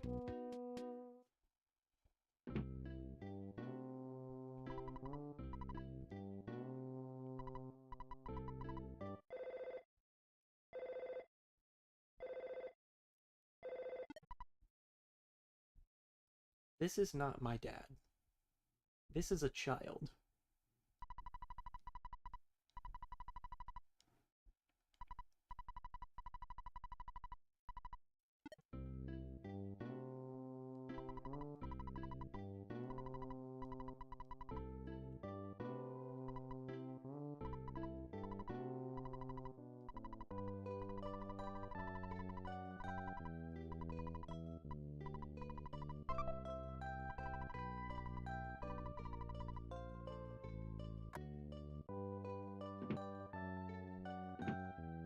Oh, there he is.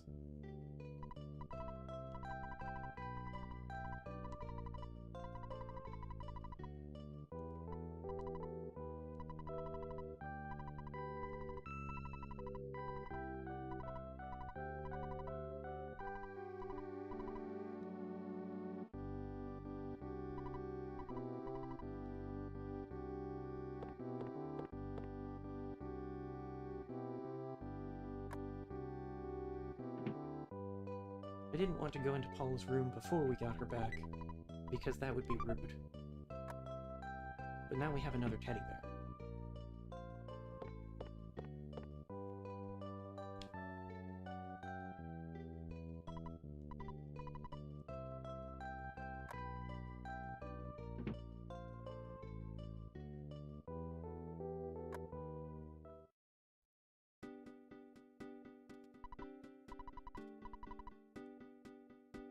Cool. He did say to come back to him if we found Paula.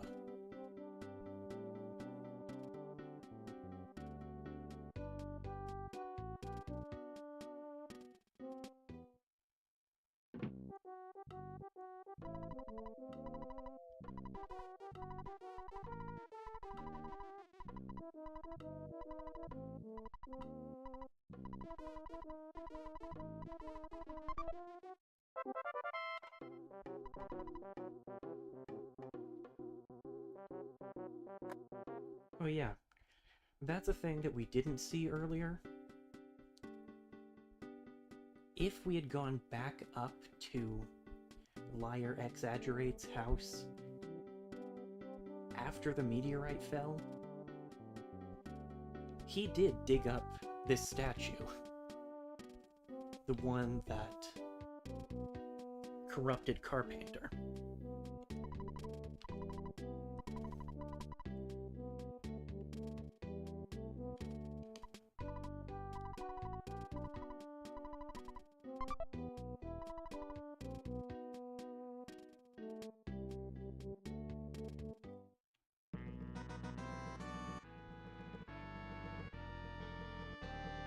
I imagine this would be quite troubling the first time you encountered it.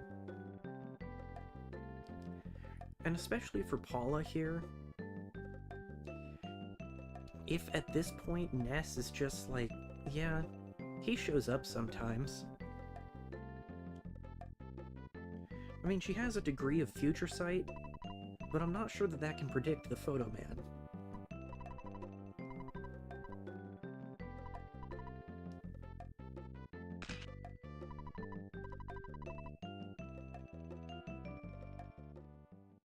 Anyway.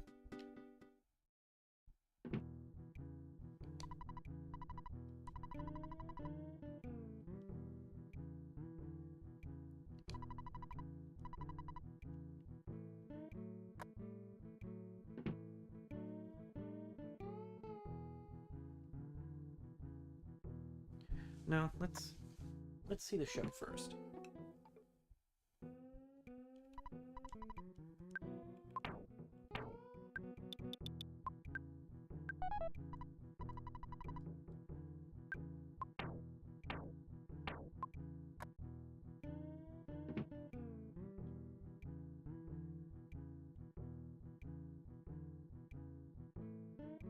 don't know how they make the floor do that.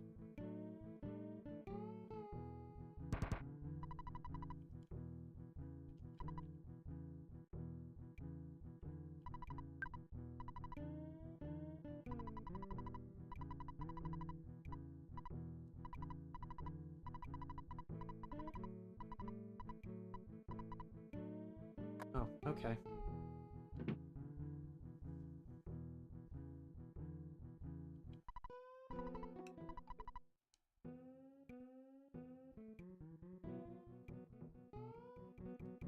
Girl.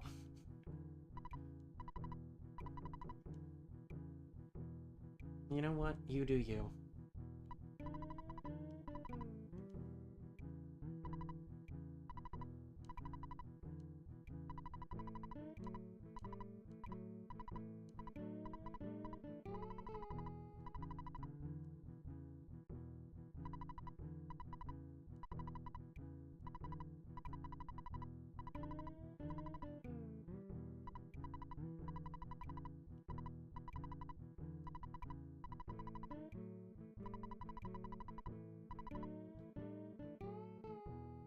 Well, we just came into possession of a large amount of money from a dubious source.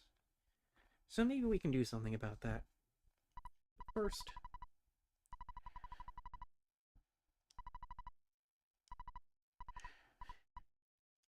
the Runway 5.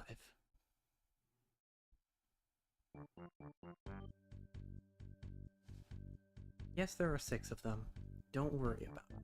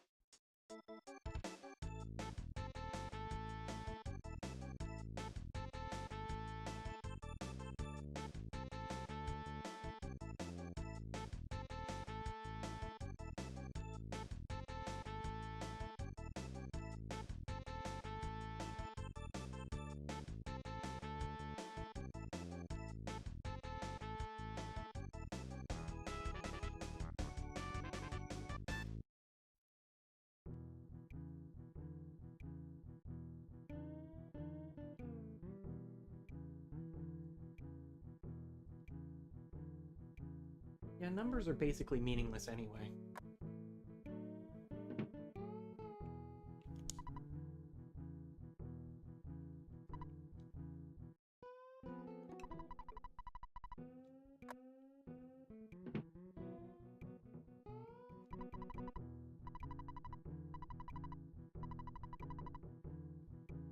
Can I interest you in a large wad of dubiously sourced money?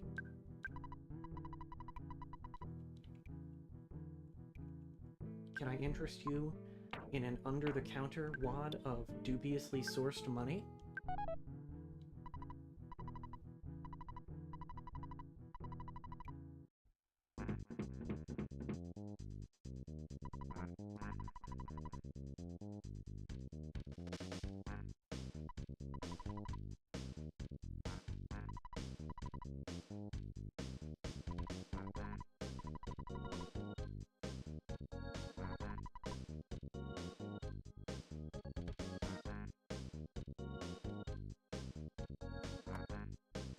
As someone who can't drive,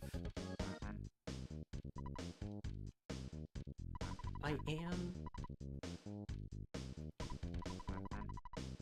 immediately suspicious of someone who opens with, "I'm a good driver."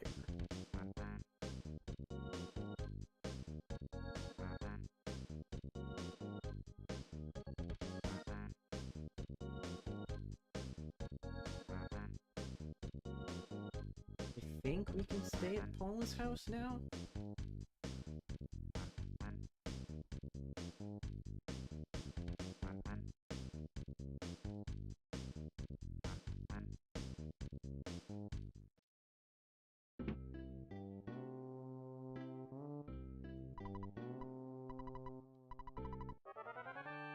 Oh.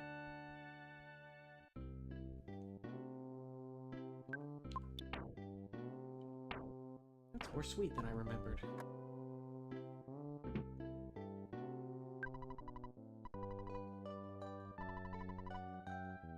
Yeah, that was what I remembered.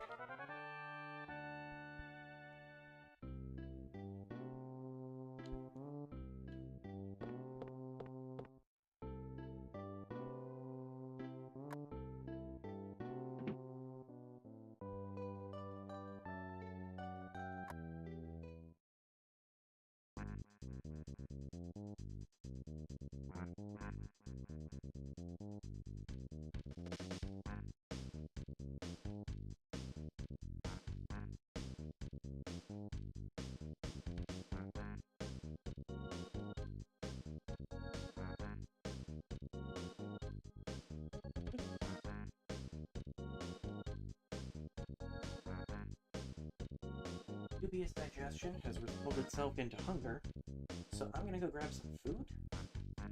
Y'all stay here and listen to the song that might play when the Runaway Five are ready to take the bus.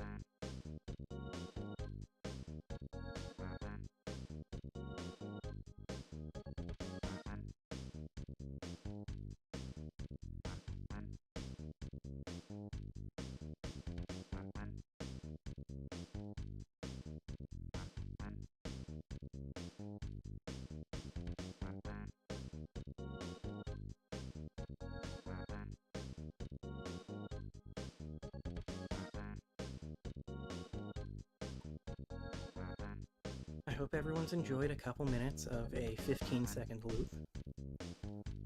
For the record, this song is actually titled Get on the Bus.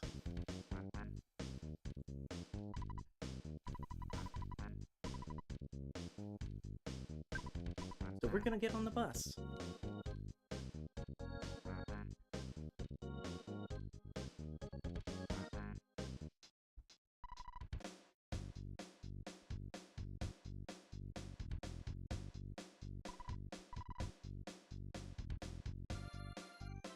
Yeah, I think my doubts were well-founded.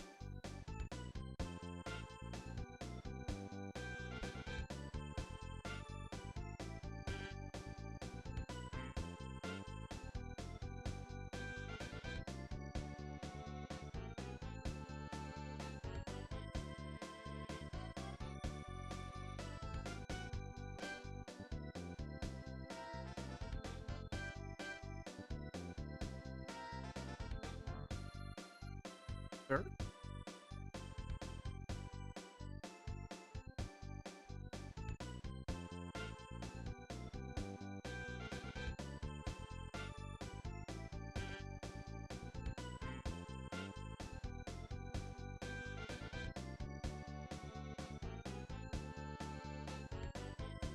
This seems fine.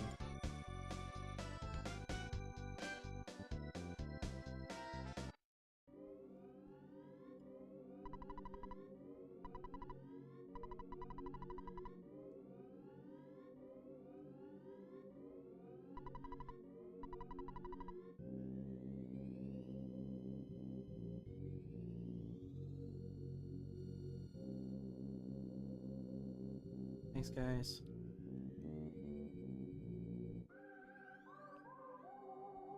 Trash burger? No trash burger.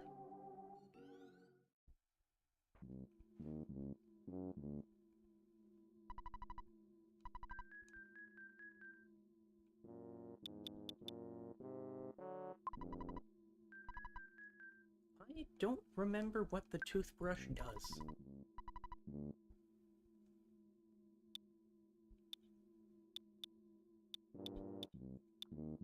Okay. 399 and 198 is 597. So let's grab that.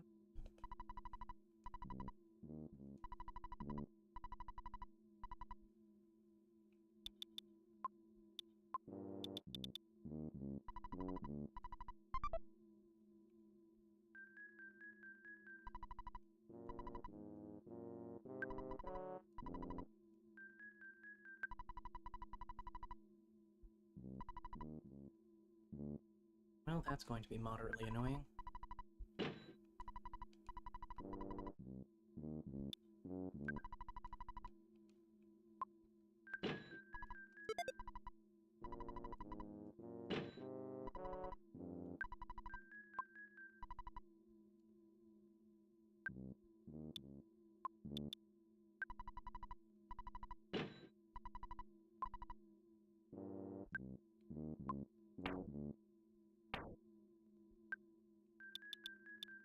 Trade the minor league bat over.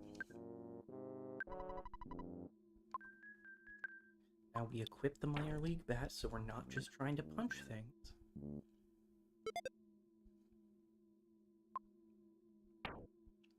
Our punching things does almost as much damage as Paula's new fry pan, but that's neither here nor there.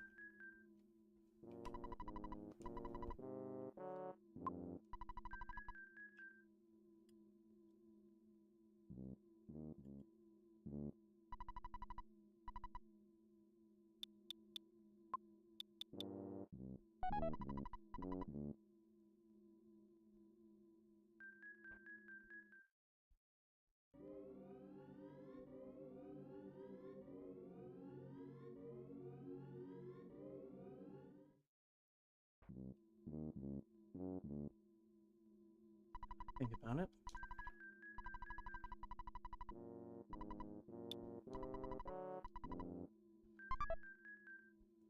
Let's go ahead and save here.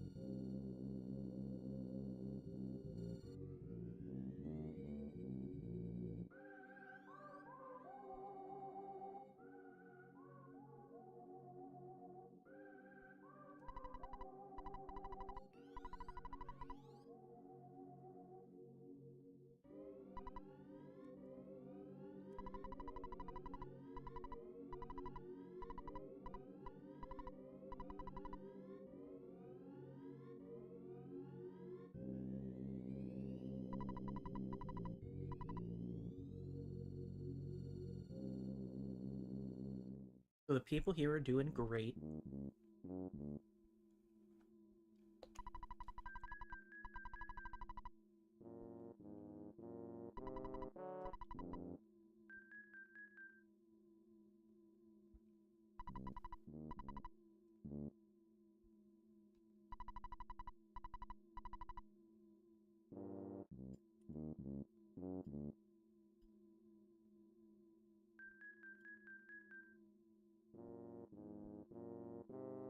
Yeah.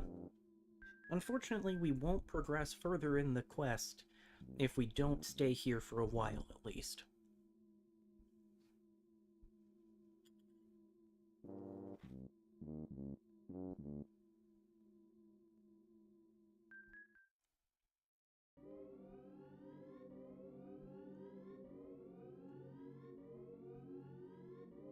That is just a snake.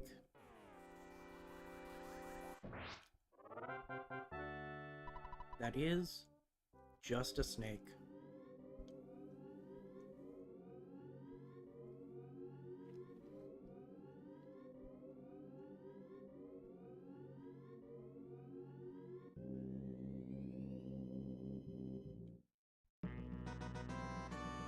Sir, why are you here?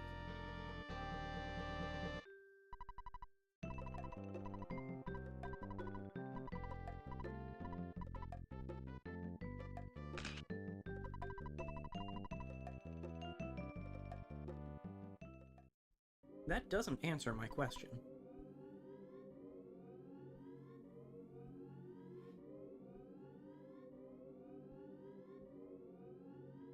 Trash burger? Trash bear? Grr.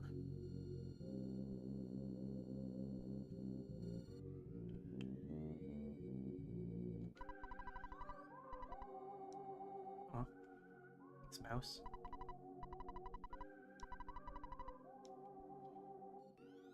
Is that how that works here?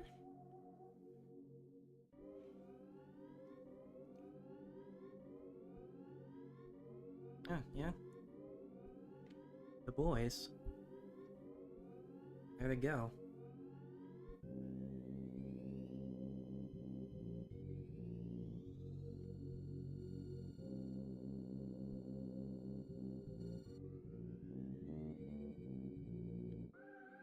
Proven.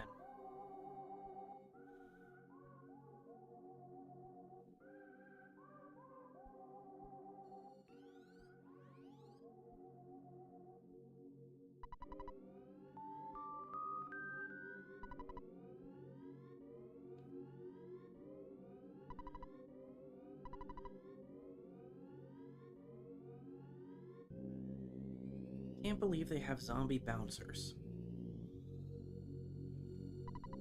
Trash burger? Trash bug spray.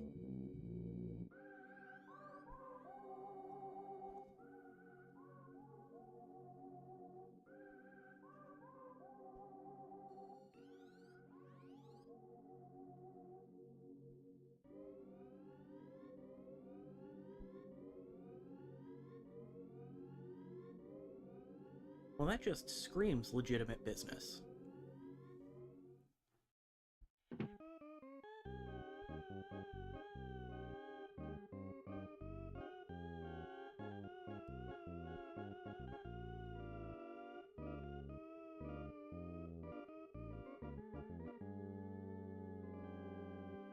Yes, this music fills me with confidence.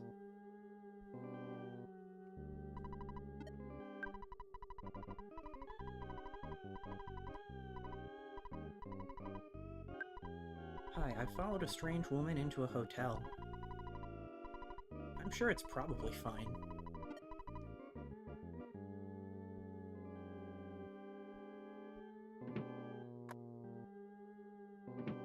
Weather update. It is not fine.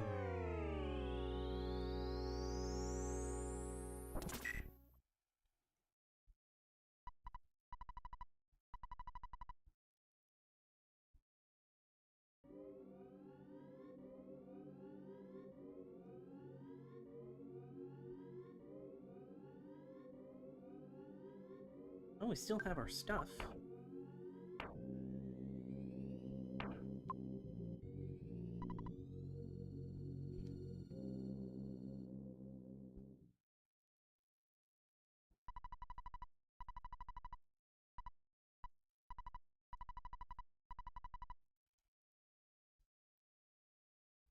Well, you really have a tendency to get abducted, huh? You doing okay?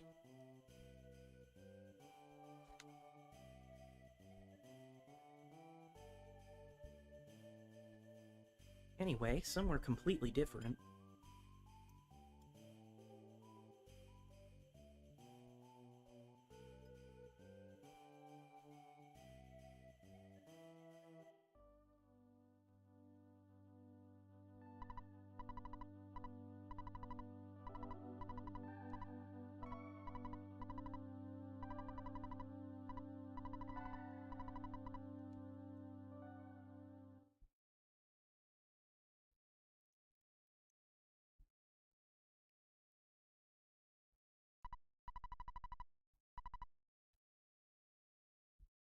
It's Jeff time.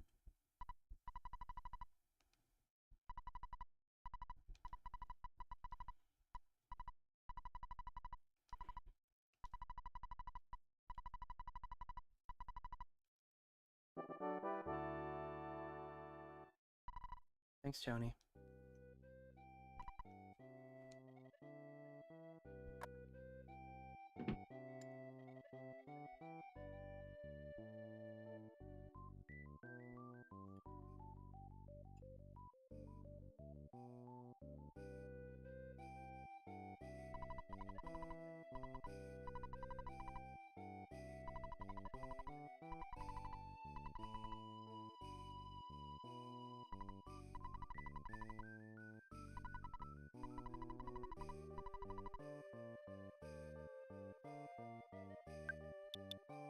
So, a noteworthy thing here. Jeff is level 1, and has no psychic points, and doesn't even have a PSI option in the menu.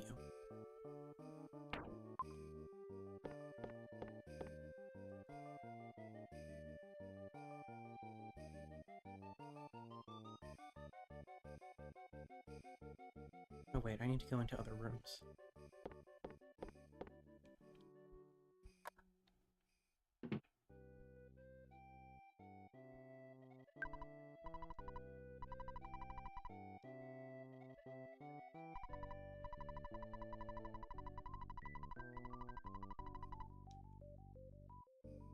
You know what, we'll leave the cookies.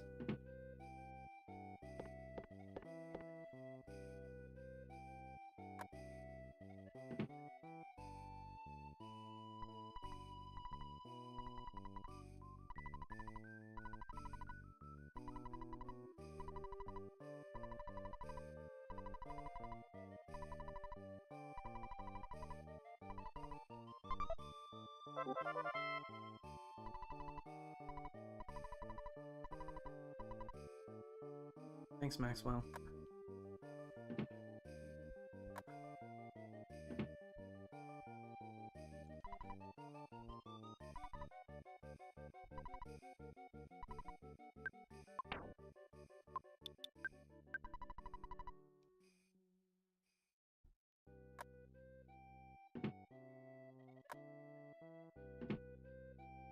Hey, Maxwell, you got any other keys?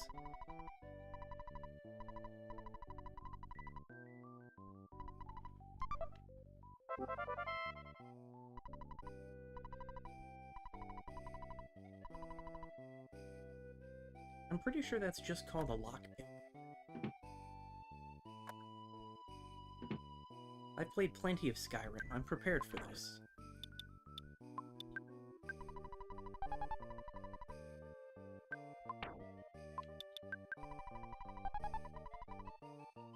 I never remember which lockers have stuff.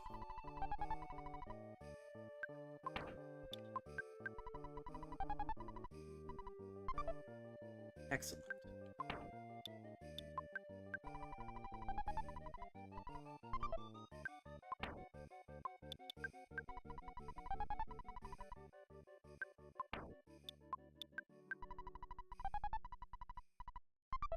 Cool.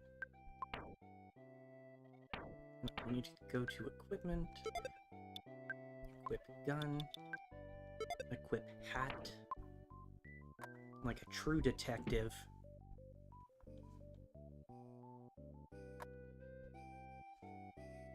The game's afoot, Tony.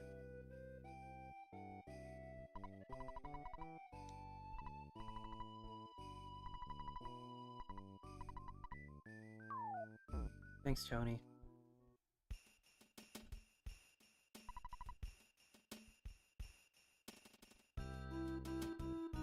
I don't like a drugstore called Best Friend right outside a boarding school.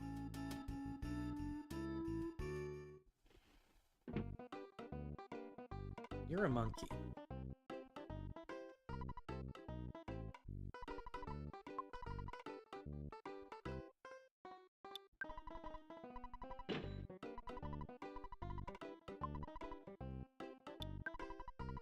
Where we're going, we don't need measuring tools.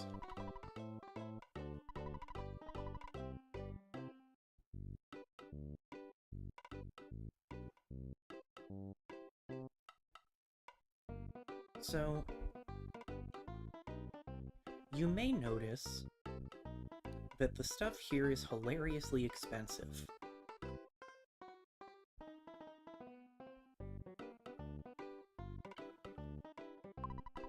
You may also notice we don't have an ATM card.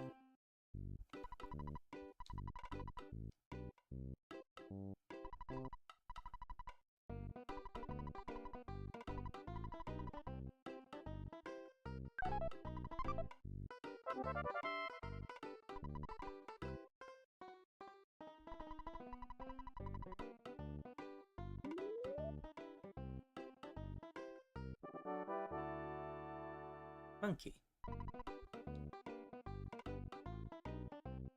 We've made a friend now.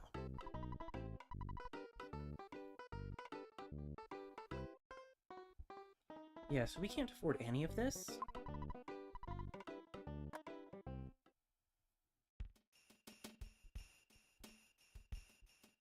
However,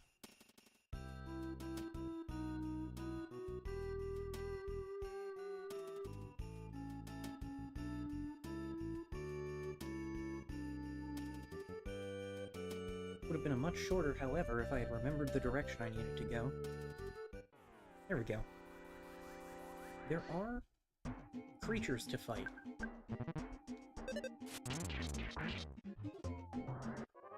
Gracious sakes, Bubble Monkey.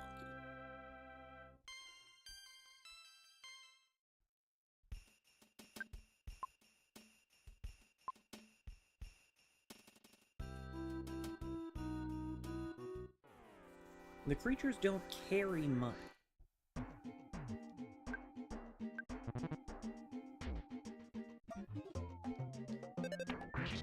Because, you know, as Ness, we get money deposited in our bank account. But they drop items. Items sell for money. Not a lot of money, but money. I thought you were on the ledge. You weren't.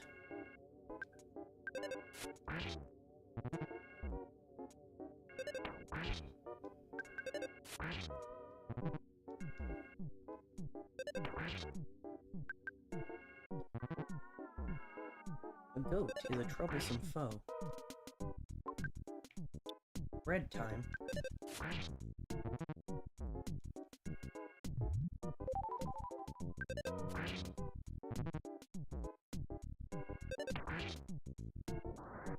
The point here is, it's very possible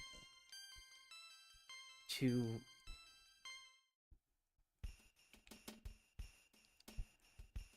in a similar manner to losing the Starman Jr. fight, though with much different consequences, run back and forth here, fighting dogs and goats, and then selling bread rolls and anything else they drop to get enough money to buy those weapons.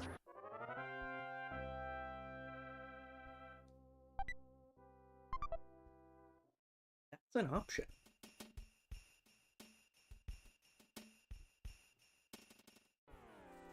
There are birds here, too. I forgot about them. Please don't steal my bread. Thank you.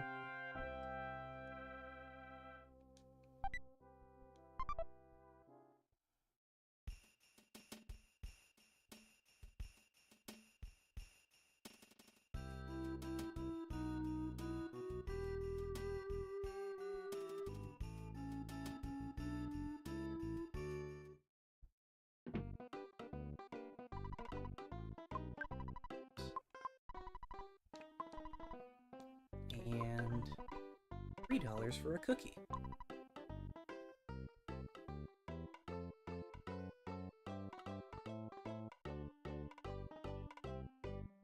Oh dear, looks like the stream had a blip again.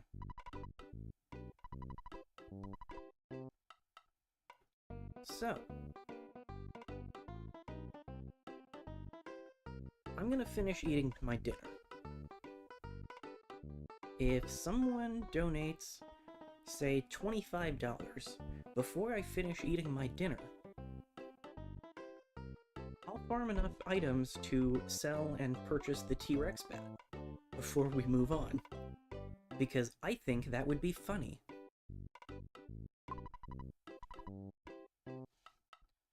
So, there's your incentive. Have fun listening to the shop theme while I eat my fried rice.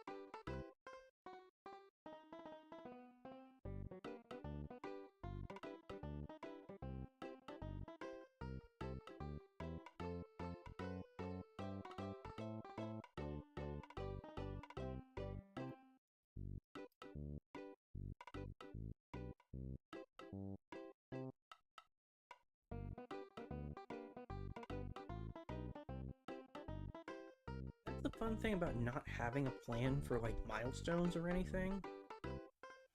I can just make stuff up.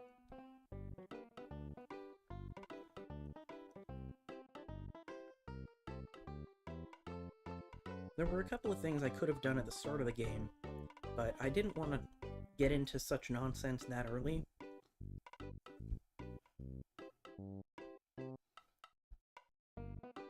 This one shouldn't be quite so long, though.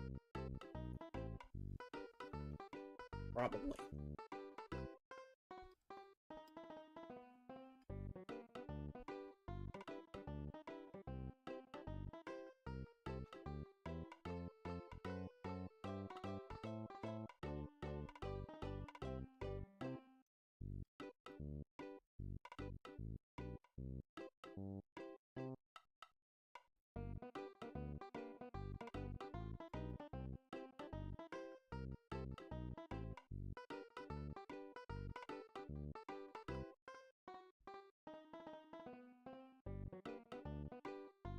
Well, I just got a donation notification.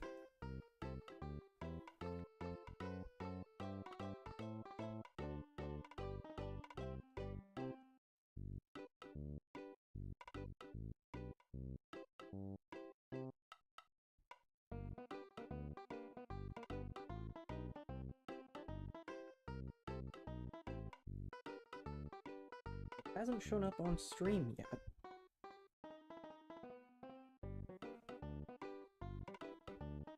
That can take a minute sometimes.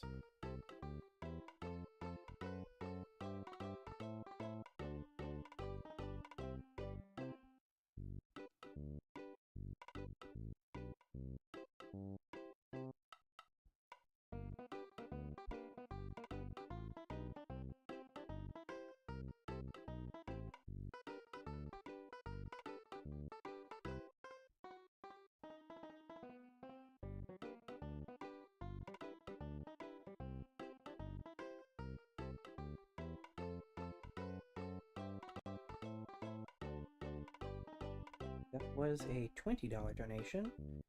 I'm still trying to figure out from who.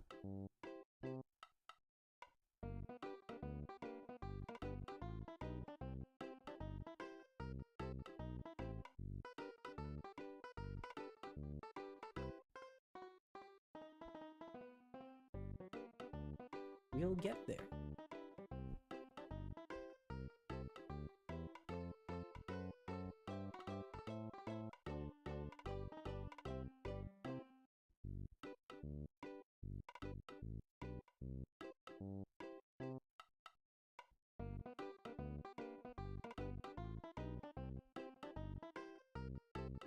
$20 anonymous donation. So we won't get there.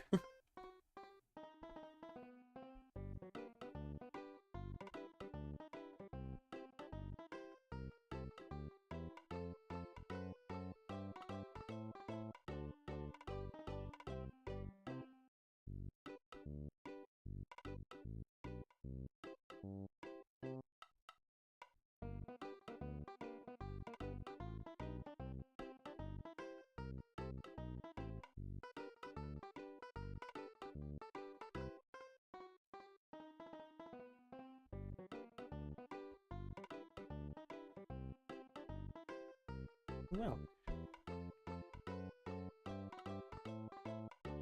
that is 20 of the $25.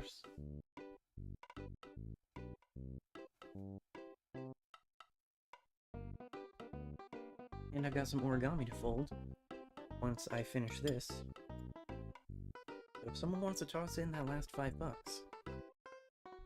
you got a minute.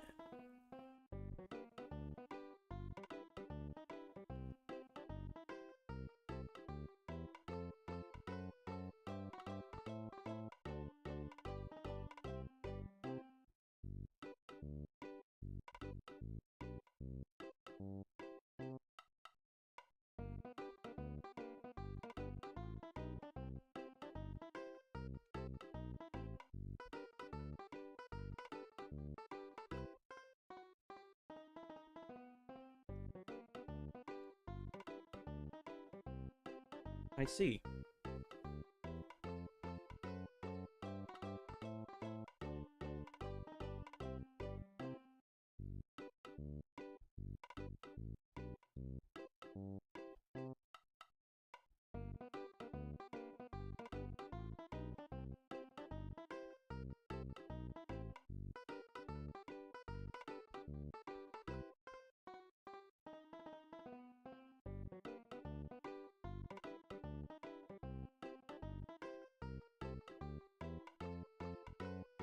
That was a $30 donation from Bro. I assume I know who that is.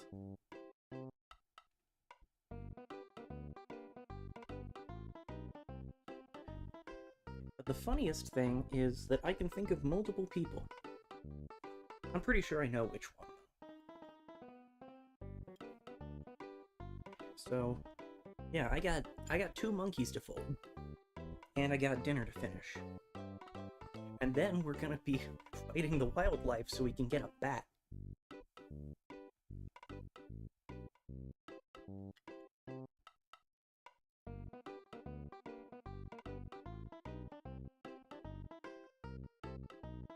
Doubling the 25 is not going to make me also get the fry pan, though.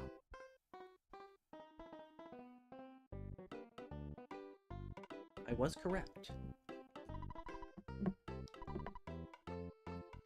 Because, yeah, the fry pan is more than twice the price of the T-Rex bat.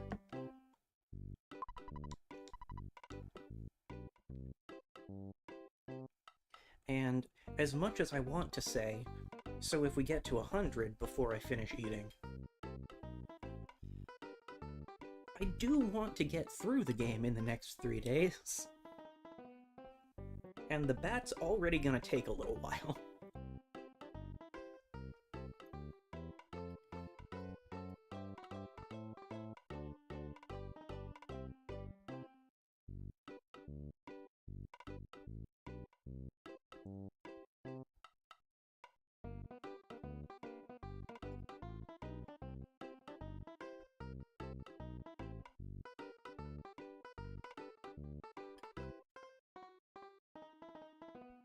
I do have at least one more why would you do this type incentive in mind for later, but that's also probably going to be a Sunday thing.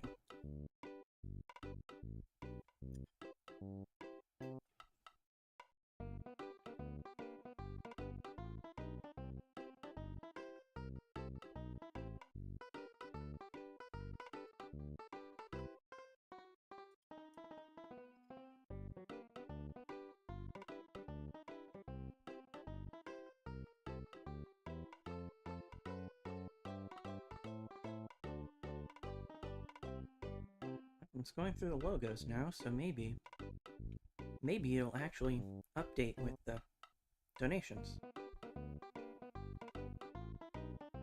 It does not appear to have updated with the donations.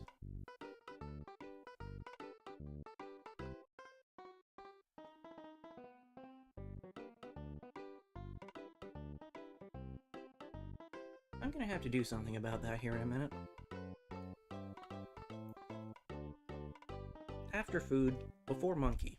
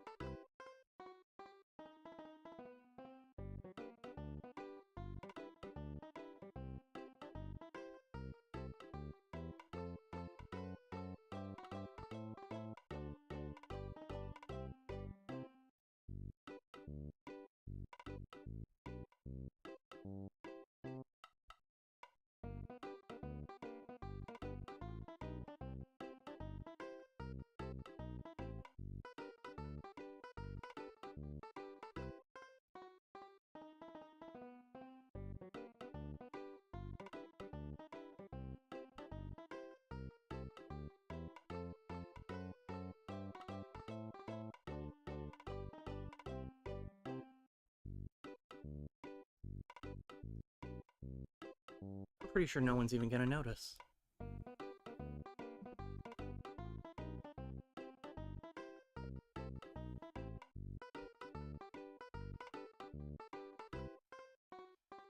Okay, yeah, I'm gonna have to do something with the camera tomorrow. Because this is too close. But it seems silly to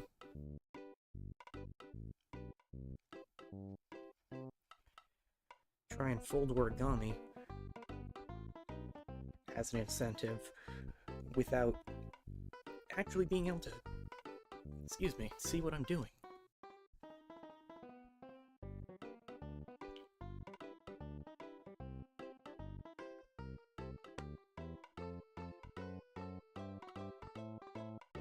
I will take a look at the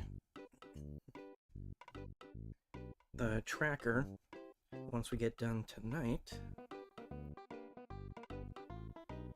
Try and fix whatever's going on there.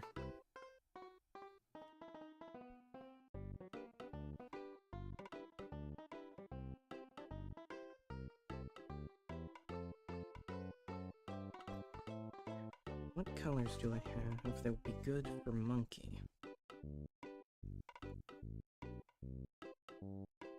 I mostly have oranges and pinks, because this is the same pack of origami paper I've been using since high school. And therefore, I have already been through most of the blues and the purples.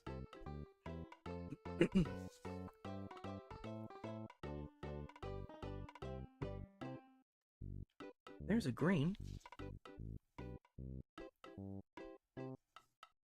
Bet someone will be excited about that.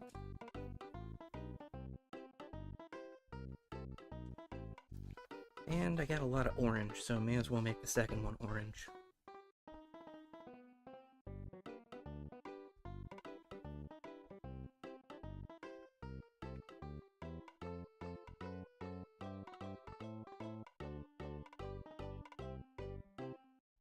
I'll do this in a way that's not completely asinine.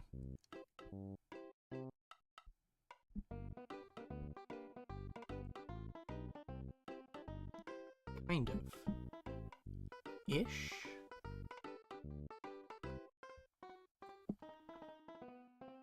But only a little bit.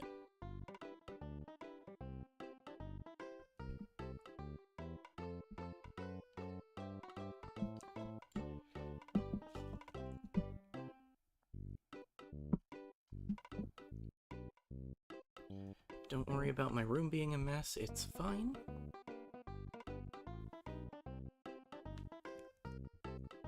Oh dear. What have I done?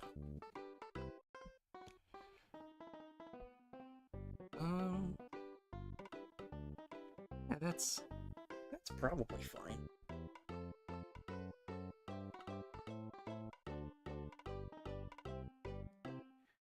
Okay, I will swap the orange for a pink.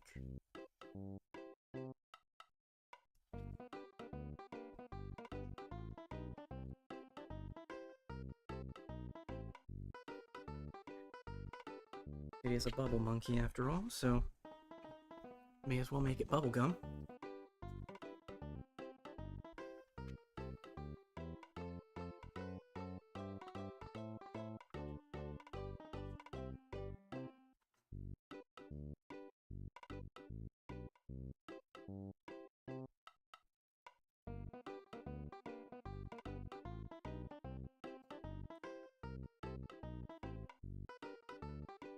Try to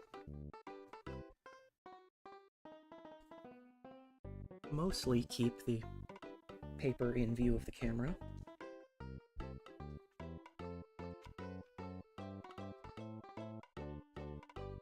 It is an imperfect process.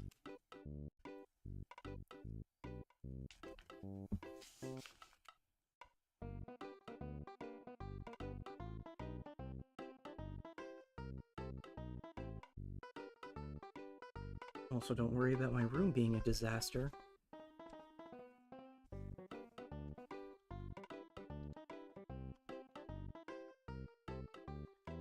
Did not account for the fact that the camera would still be rolling as I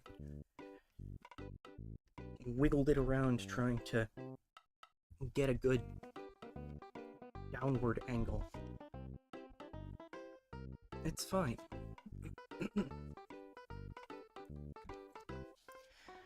I have to get myself some tea before we go after the T-Rex bat.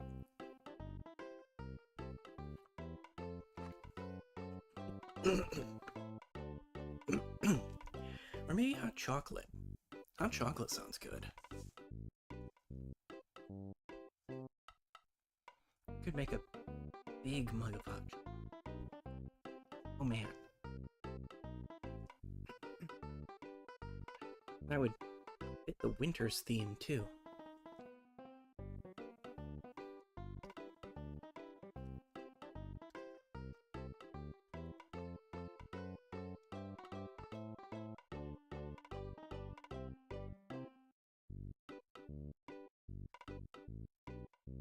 Okay, if I don't stop talking and fold things, this is going to take forever. So...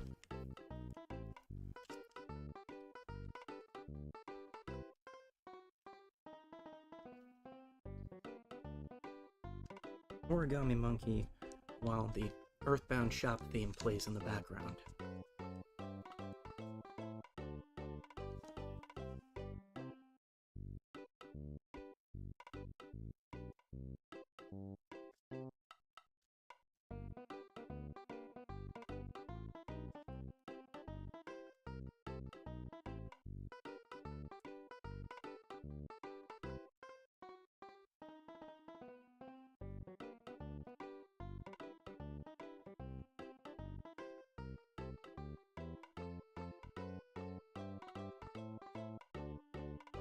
Maybe once I get to the second one, I'll step outside so we can listen to the winter's music.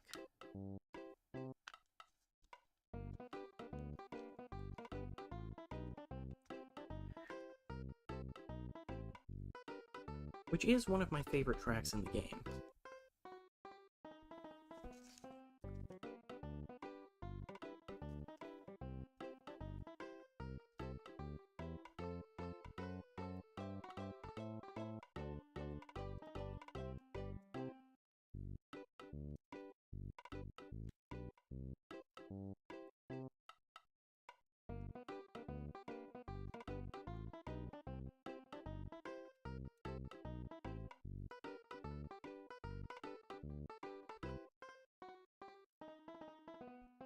Crumpled monkey.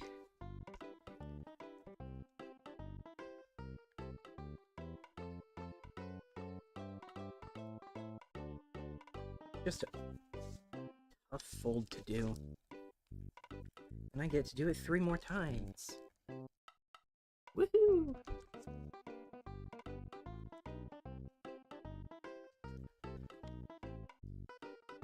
I feel like I've referenced this like every time I have played through EarthBound and talked about it in any capacity, but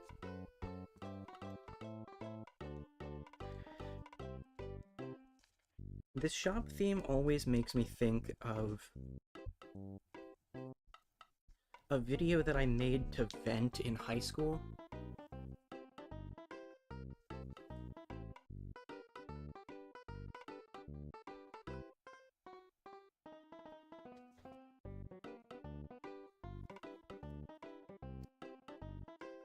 During my senior year, I was working on a kind of independent case study of video games. I didn't get very far in my plans for it.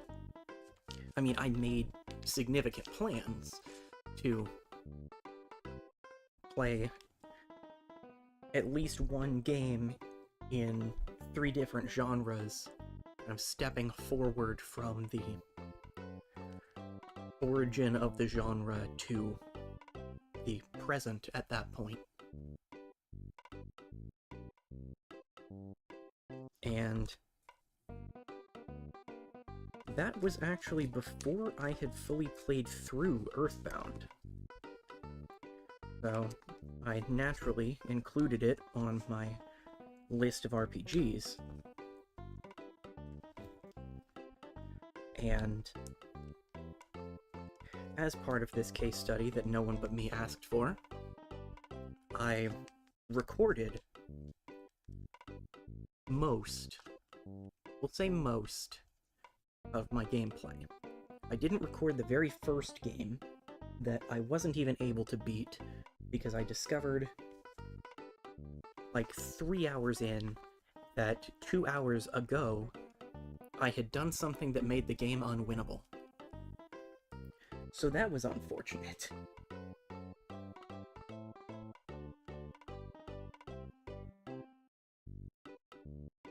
And at that point, I hadn't started recording them yet, and I was really tired of that game.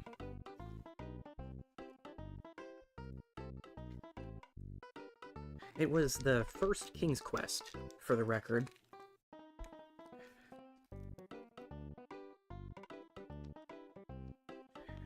One of the earliest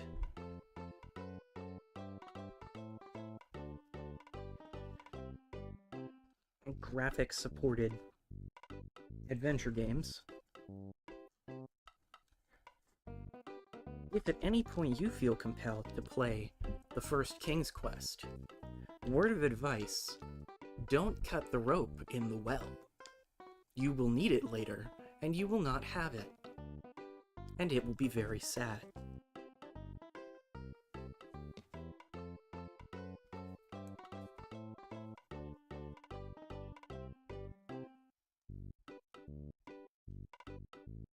But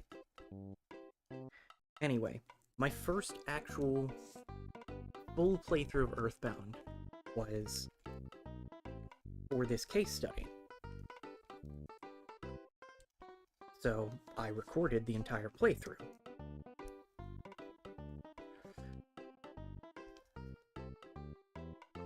We haven't gotten to this game's fast travel system yet.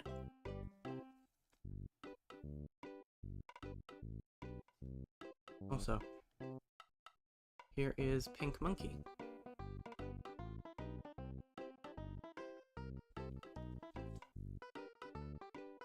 As I try to find a good angle that showcases Monkey.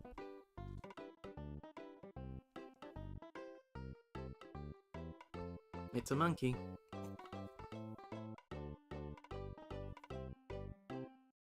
Now let's do it again.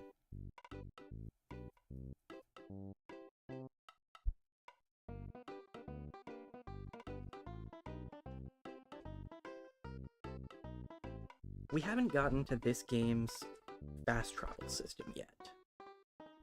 There is one, and it's unorthodox, to say the least.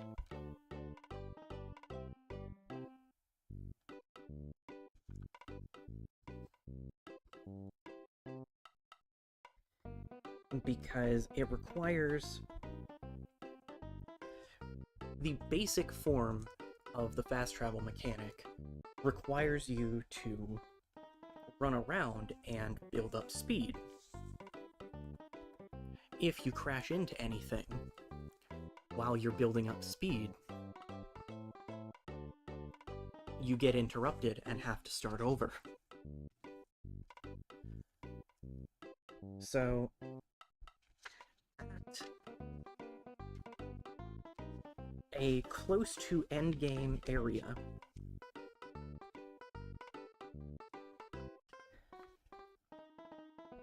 I had just done some plot stuff and needed to go somewhere else, and was trying to fast travel. This is an area that is filled with just random little things.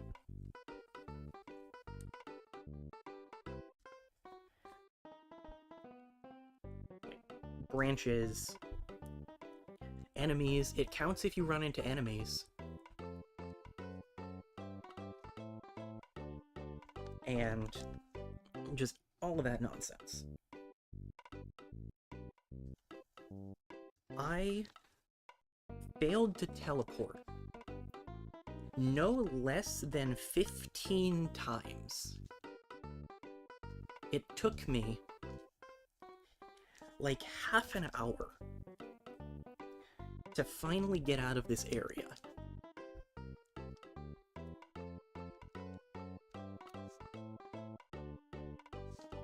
After which I remembered that I had the higher level teleport that used a much smaller area.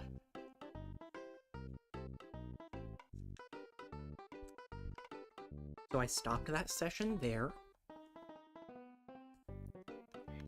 and I edited a video that was just a compilation of my failed teleports set to the Brawl remix of this song,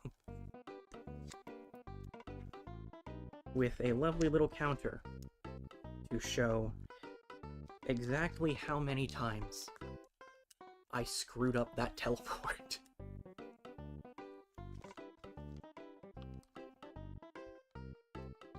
And I still think about that. And I still think that it was one of my crowning achievements as a novice video editor.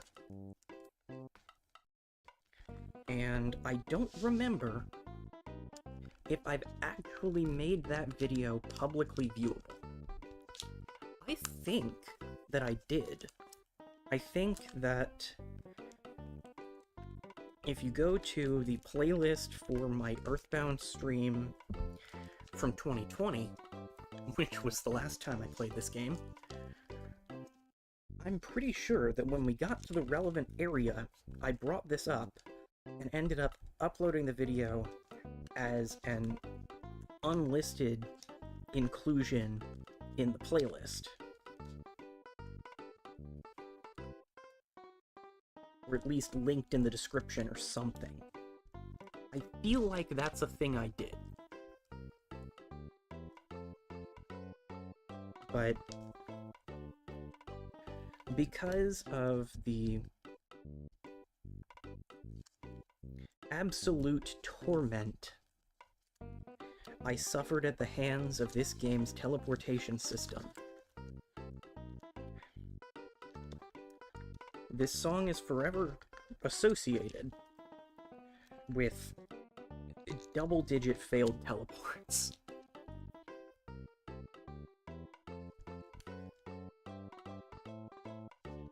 It's fine. The accident was 10 years ago, and I need to move on. But I haven't.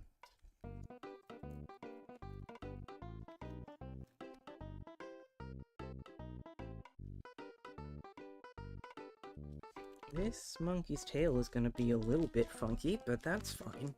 This monkey is green.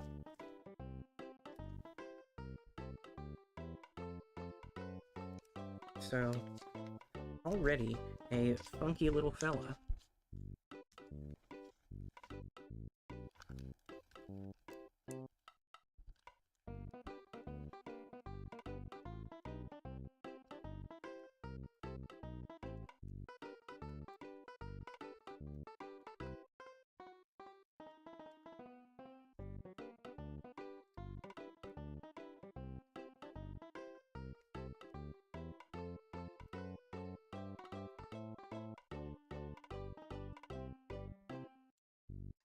The one unfortunate thing about making origami is that it really expects precision.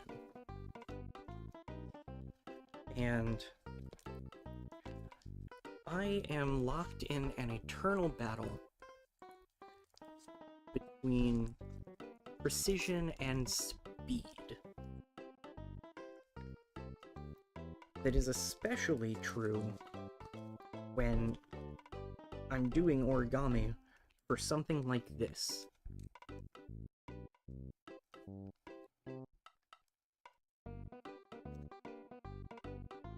So,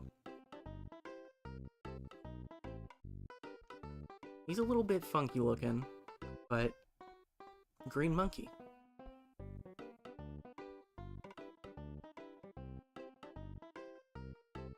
Exactly. And this monkey, both of these monkeys, which I have realized after the fact are just like this is the Cosmo and Wanda fit. They both have tails. This is the operative point.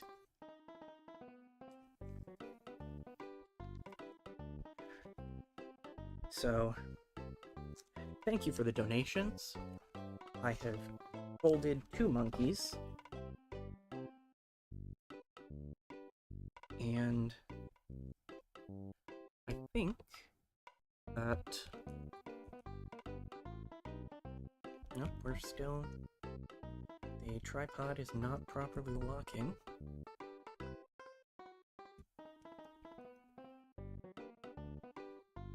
Oh boy.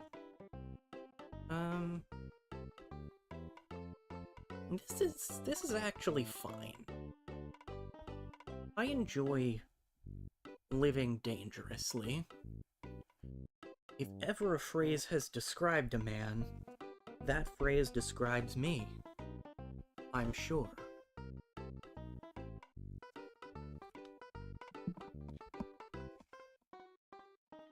So,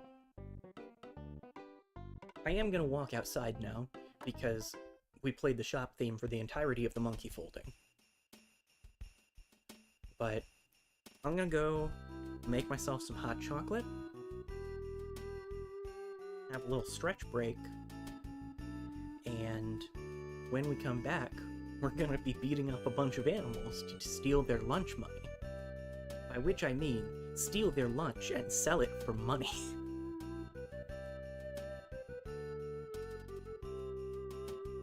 This is to raise money for the children's hospital, by the way. Everything's fine. I'll be right back.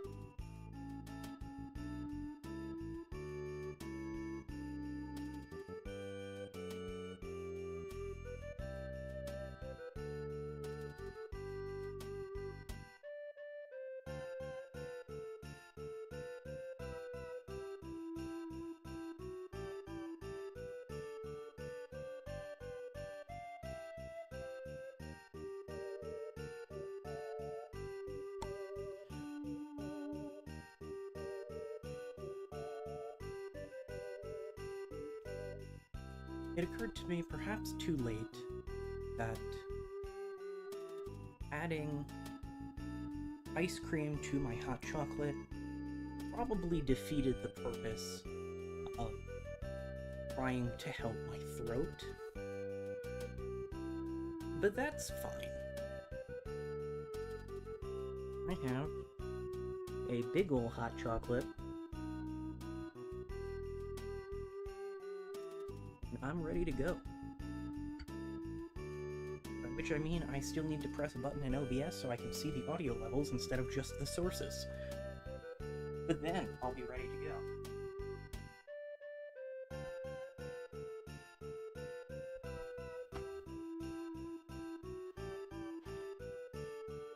I initially figured that I'd probably stop around now, pick up again in the morning, but if I'm gonna do this goofy T-Rex bat grind, I'd prefer to do that before tomorrow morning. Perfect.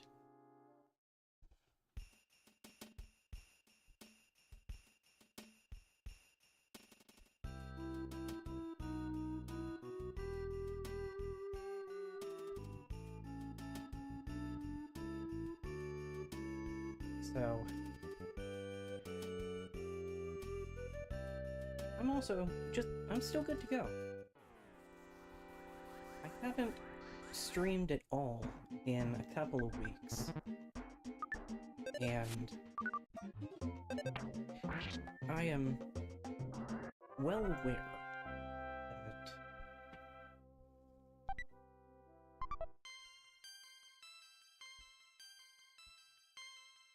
Extra Life in particular tends to be a draining stream for me. I enjoy it, don't get me wrong. But it is a much higher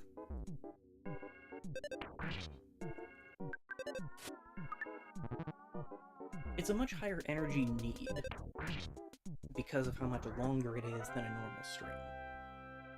So, with as tired as I've been, I figured that I don't know how much that'll sell for.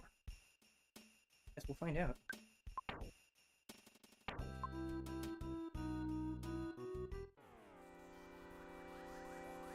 I figured that I'd probably need a step back sooner, but I think I've done a reasonably good job of taking breaks throughout the day.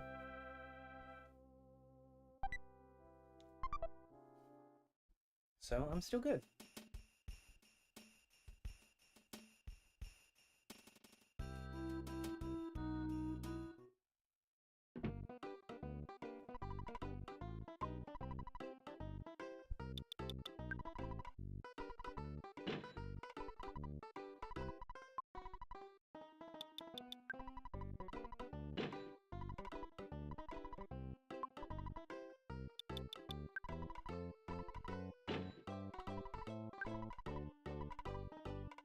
Don't want to buy yet.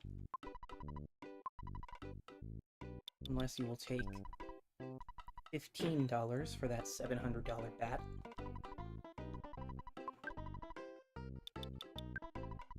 Yeah, I kind of figured.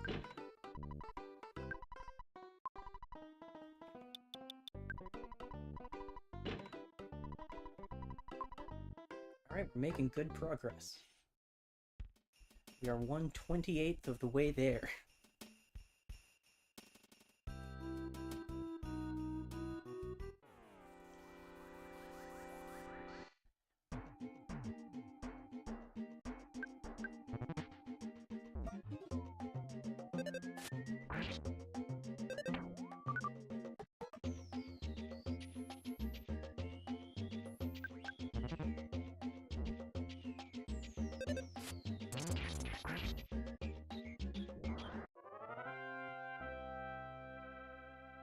Heck, that bird in particular, I guess. The good news is, I don't know whether dogs are guaranteed to drop bread rolls, but crows are guaranteed to drop cookies.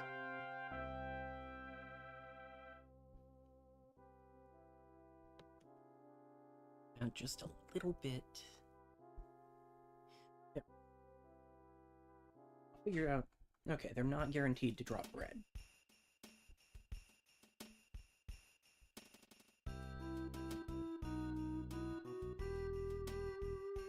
Man.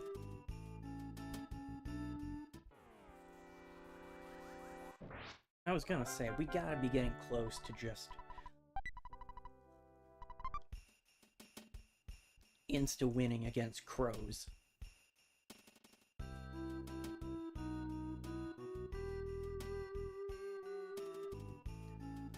Goats are unfortunately rarer than dogs or crows.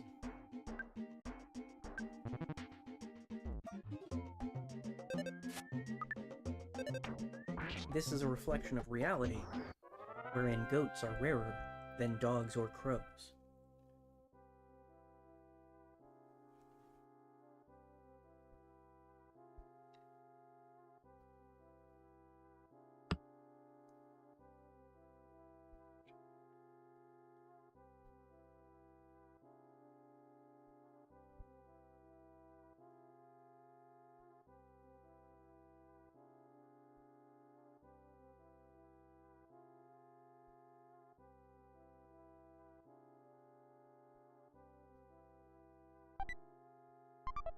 Excellent. Bread.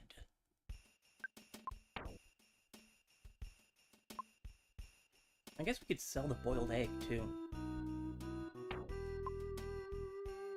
I'd rather keep the big bottle rocket. Those are useful. Not that bread and eggs aren't.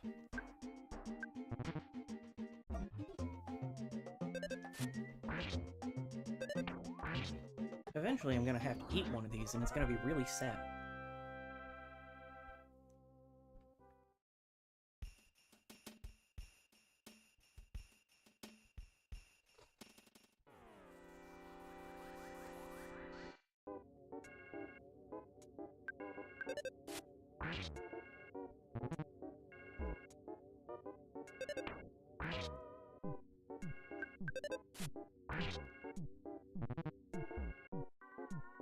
At least the goats aren't doing that much damage anymore.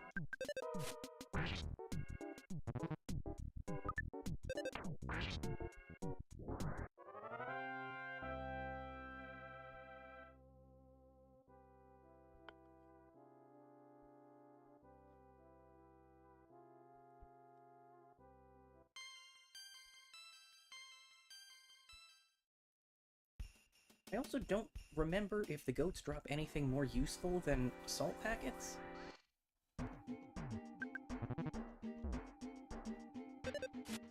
I guess the crows are still faster than me. That's probably the deciding factor. Or at least tied. I actually don't know how the... I don't know a lot of the formulas that EarthBound uses.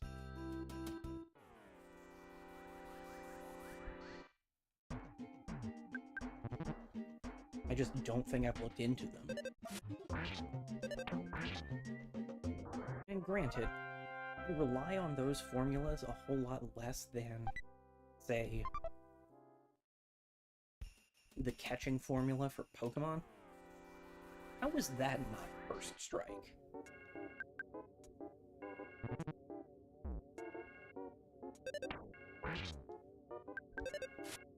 Not that I could recite the capture formula for Pokemon off the top of my head.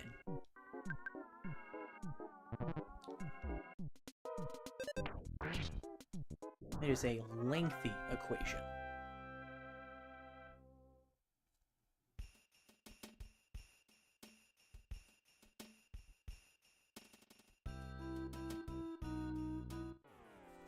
But I've looked into it.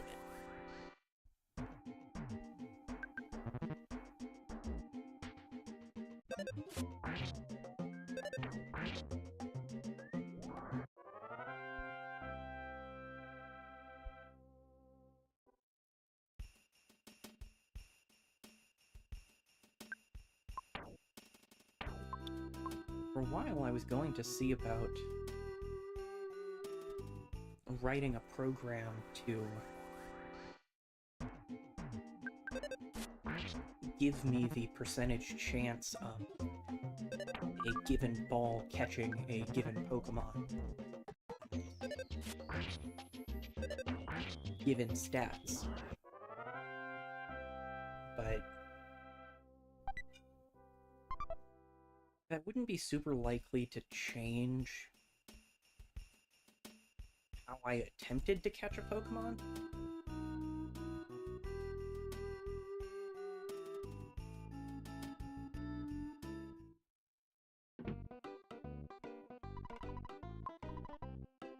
Hello, I come bearing more baked goods and an egg.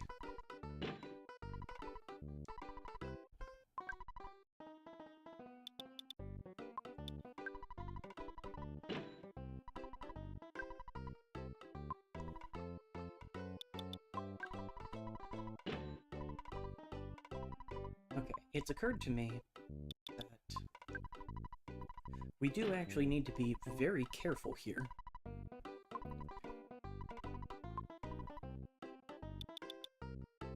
Because we don't have any way to put away money. So if we ever get knocked out, we lose half of what we've got. We'll get to a point where that's not super likely, because we will have bonked enough dogs, crows, and goats on the head to no longer need to worry about them very much. But until then, I really need to make sure that I don't just screw this up.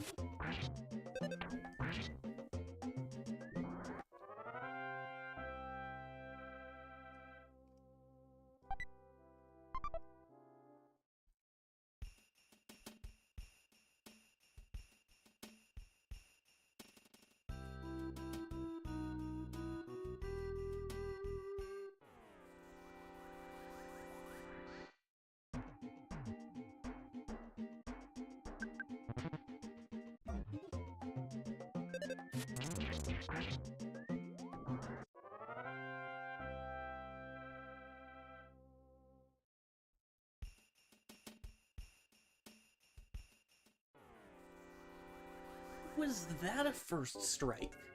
What? I think the goats are broken.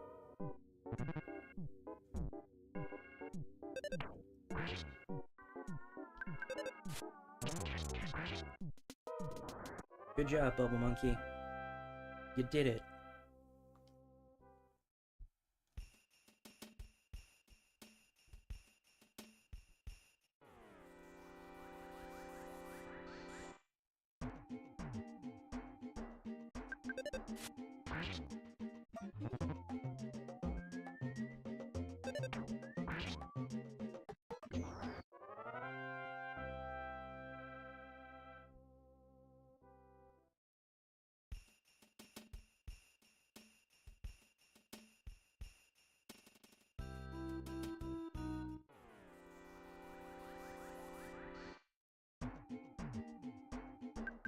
There actually is more broadly a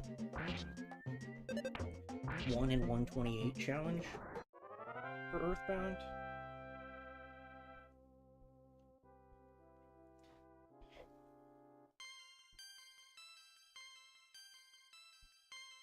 The absolute lowest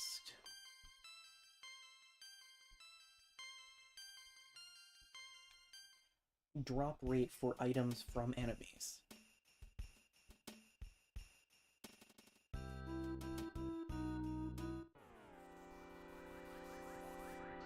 is 1 in 120.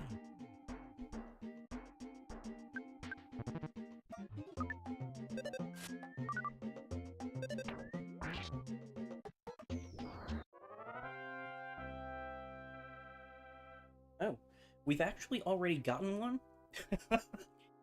The bomb from the attack slugs was a 1 in 128 chance.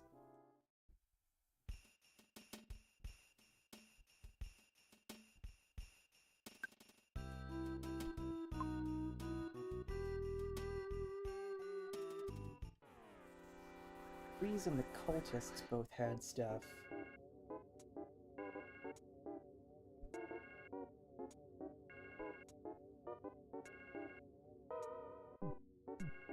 Okay.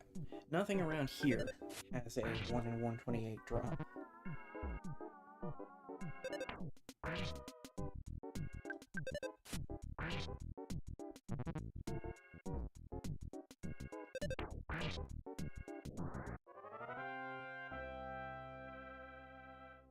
At least, not anything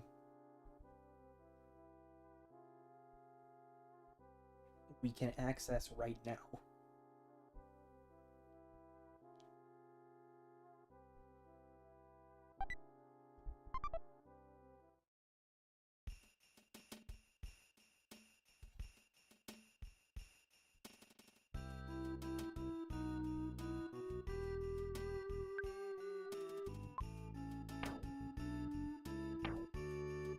Highly doubt that the cookies would be very good with salt on them.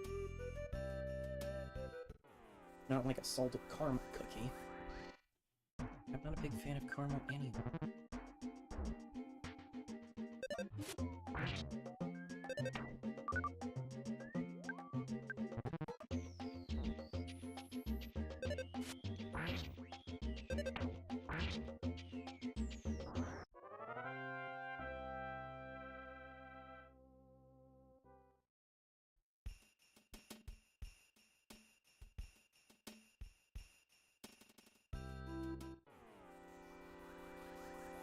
How?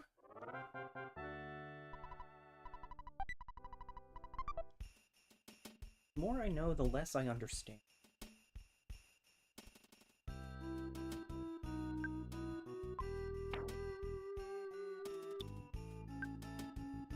Bread with salt. Not great. That gives us more inventory space for items that are actually worth selling. I mean, the bread is, unfortunately, but what are you gonna do?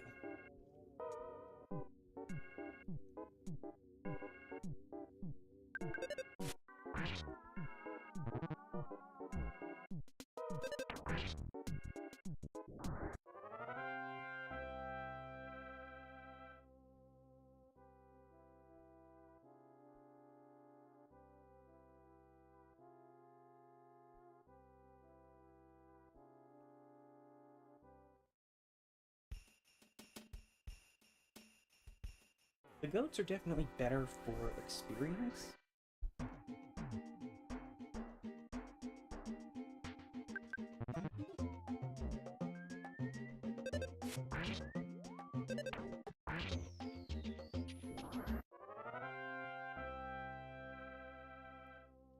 But I'm more concerned with items.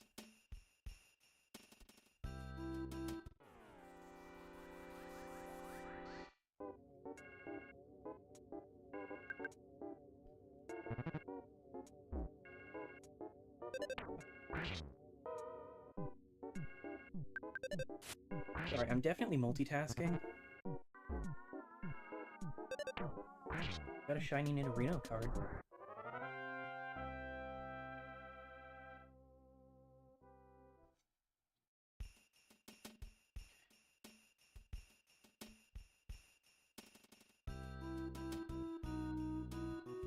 Huh. I can't get to that, and even if I could, it wouldn't do anything for me.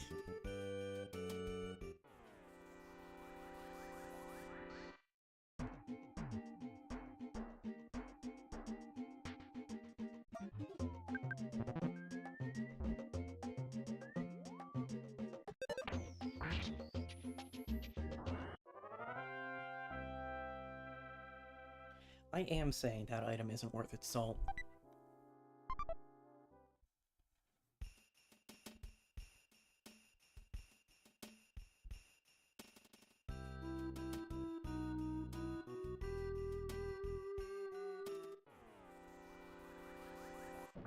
Insta-Crow.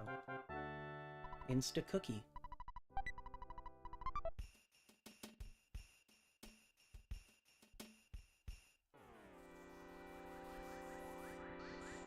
The goats don't have a 1/128 drop, but that doesn't mean they don't have something rarer. Granted, their rarer drop could be the salt.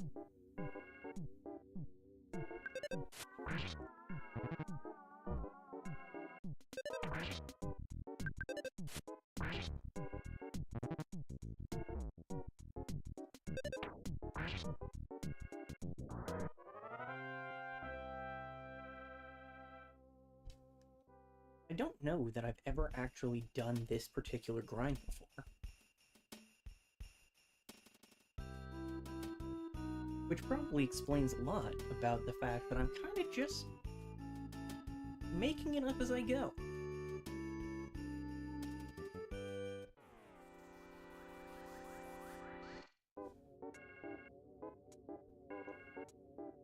Already had this one, but shiny Flareon. Neat. Would kind of prefer to get some of the cards that I'm missing from this set, but you know, it's whatever. It's fine.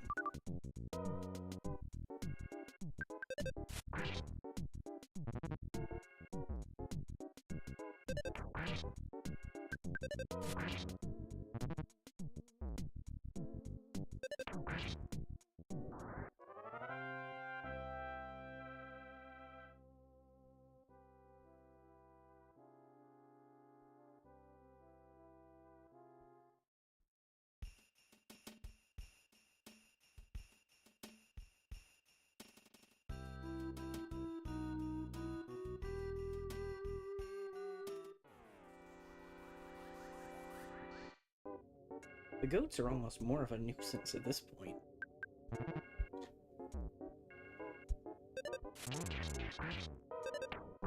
Good job, Bubble Monkey. You did it.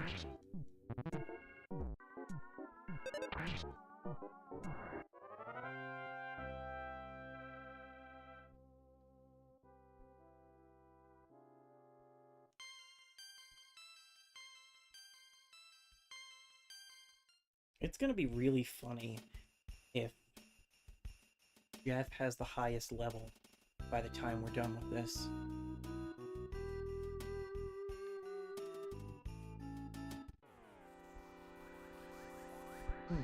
I wasn't paying attention and now there's a goat.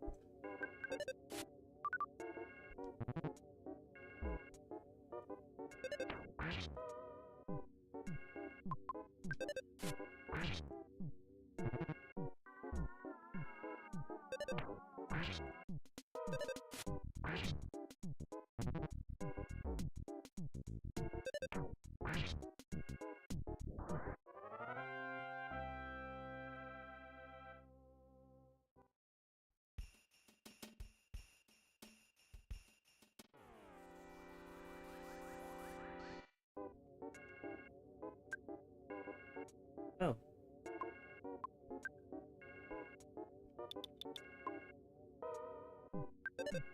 I should pay at least enough attention to avoid dying. This seems like the bare minimum expectation.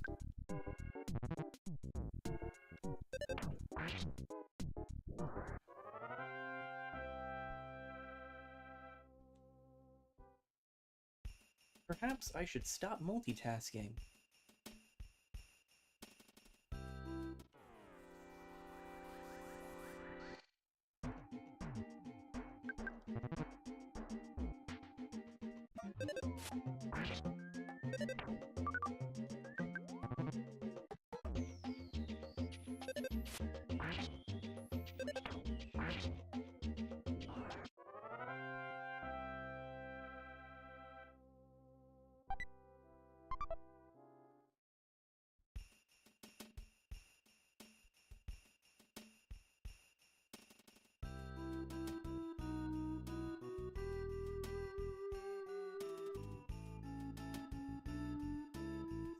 multitasking before you get run down by a goat.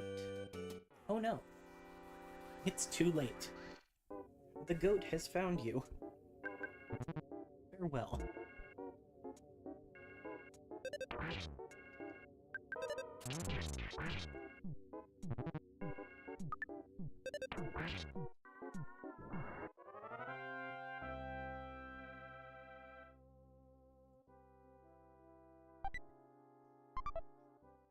Oh good. More salt.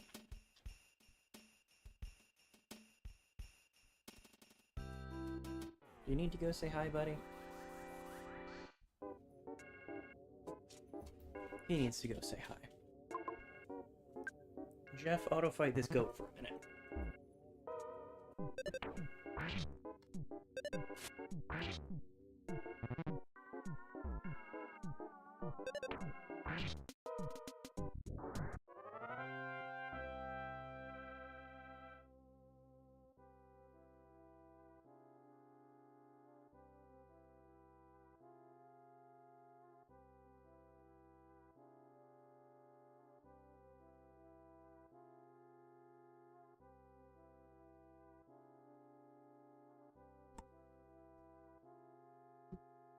Note to check the bathroom later because he was going over there suspiciously before he went downstairs.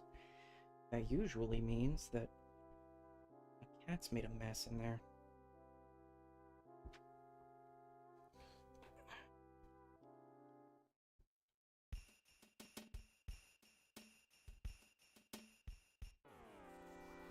Goats all the way down. This is going to take a lot longer if I just gotta sell salt packet.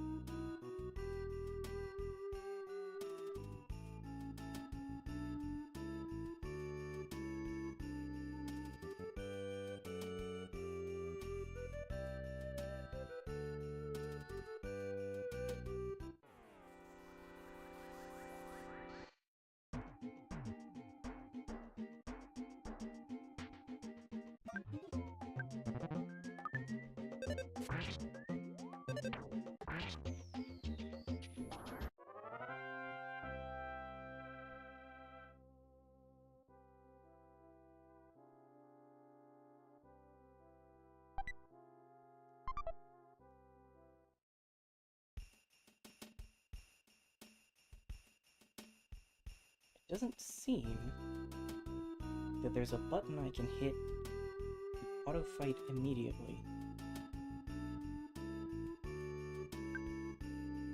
I can press B to disable it while it's going.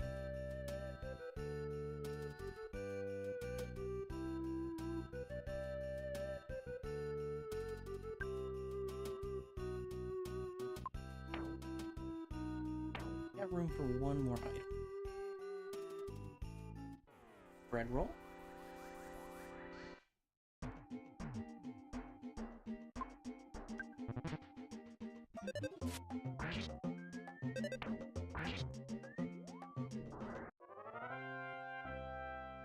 Bread roll. No bread roll.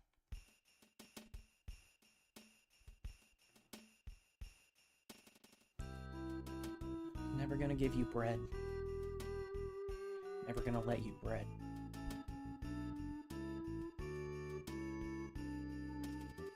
Never gonna bread around and dessert bread.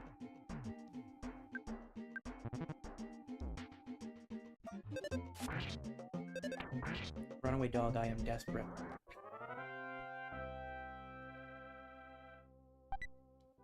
Hooray! The prophecy.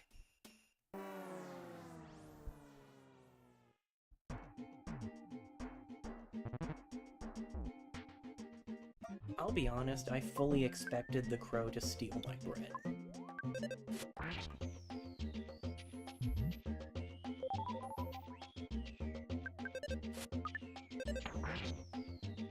Glad I ate my bread just then, because otherwise the crow would have stolen it.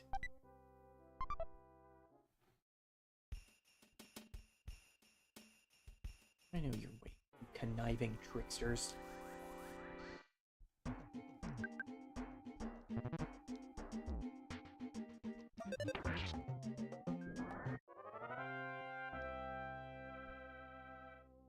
This served the dual purpose of getting me back to a reasonable amount of health and getting rid of the salt packet.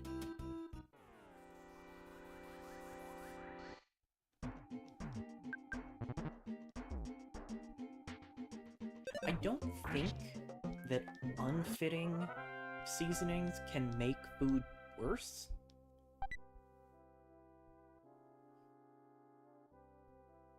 What?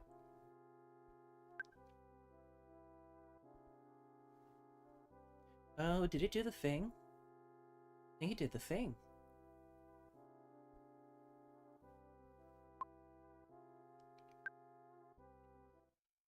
So... actually, it definitely did. Okay. So, there's a bug with the seasoning. That if you use a food item that is in the last space of your inventory, and it uses a seasoning on it, the seasoning gets used up, but not the base item.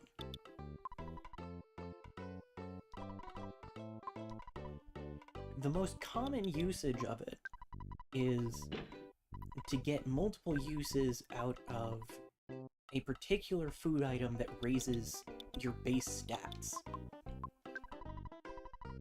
Because those are in very limited supply. But, infinite bread glitch.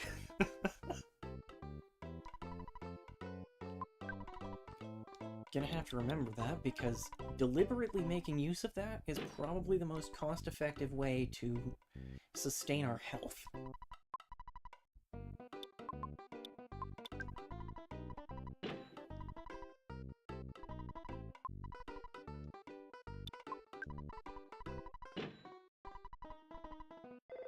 I will say, that's not my dad. Also, this isn't even your kid. Okay, that does get acknowledged. That's funny. I don't think I've ever seen that.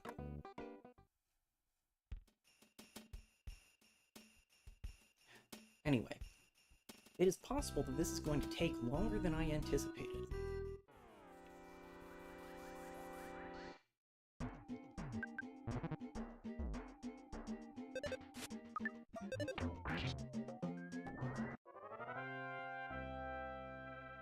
But I said I would do it, and people donated for it. By the tracker, not getting that for some reason.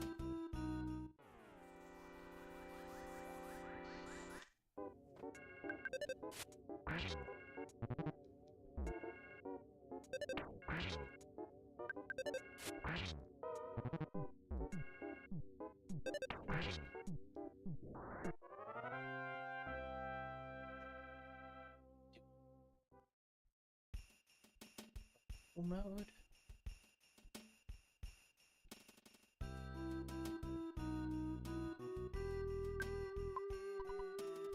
No problem here.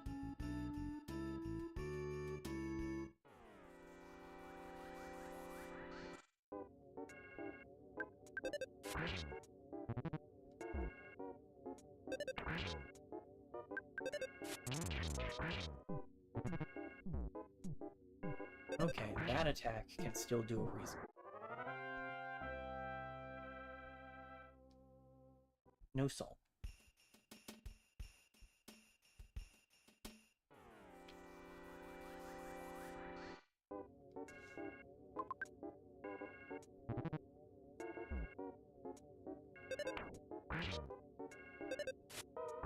Auto fight is faster than me.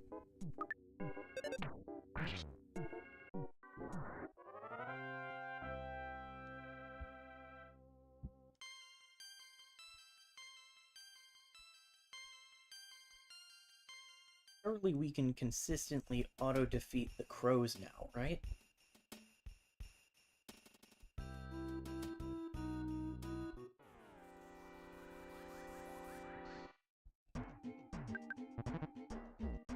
I knew the dogs would be expecting too much. But surely the crows.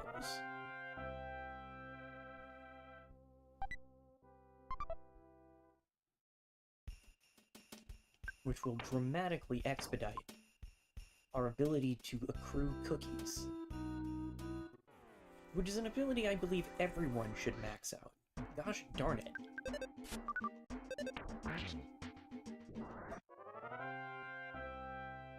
Still at the... You only auto-win if you get a first strike. Crows are wily. It's hard to sneak up on them.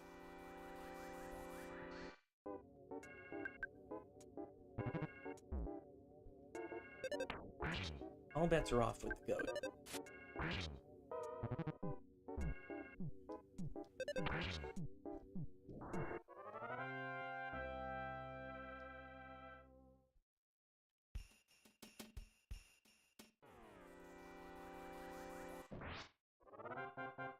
There we go. Auto cookie.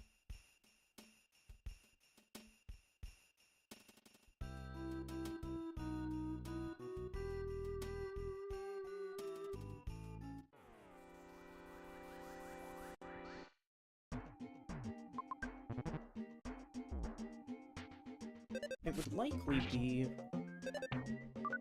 more effective to just wander around down there. That would put us further away from the store, though.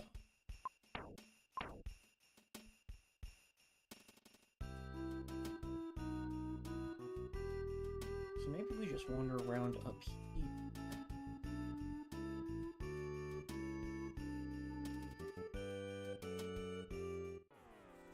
Dog.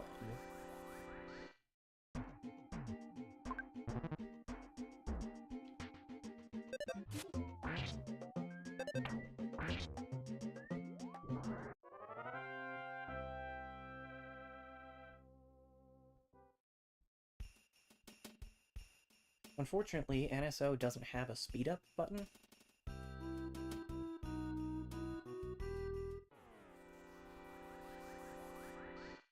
I mean, it also took like 15 years for any Nintendo emulator to offer rewind. So, I don't expect a fast forward button. Oh, good.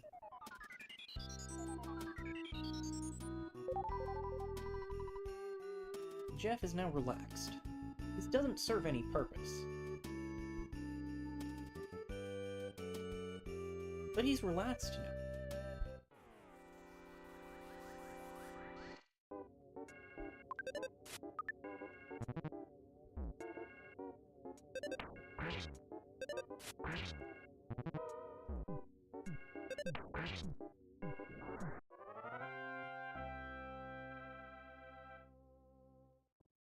No salt.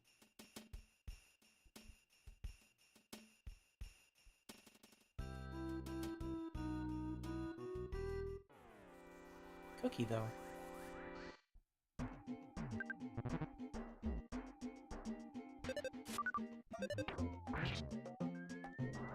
The dogs have not been generous lately.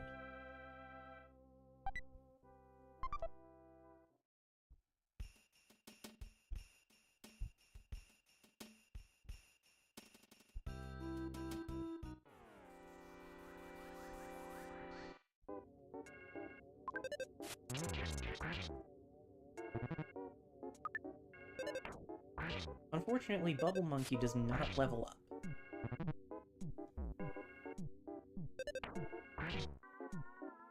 He is a perpetually pathetic primate.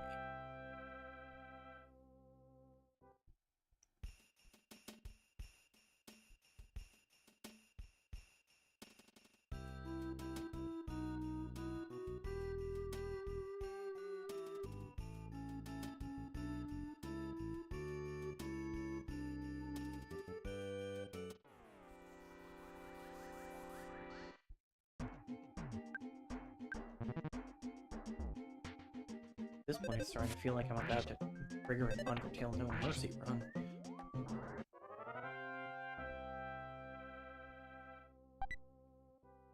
Bread roll.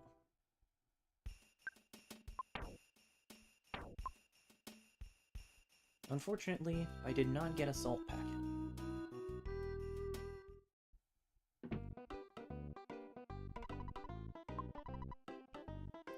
How the turns table when it comes to the humble salt.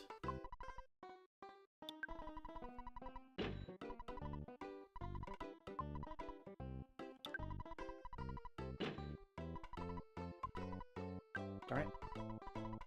Oh.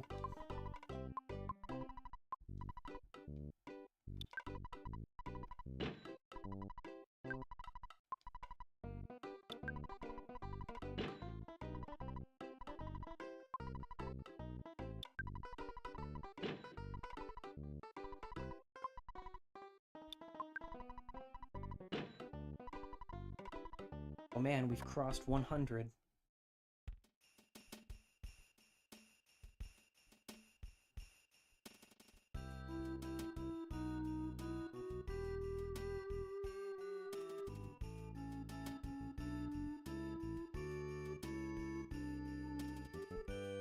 I'm glad that you're here to provide moral support through puns.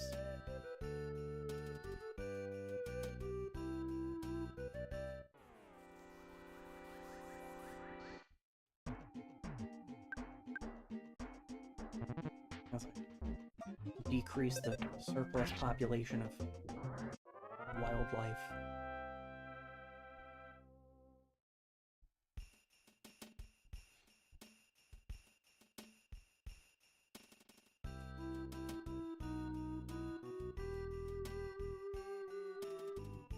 Feels like there's only 1 or 2 spots up here that enemies can actually spawn. The crows are running from me. This is a good sign.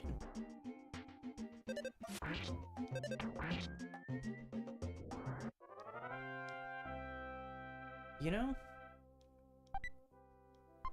I'm beginning to regret not grabbing all those cookies from the dorm.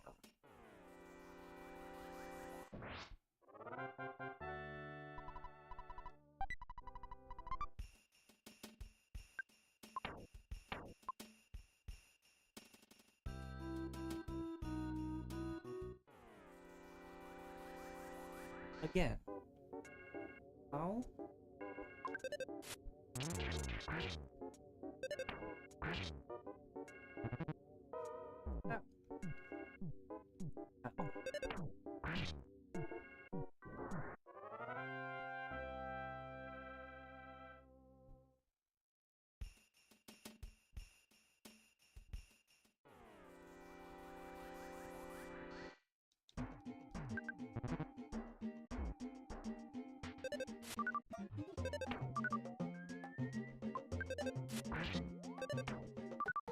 Gosh dang it.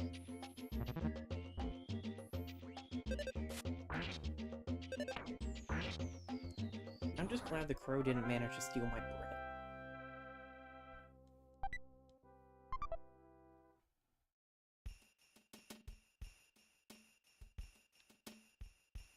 Okay, something to check.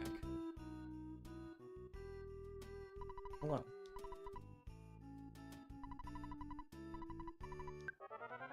Cool. Yes. I have been avoiding this like a clown because I thought that it was plot progress, but it is actually free healing.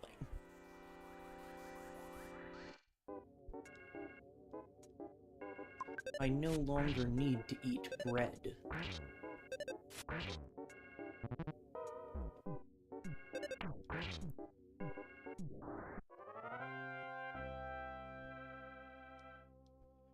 I have outgrown my bread phase.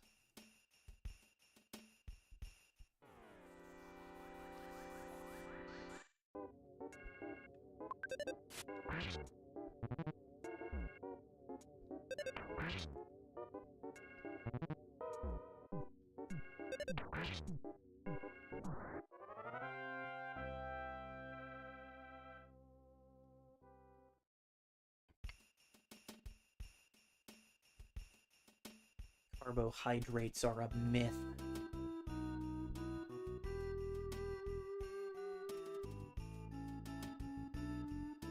I need only tent tea.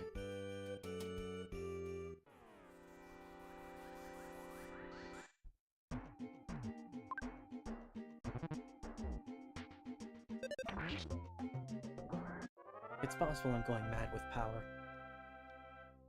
And or frostbite.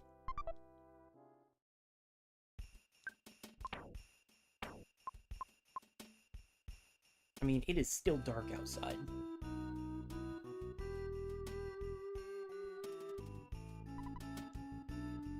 No problem here.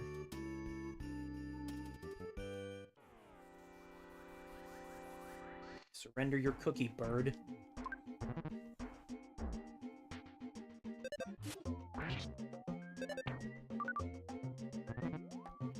Surrender your cookie, bird. Did the crows have little bow ties? I think the crows have little bow ties. I must confirm this. Excuse me, crow. Do you have a little bow tie? That is definitely a little bow tie. Incredible.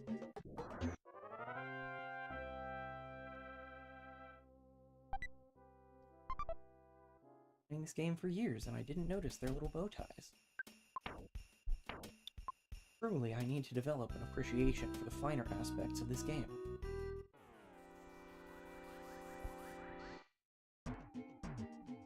Bread?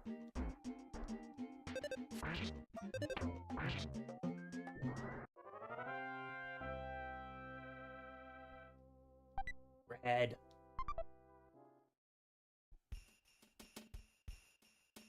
Brains. I am becoming the zombie apocalypse of Threed.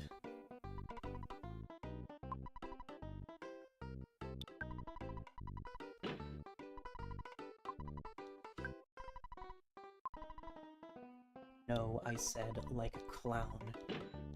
An absolute joker. A fool.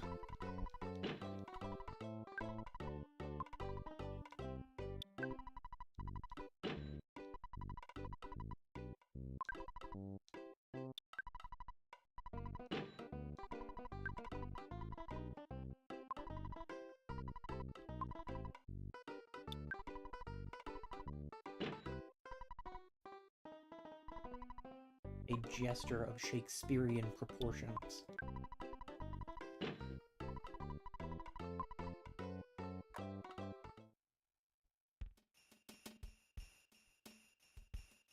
Is that another? Yeah, that's another magic butterfly we can't get to.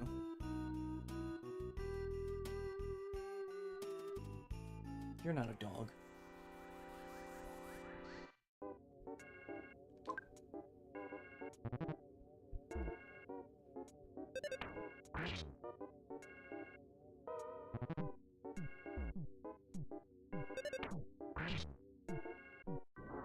On occasion, it is important to inform someone what they are not, so that they do not develop a mistaken idea of their own identity. That said, if someone does develop an idea of their own identity, maybe, like, hear them out first.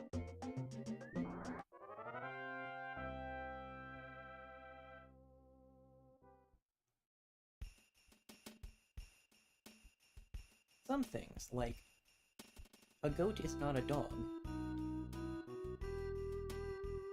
are reasonable retorts to make. Other things, substantially less so.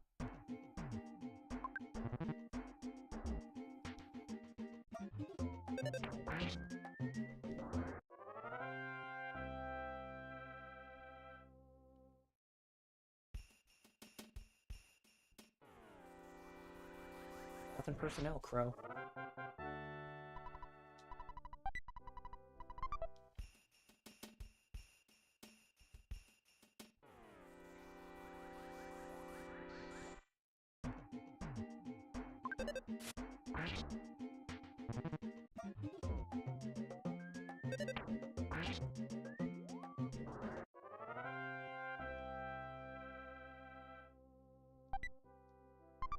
Hooray.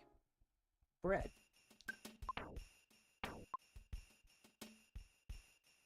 We have 5 more item slots.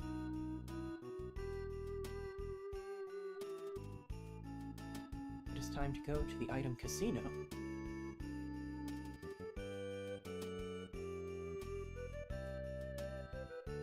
That we may play the item slot machine.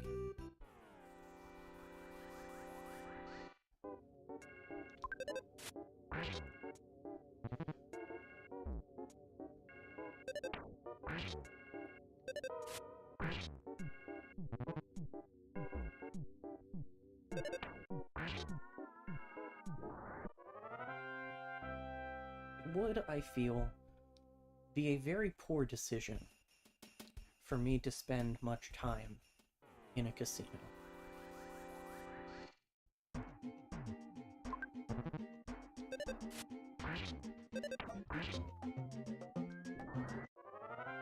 I'm at that awkward intersection of easily fixated on things and also excessively analytical.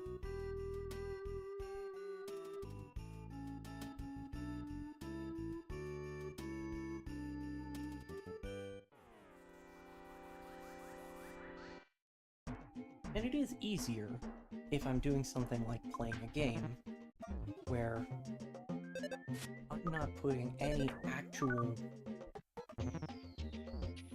meaningful cost on the line.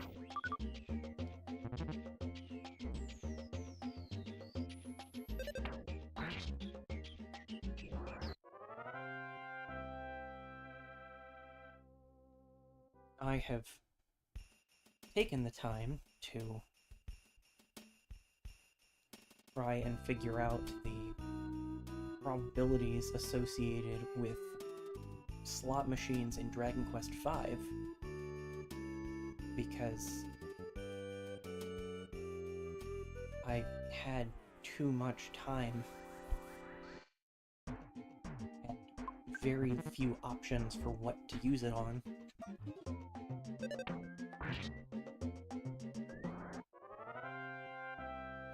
But realistically, I think it is substantially less likely that I would go to all the trouble of trying to map out an actual slot machine.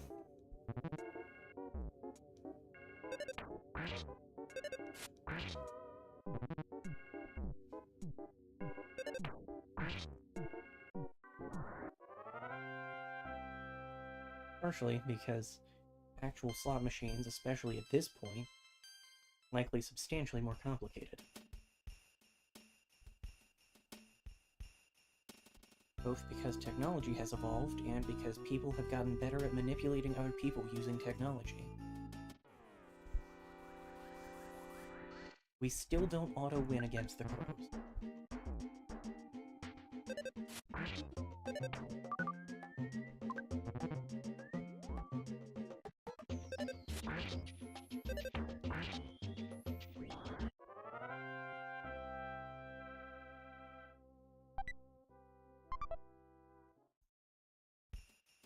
We have 2 slots left? 2 slots, yeah.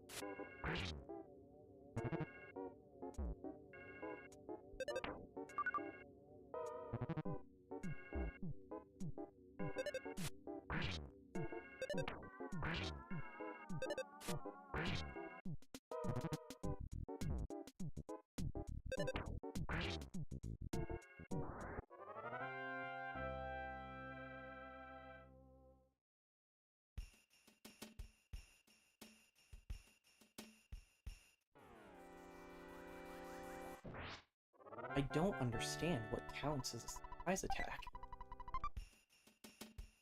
That bird was actively flying towards me.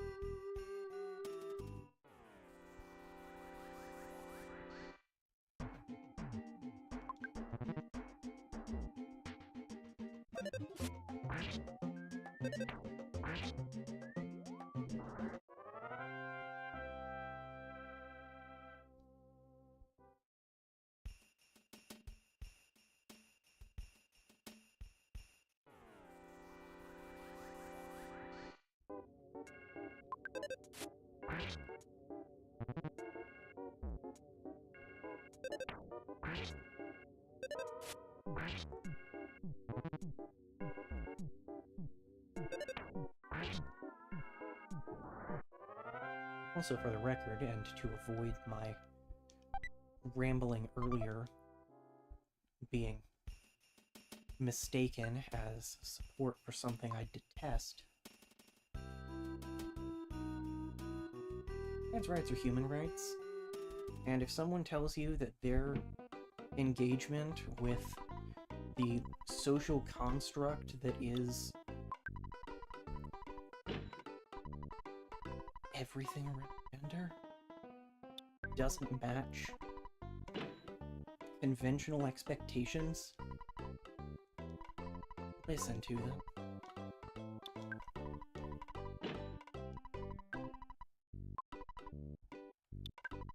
There's many different ways to be a person as there are people.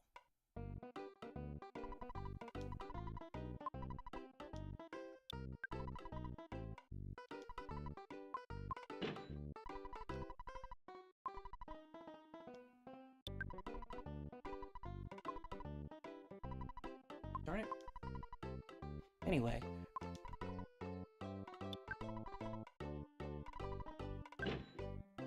Back to starting to run out of energy rambling.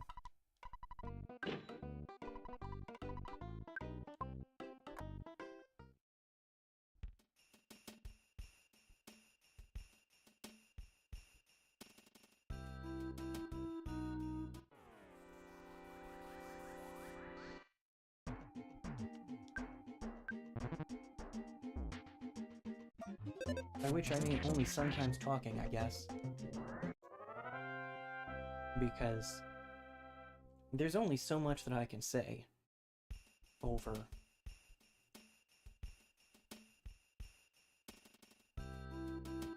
bullying wildlife.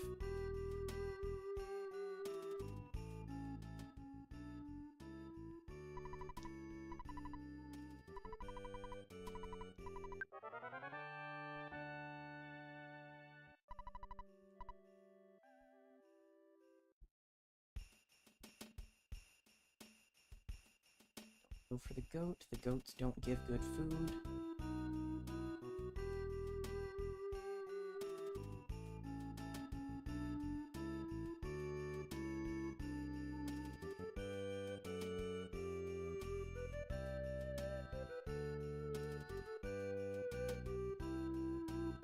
Don't go for the goat.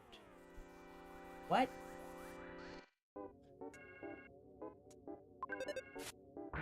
Did the monkey get a sneak attack?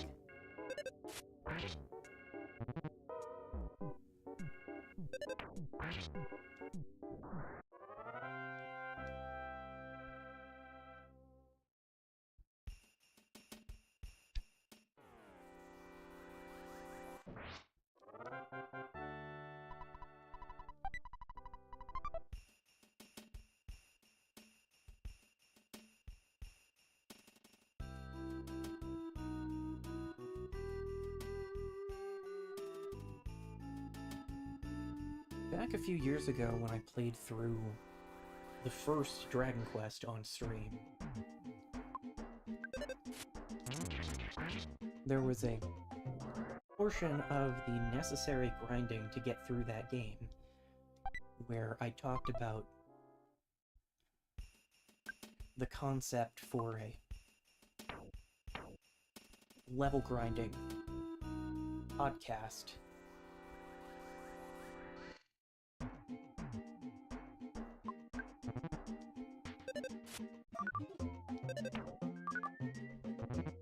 I don't really think that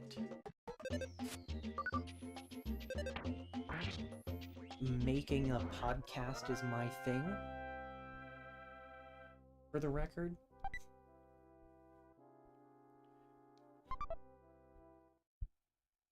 I mean,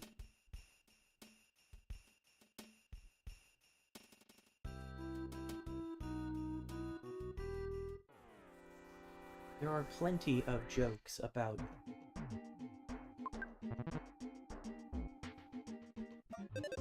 small groups of white dudes starting podcasts.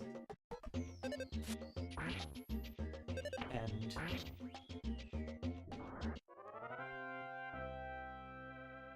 I think it's kind of wonderful that there is such a varied and immense landscape of podcasts. I mean, they're essentially filling the role that radio talk shows did. It's just that, as with most things since the internet has become prominent, it's more accessible. So it's not just like three guys in a recording booth in Chicago who can talk to people and record it.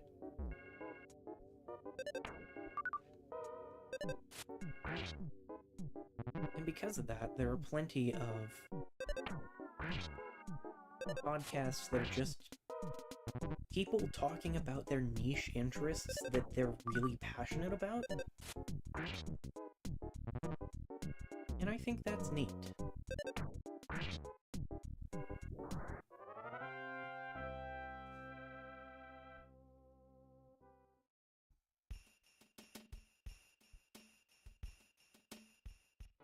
Or, in some cases, people talking about the stuff they've made and the process behind it.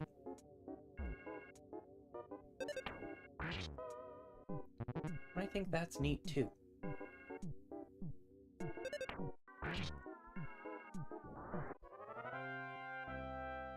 Generally, I believe that it is a very good thing for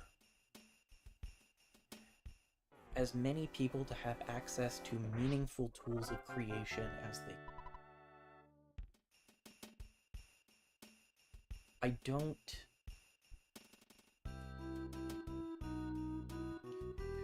strongly extend that to the likes of generative AI.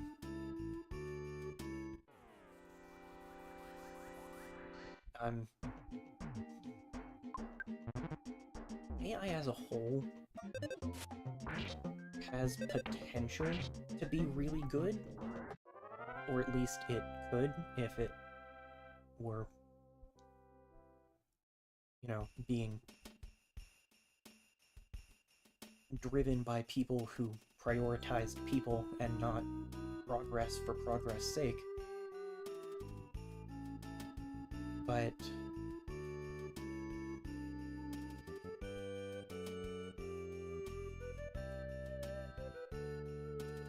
things like YouTube, things like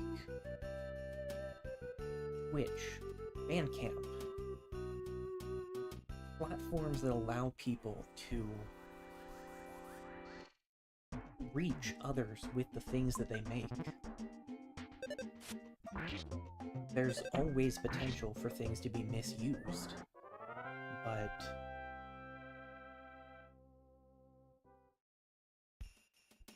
creation is a substantial component of human expression. And more people being able to make stuff, that's cool. If someone's interested in making it, then someone's interested in seeing it.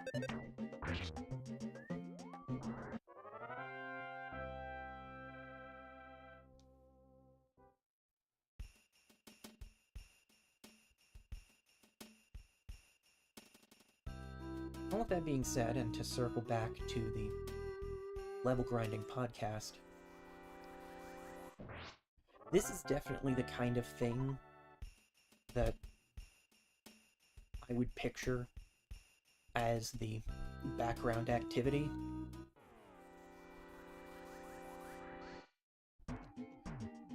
Because frankly,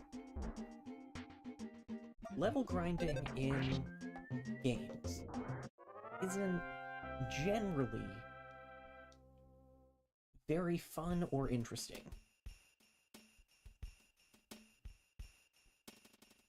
I'm not going to pretend otherwise. But having a conversation with someone while you're just doing something to occupy your hands,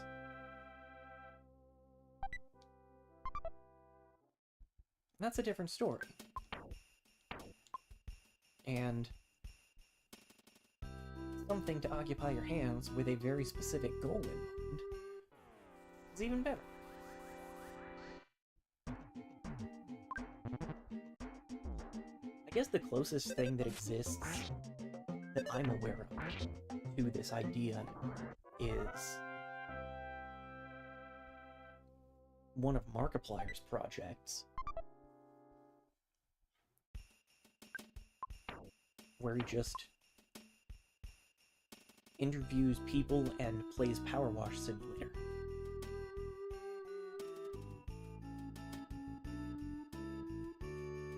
I think with the other person, so it's not like two people doing their own thing.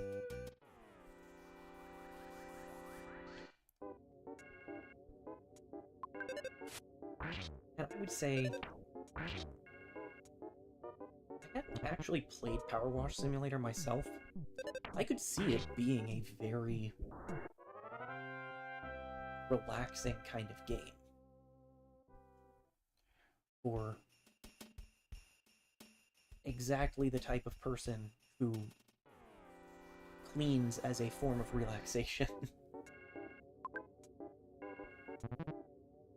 Or rather, the type of person who likes doing something and seeing immediate positive results.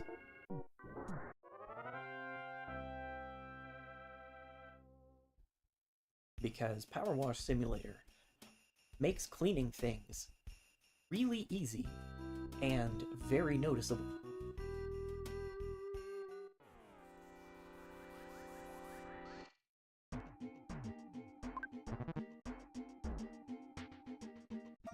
But I think that Power Wash Simulator does require a little more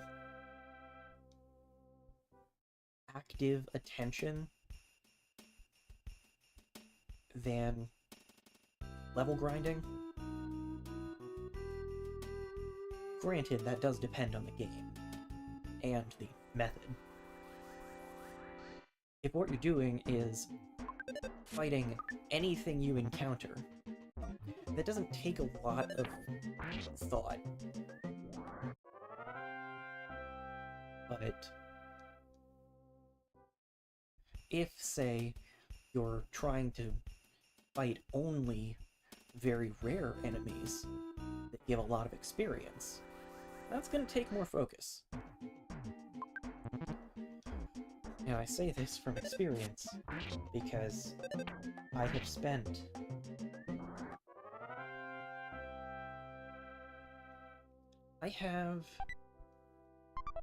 like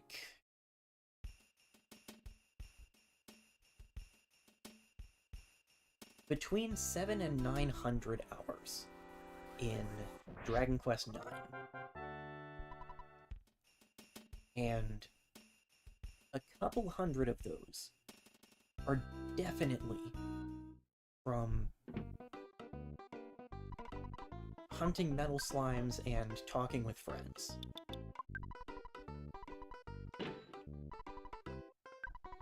That was one of the things that I did when I hung out with my friends as a kid. That's actually probably why the Level Grind podcast sounds so appealing to me, because it is like something I did as a kid.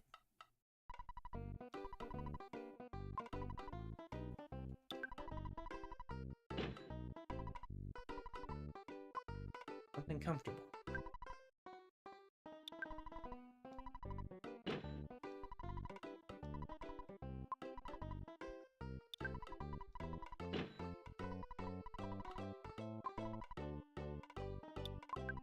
And I think there's something to be said for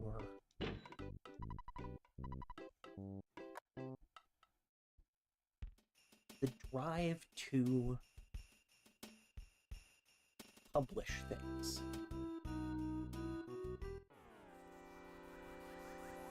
That it isn't always necessary.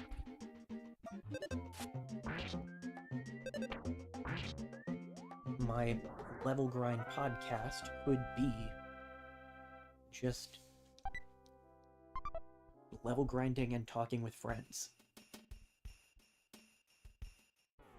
That's an option.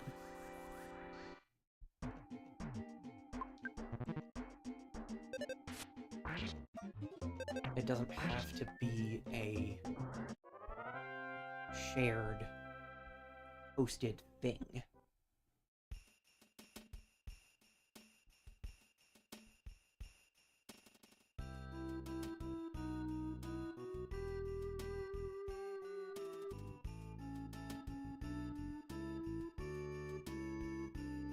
And that, I think, would be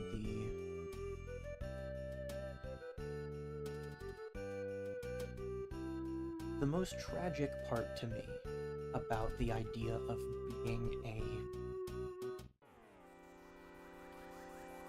YouTuber, a content creator, quote-unquote, as a job.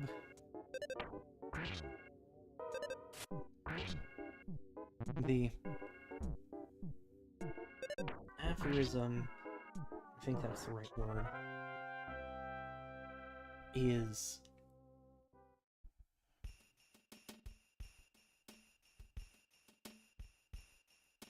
do what you love, and you'll never work a day in your life. I and I think many other people have come to recognize that that's not really accurate. For some people, I'm sure it is. Some people, I'm sure, can engage wholeheartedly with a thing that they enjoy and get paid for it and never have it feel like work. But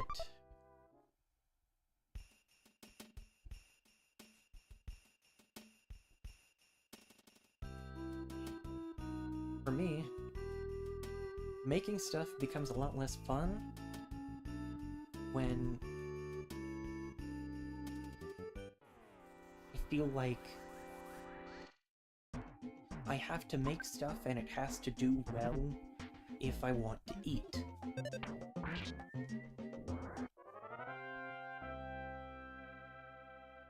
That was the driving factor in my going to grad school.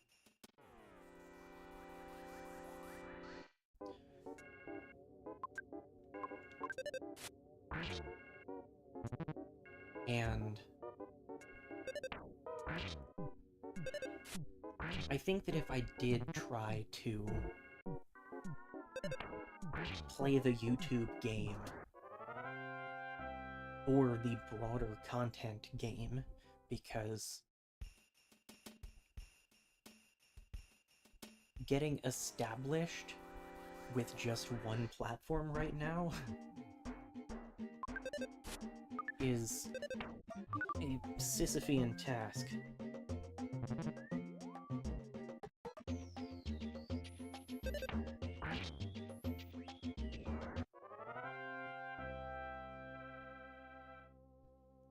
And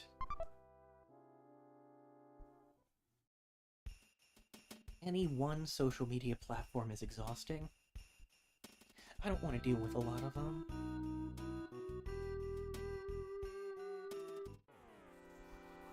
I don't have that level of social energy. I don't have that energy of any kind a lot of days.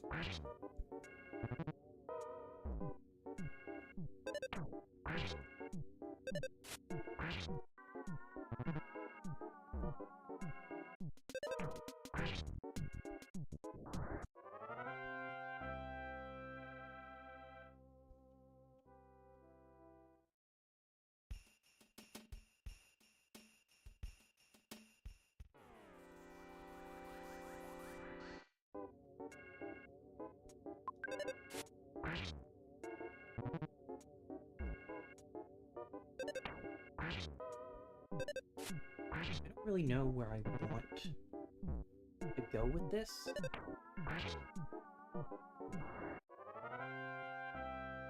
I guess just thinking that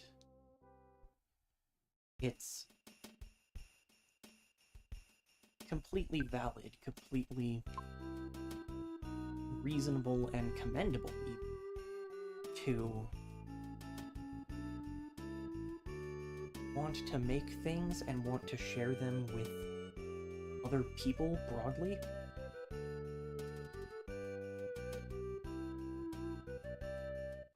But it's also commendable to make stuff because you want to make it.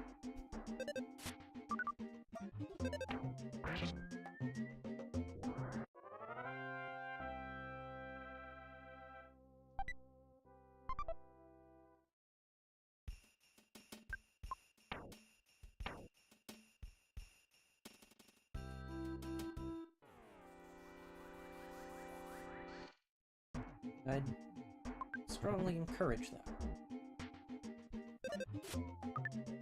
Make stuff that you think is cool, but you don't have to put out there.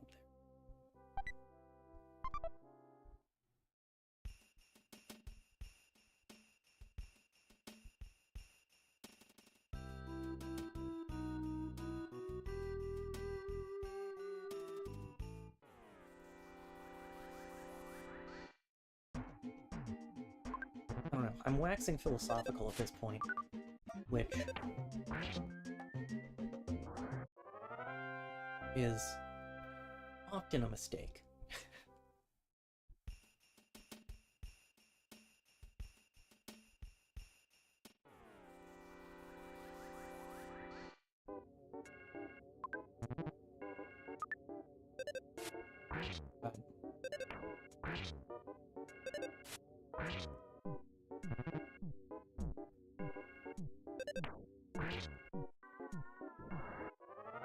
I guess that's what happens when I'm tired enough and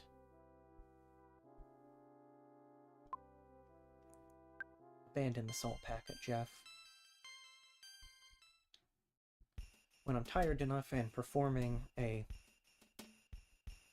very repetitive task.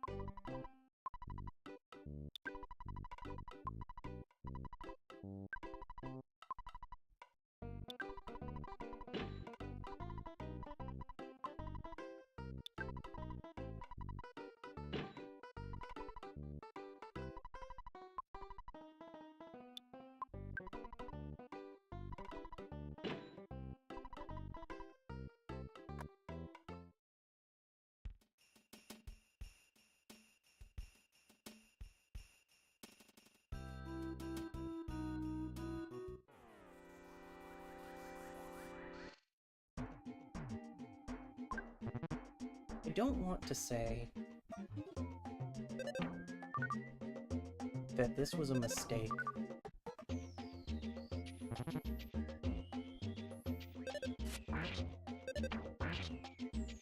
And I don't want to back down on it, because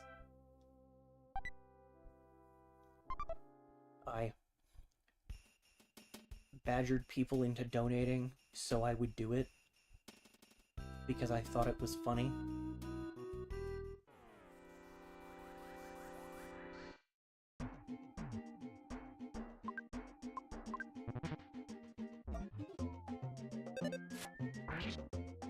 But this is more of a process than I really anticipated that it would be.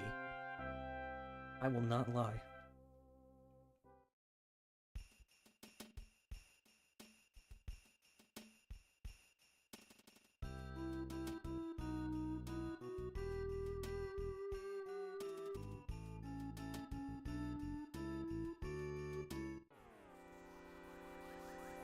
That's probably fairly clear by this point, I guess.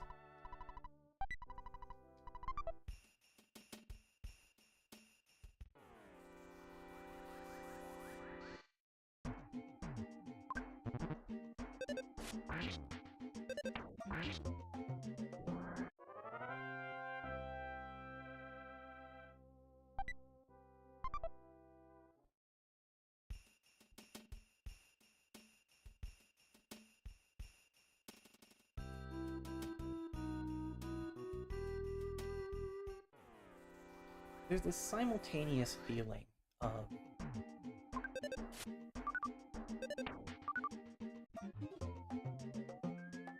seriously? There's this simultaneous feeling of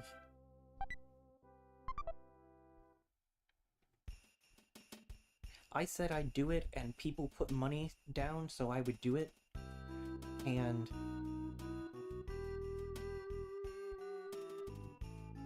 this is a very slow process and we're not even halfway done.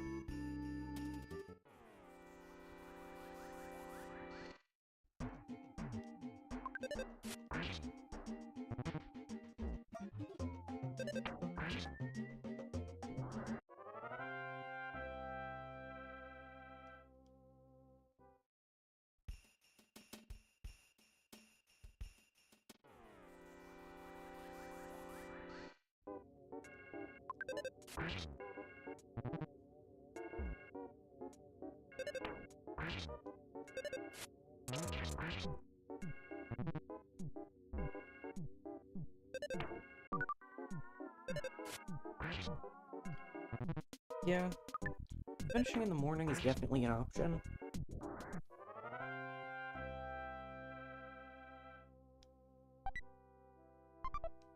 Oh good. Salt.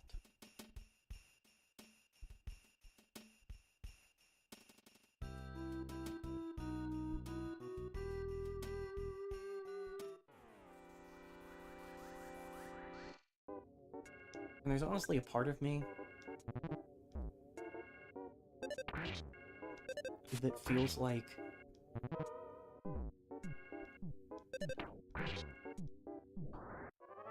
ending the stream and working on it on my own for a little while would be a reasonable option.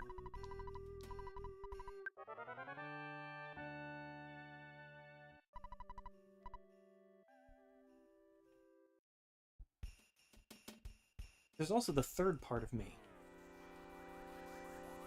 that just wants to turn it into a bid war and see if anyone will donate $51 to make me stop. Because that's more money for the children's hospital.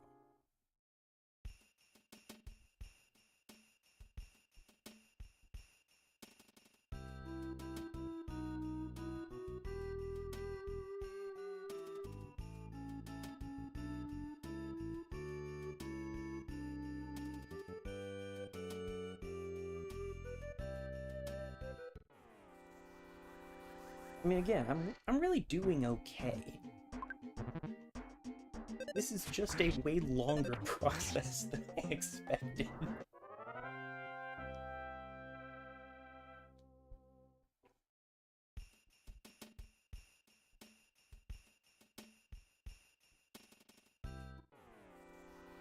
I guess that's the flip side of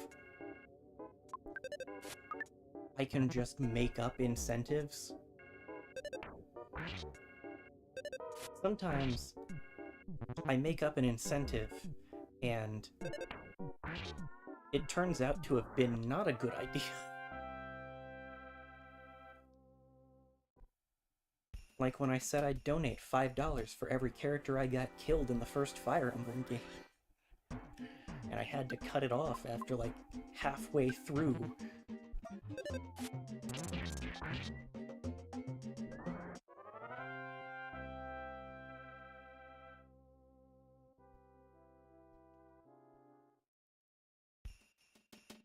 I mean, the other outcome of this is I'm just going to keep saying words, and they may start to make less and less sense.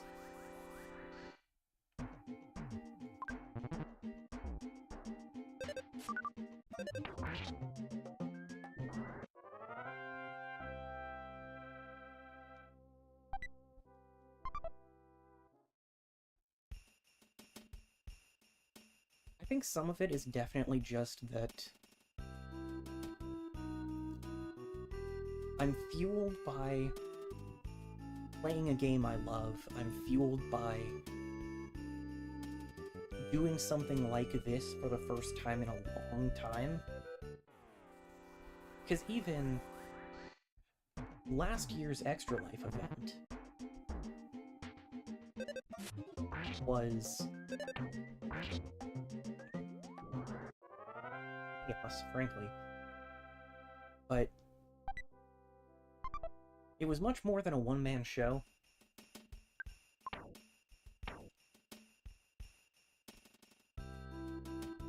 A bountiful harvest this day. Turn to sell our goods for bat money.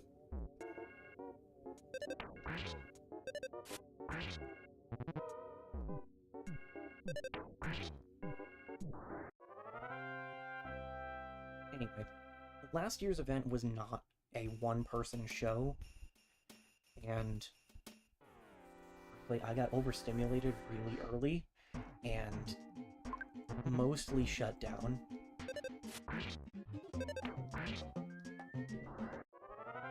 So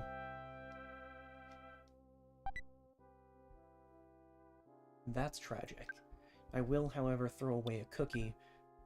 No, actually, I'll throw away the salt packet.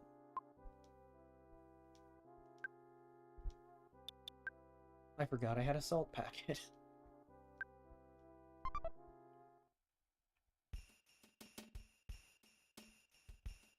It's nice after that, and after not doing any other events last year, or for the first half of this year, to just sit here, play a game I like, and ramble.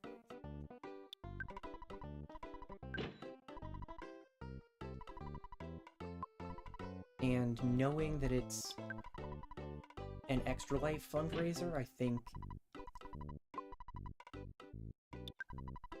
drives me to keep going more.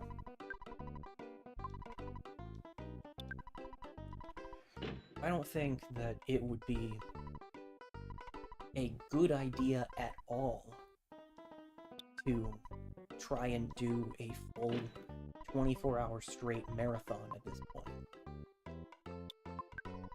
I mean, we stopped doing that years ago for good reason.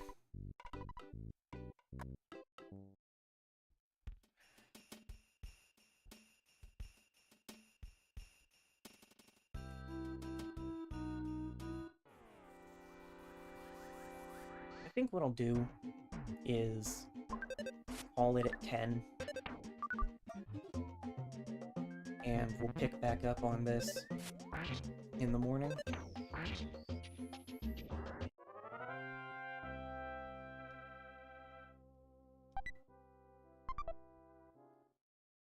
That seems reasonable. And maybe by then, someone will have donated $51 to get me to stop.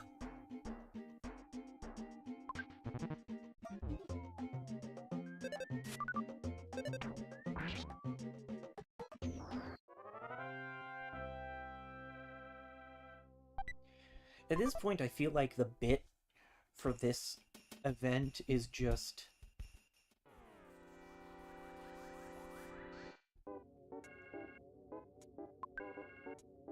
blatantly obvious shilling.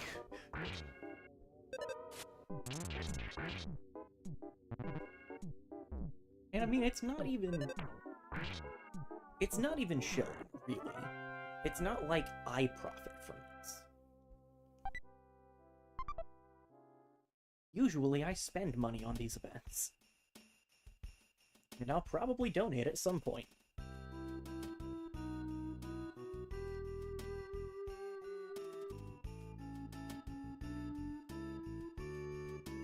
But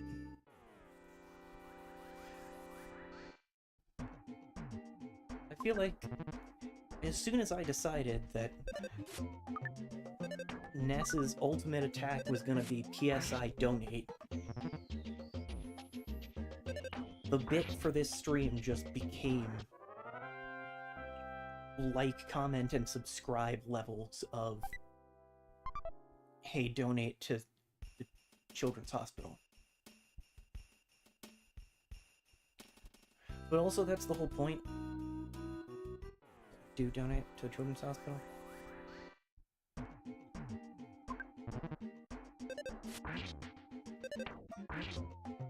I don't know, I'm not sure where on the line of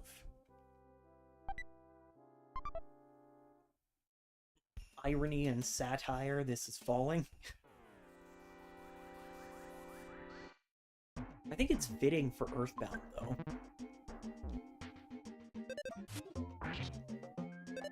A little goofy, more than a little bit absurd, and completely aware of that fact.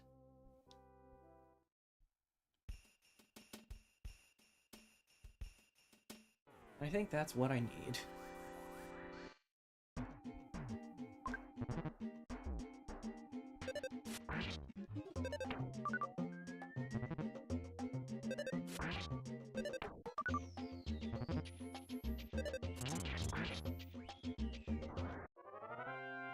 I'm still upset that I'm level 10 and I can't insta-win against the dang crows. Is it just that Jeff is slow? Oh, buddy. Buddy, you have a speed stat of 6. Friendo.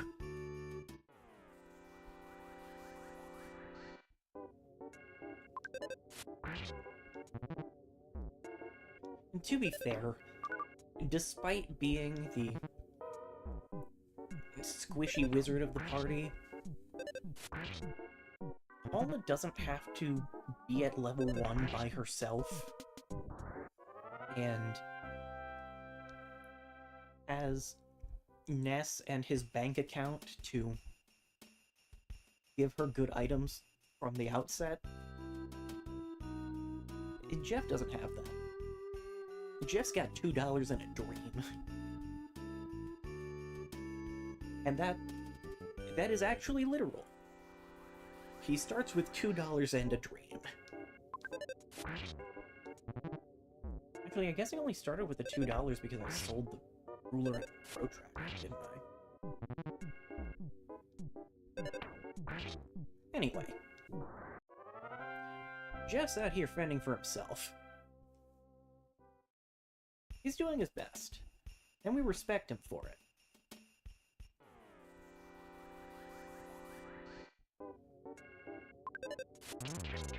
But he's out here fending for himself.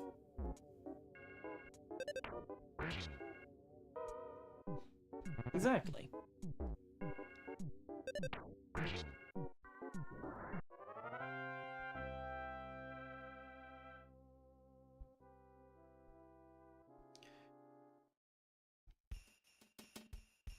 We definitely would have reached the point where I would have shifted the goalpost to the cheapest of the silly expensive items if I had been going for a more expensive one. But I at least had the presence of mind to start with the lowest value and not add more. Because there was a part of me that was like, now who wants to donate $75? So I'll go for the frying pan. Because I've gone mad with power. And really just mad with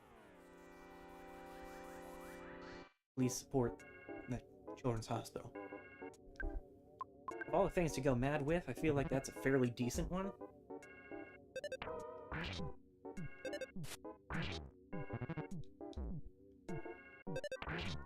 But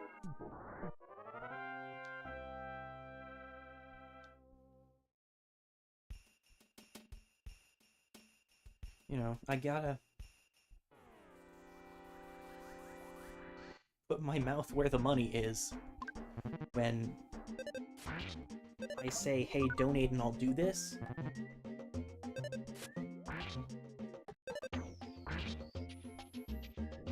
That is also true.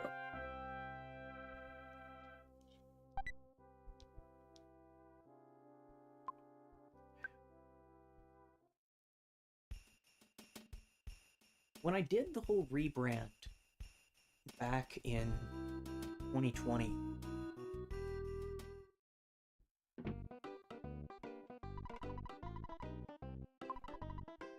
one of my roommates at the time was like, is this really fitting?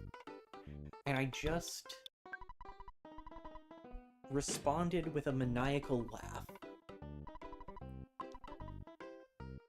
And she went, oh yeah, never mind.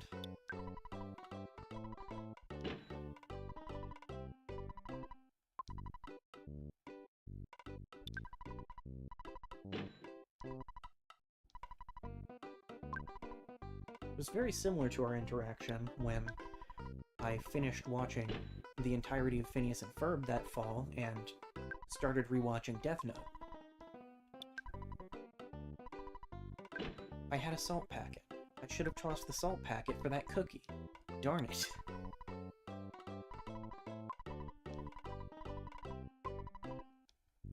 Yes, sell the dang salt packet. Get it out of here.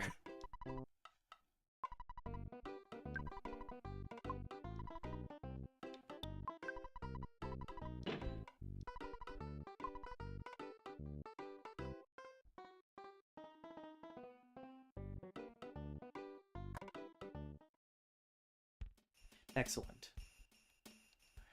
I have been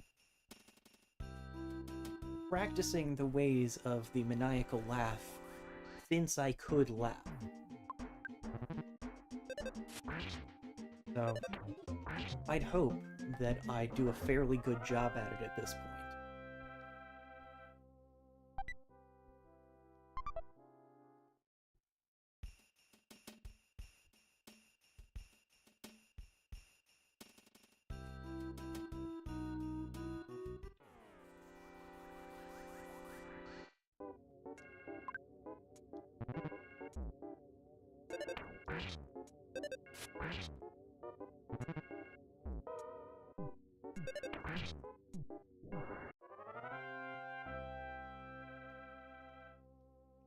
I think the main thing that is pushing me towards actually, yes, do stop at 10 is that I still have to figure out what the heck is going on with the tracker.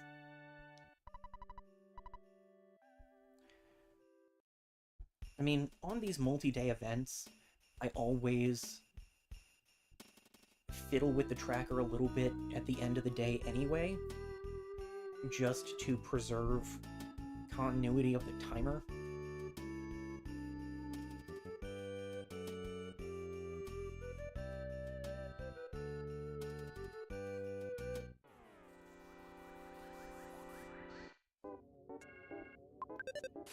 Because it's not... The time played counter is not correct if it says that I was playing for however long I was, in fact, sleeping.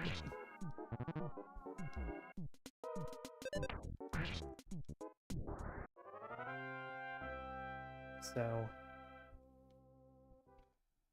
it just makes more sense to update things so the right amount of time will line up with the start of the next day.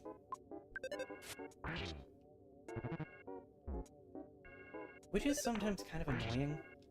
I'm not used to having to count it backwards in terms of time.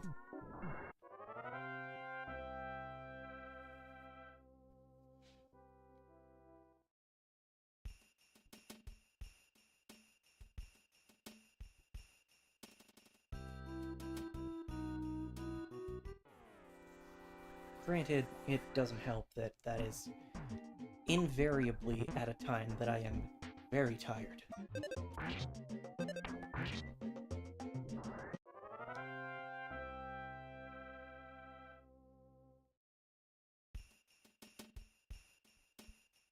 I think that they did change the stat lines for these Fightful Crows and Runaway Dogs compared to the ones that were in Onett.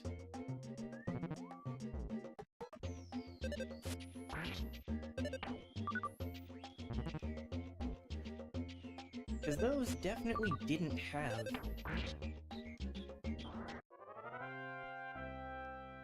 $15 health. At least I don't think they did. I'd say I've slept since then, but I haven't. I've been right here. But I have spent the last 2 hours fighting the same 3 enemies.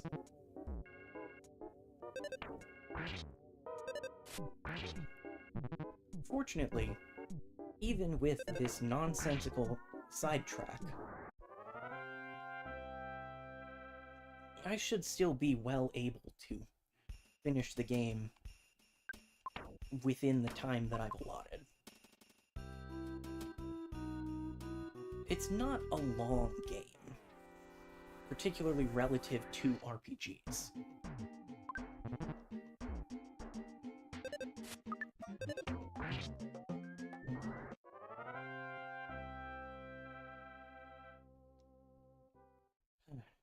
All of that said, I might have to go ahead and call it early.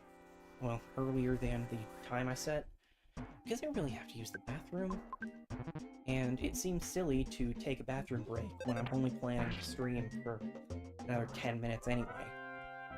So, I'm gonna go back up to the store, I'm gonna save, and then I'll wrap things up for tonight. And try to fix the tracker for tomorrow.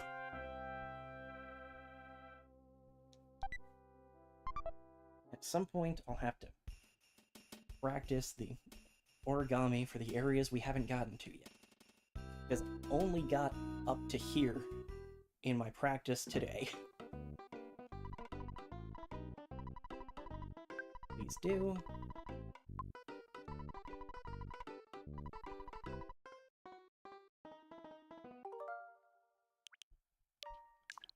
Go ahead and create a suspend point just to be safe. Or, depending on how you look at it, just to be dangerous.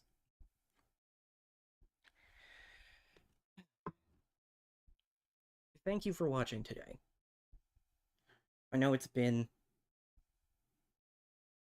well, fittingly chaotic. Hush.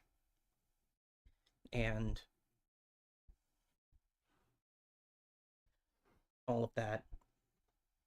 But this has been fun. And it's going to be fun for the next couple of days.